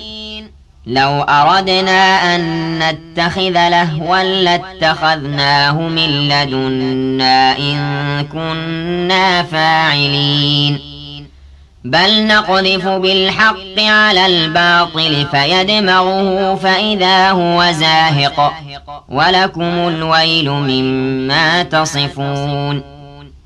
وله من في السماوات والأرض ومن عنده لا يستكبرون عن عبادته يسبحون الليل والنهار لا يفترون أم اتخذوا آلهة من الأرض هم ينشرون لو كان فيهما آلهة إلا الله لفسدتا فسبحان الله رب العرش عما يصفون لا يسأل عما يفعل وهم يسألون أم اتخذوا من دونه آلهة قل هاتوا برهانكم هذا ذكر من معي وذكر من قبلي بل أكثرهم لا يعلمون الحق فهم معرضون وما أرسلنا من قبلك من رسول إلا نوحي إليه أنه لا إله إلا أنا فاعبدون وقالوا اتخذ الرحمن ولدا سبحانه بل عباد مكرمون لا يسبقونه بالقول وهم بأمره يعملون يعلم ما بين أيديهم وما خلفهم ولا يشفعون إلا لمن ارتضى وهم من خشيته مشفقون ومن يقل منهم إني إله من دونه فذلك نجزيه جهنم كذلك نجزي الظالمين أولم ير الذين كفروا أن السماوات والأرض كانتا رتقا ففتقناهما وجعلنا من الماء كل شيء حي أفلا يؤمنون وجعلنا في الأرض رواسي أن تميد بهم وجعلنا فيها فجاجا سبلا لعلهم يهتدون وجعلنا السماء سقفا محفوظا وهم عن آياتها معرضون وهو الذي خلق الليل والنهار والشمس والقمر كل في فلك يسبحون وما جعلنا لبشر من قبلك الخلد أفإن مت فهم الخالدون كل نفس ذائقة الموت ونبلوكم بالشر والخير فتنة وإلينا ترجعون وإذا رآك الذين كفروا إن يتخذونك إلا هزوا أهذا الذي يذكر آلهتكم وهم بذكر الرحمن هم كافرون خلق الإنسان من عجل سأريكم آياتي فلا تستعجلون ويقولون متى هذا الوعد إن كنتم صادقين لو يعلم الذين كفروا حين لا يكفون عن وجوههم النار ولا عن ظهورهم ولا هم ينصرون بل تأتيهم بغتة فتبهتهم فلا يستطيعون ردها ولا هم ينظرون ولقد استهزئ برسل من قبلك فحاق بالذين سخروا منهم ما كانوا به يستهزئون قل من يكلؤكم بالليل والنهار من الرحمن بل هم عن ذكر ربهم معرضون أم لهم آلهة تمنعهم من دوننا لا يستطيعون نصر أنفسهم ولا هم منا يصحبون بل متعنا هؤلاء وآباءهم حتى طال عليهم العمر أفلا يرون أنا نأتي الأرض ننقصها من أطرافها أفهم الغالبون قل إنما أنذركم بالوحي ولا يسمع الصم الدعاء إذا ما ينذرون ولئن مستهم نفحة من عذاب ربك ليقولن يا ويلنا إنا كنا ظالمين ونضع الموازين القسط ليوم القيامة فلا تظلم نفس شيئا وإن كان مثقال حبة من خردل أتينا بها وكفى بنا حاسبين ولقد آتينا موسى وهارون الفرقان وضياء وذكرا للمتقين الذين يخشون ربهم بالغيب وهم من الساعة مشفقون وهذا ذكر مبارك أنزلناه أفأنتم له منكرون ولقد آتينا إبراهيم رشده من قبل وكنا به عالمين إذ قال لأبيه وقومه ما هذه التماثيل التي أنتم لها عاكفون قالوا وجدنا آباءنا لها عابدين قال لقد كنتم أنتم وآباؤكم في ضلال مبين قالوا أجئتنا بالحق أم أنت من اللاعبين قال بل ربكم رب السماوات والأرض الذي فطرهن وأنا على ذلكم من الشاهدين وتالله لأكيدن أصنامكم بعد أن تولوا مدبرين فجعلهم جذاذا إلا كبيرا لهم لعلهم إليه يرجعون قالوا من فعل هذا بآلهتنا إنه لمن الظالمين قالوا سمعنا فتى يذكرهم يقال له إبراهيم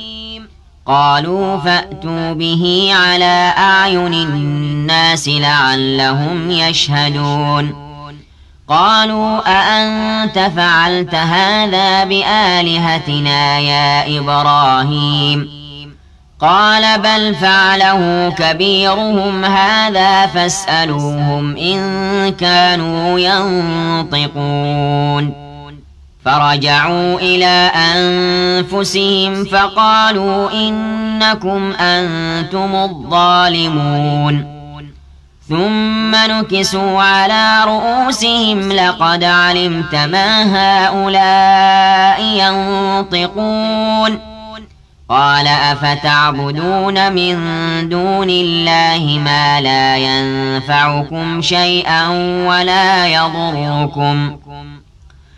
أف لكم ولما تعبدون من دون الله أفلا تعقلون قالوا حرقوه وانصروا آلهتكم إن كنتم فاعلين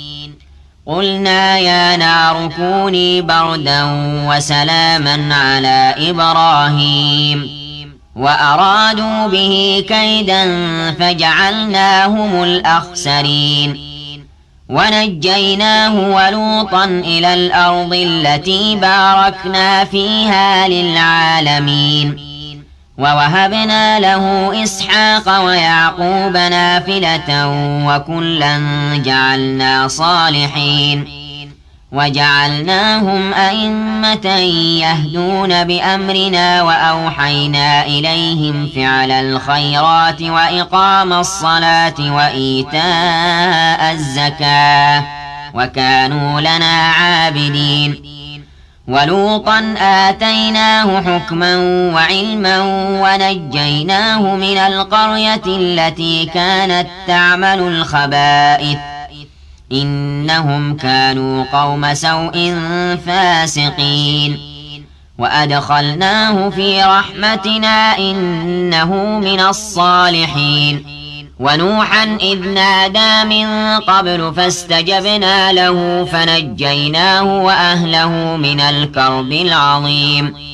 ونصرناه من القوم الذين كذبوا بآياتنا إنهم كانوا قوم سوء فأغرقناهم أجمعين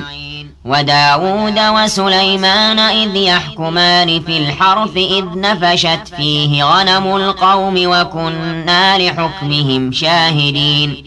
ففهمناها سليمان وكلا آتينا حكما وعلما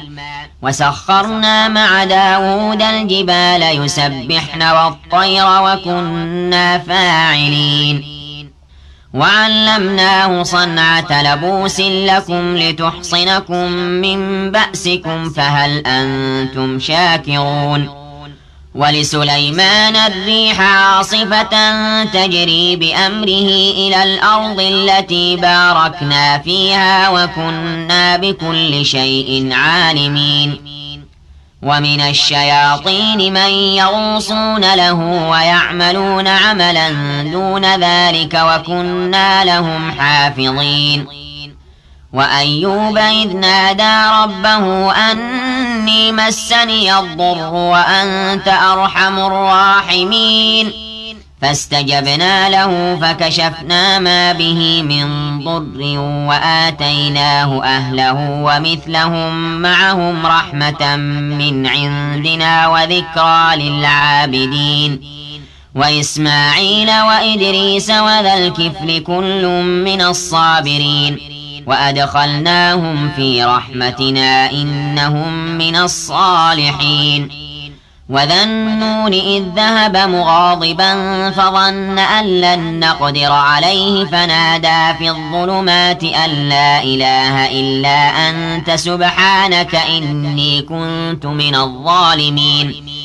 فاستجبنا له ونجيناه من الغم وكذلك ننجي المؤمنين وزكريا إذ نادى ربه رب لا تذرني فردا وأنت خير الوارثين فاستجبنا له ووهبنا له يحيى وأصلحنا له زوجه إنهم كانوا يسارعون في الخيرات ويدعوننا رغبا ورهبا وكانوا لنا خاشعين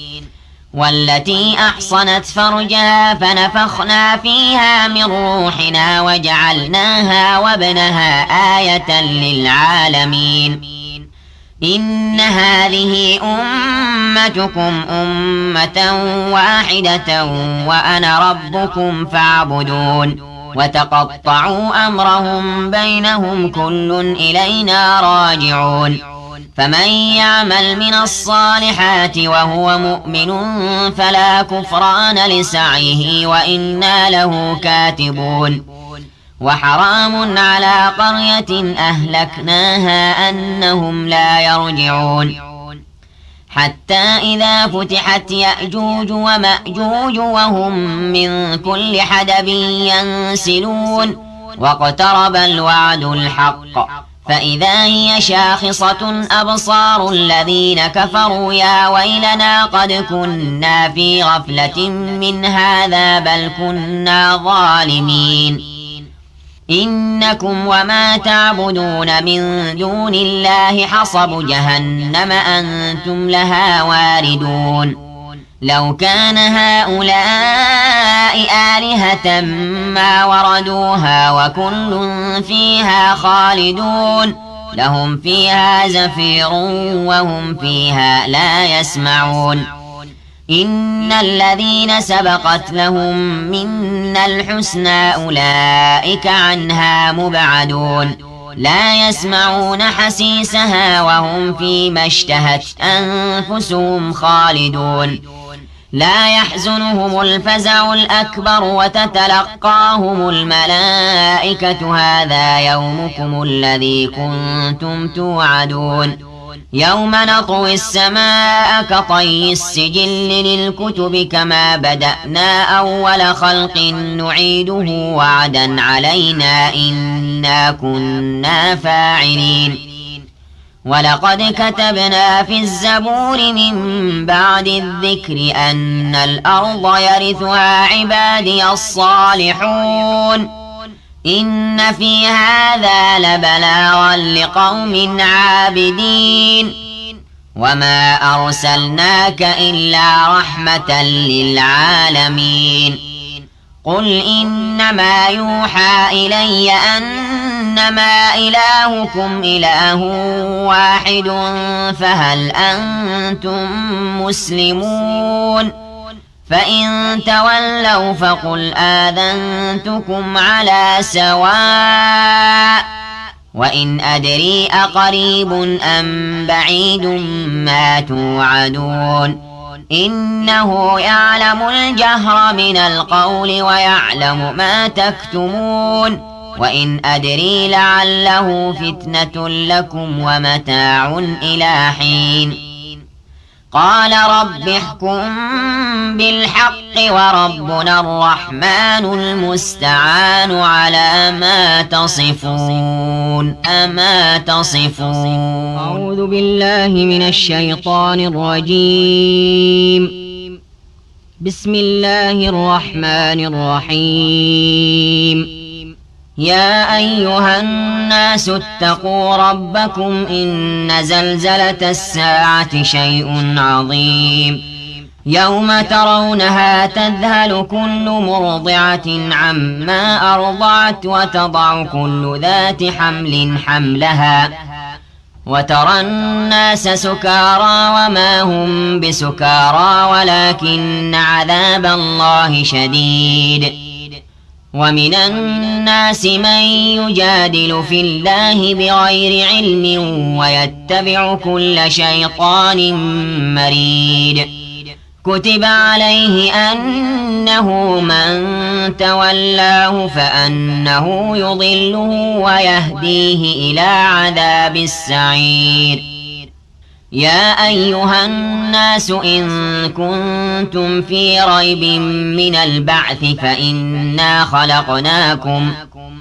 فإنا خلقناكم من تراب ثم من نطفة ثم من علقة ثم من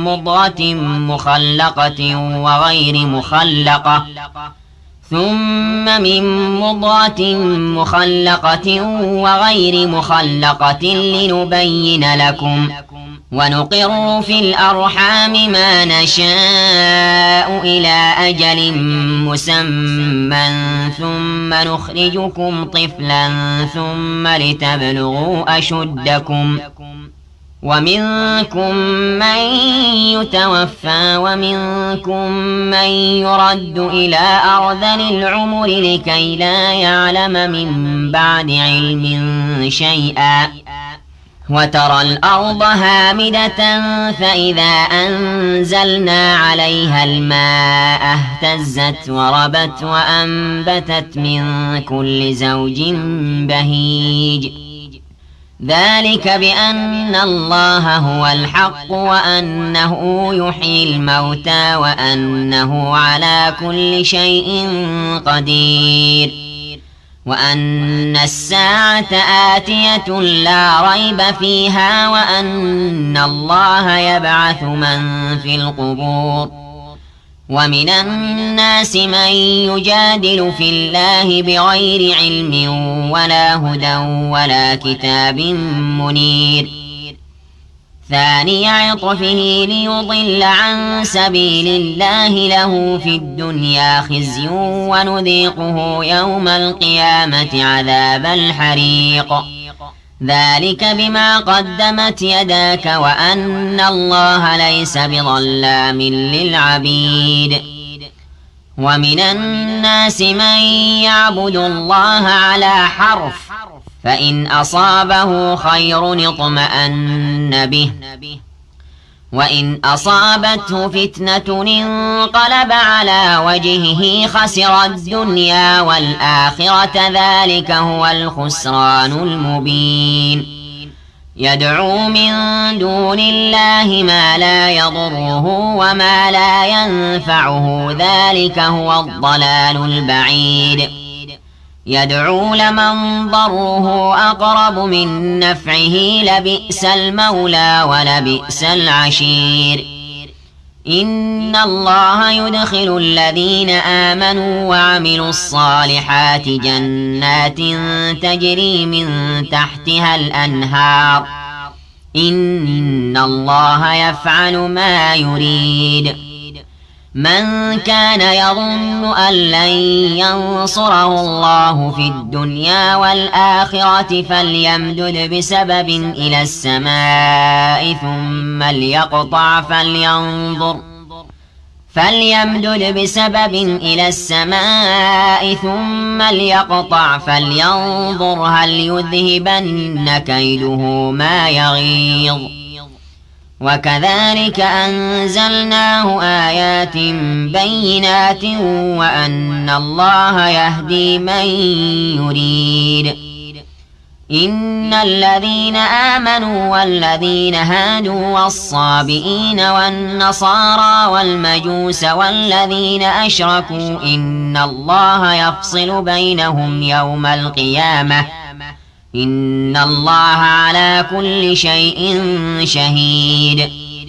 ألم تر أن الله يسجد له من في السماوات ومن في الأرض والشمس والقمر والنجوم والجبال والشجر والدواب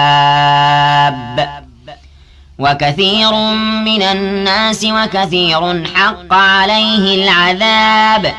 ومن يهن الله فما له من مكرم إن الله يفعل ما يشاء هذان خصمان اختصموا في ربهم فالذين كفروا قطعت لهم ثياب من نار يصب من فوق رؤوسهم الحميم يصهر به ما في بطونهم والجلود ولهم مقامع من حديد كلما أرادوا أن يخرجوا منها من غم أعيدوا فيها وذوقوا عذاب الحريق إن الله يدخل الذين آمنوا وعملوا الصالحات جنات تجري من تحتها الأنهار يحلون فيها من أساور من ذهب ولؤلؤا ولباسهم فيها حرير وهدوا إلى الطيب من القول وهدوا إلى صراط الحميد إن الذين كفروا ويصدون عن سبيل الله والمسجد الحرام الذي جعلناه للناس سواء العاكف فيه والباد ومن يرد فيه بإلحاد بظلم نذقه من عذاب أليم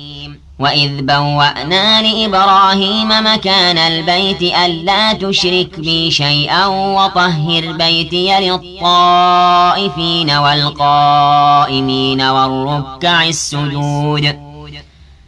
وأذن في الناس بالحج يأتوك رجالا وعلى كل ضامر يأتين من كل فج عميق ليشهدوا منافع لهم ويذكروا اسم الله في أيام معلومات على ما رزقهم من بهيمة الأنعام فكلوا منها وأطعموا البائس الفقير ثم ليقضوا تفثهم وليوفوا نذورهم وليطوفوا بالبيت العتيق ذلك ومن يعظم حرمات الله فهو خير له عند ربه وأحلت لكم الأنعام إلا ما يتلى عليكم فاجتنبوا الرجس من الأوثان واجتنبوا قول الزور حنفاء لله غير مشركين به ومن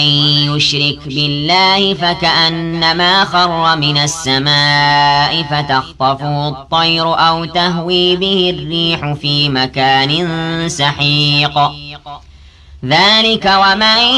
يعظم شعائر الله فإنها من تقوى القلوب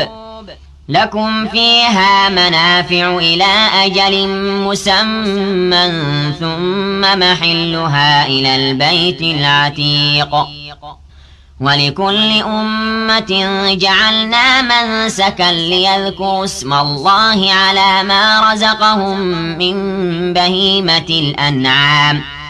فإلهكم إله واحد فله أسلموا وبشر المخبتين الذين إذا ذكر الله وجلت قلوبهم والصابرين على ما أصابهم والمقيم الصلاة ومما رزقناهم ينفقون والبدن جعلناها لكم من شعائر الله لكم فيها خير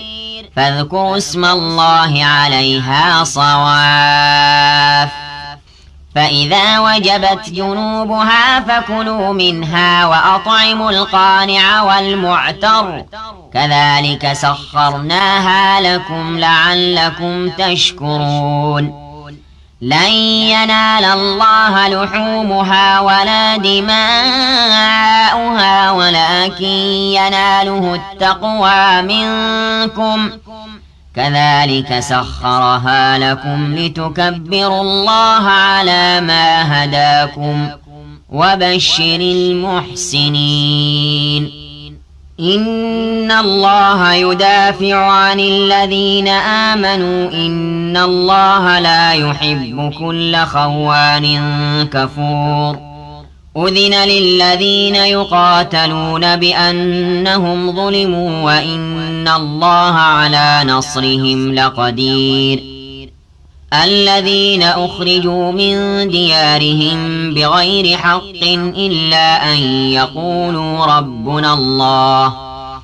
ولولا دفع الله الناس بعضهم ببعض لهدمت صوامع وبيع وصلوات ومساجد يذكر فيها اسم الله كثيرا ولينصرن الله من ينصره إن الله لقوي عزيز الذين إن مكناهم في الأرض أقاموا الصلاة وآتوا الزكاة وأمروا بالمعروف ونهوا عن المنكر ولله عاقبة الأمور وإن يكذبوك فقد كذبت قبلهم قوم نوح وعاد وثمود وقوم إبراهيم وقوم لوط وأصحاب مدين وكذب موسى فأمليت للكافرين ثم أخذتهم فكيف كان نكير فكأين من قرية أهلكناها وهي ظالمة فهي خاوية على عروشها وبئر معطلة وقصر مشيد أفلم يسيروا في الأرض فتكون لهم قلوب يعقلون بها أو آذان يسمعون بها فإنها لا تعمى الأبصار ولكن تعمى القلوب التي في الصدور ويستعجلونك بالعذاب ولن يخلف الله وعده وإن يوما عند ربك كألف سنة مما تعدون وكأين من قرية أمليت لها وهي ظالمة ثم أخذتها وإلي المصير قل يا أيها الناس إنما أنا لكم نذير مبين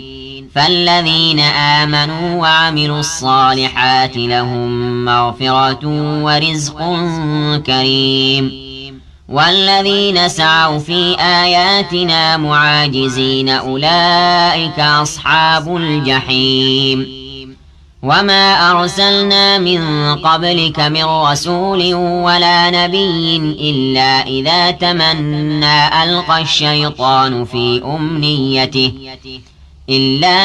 تمنى ألقى الشيطان في أمنيته فينسخ الله ما يلقي الشيطان ثم يحكم الله آياته والله عليم حكيم ليجعل ما يلقي الشيطان فتنة للذين في قلوبهم مرض والقاسية قلوبهم وإن الظالمين لفي شقاق بعيد وليعلم الذين أوتوا العلم أنه الحق من ربك فيؤمنوا به فتخبت له قلوبهم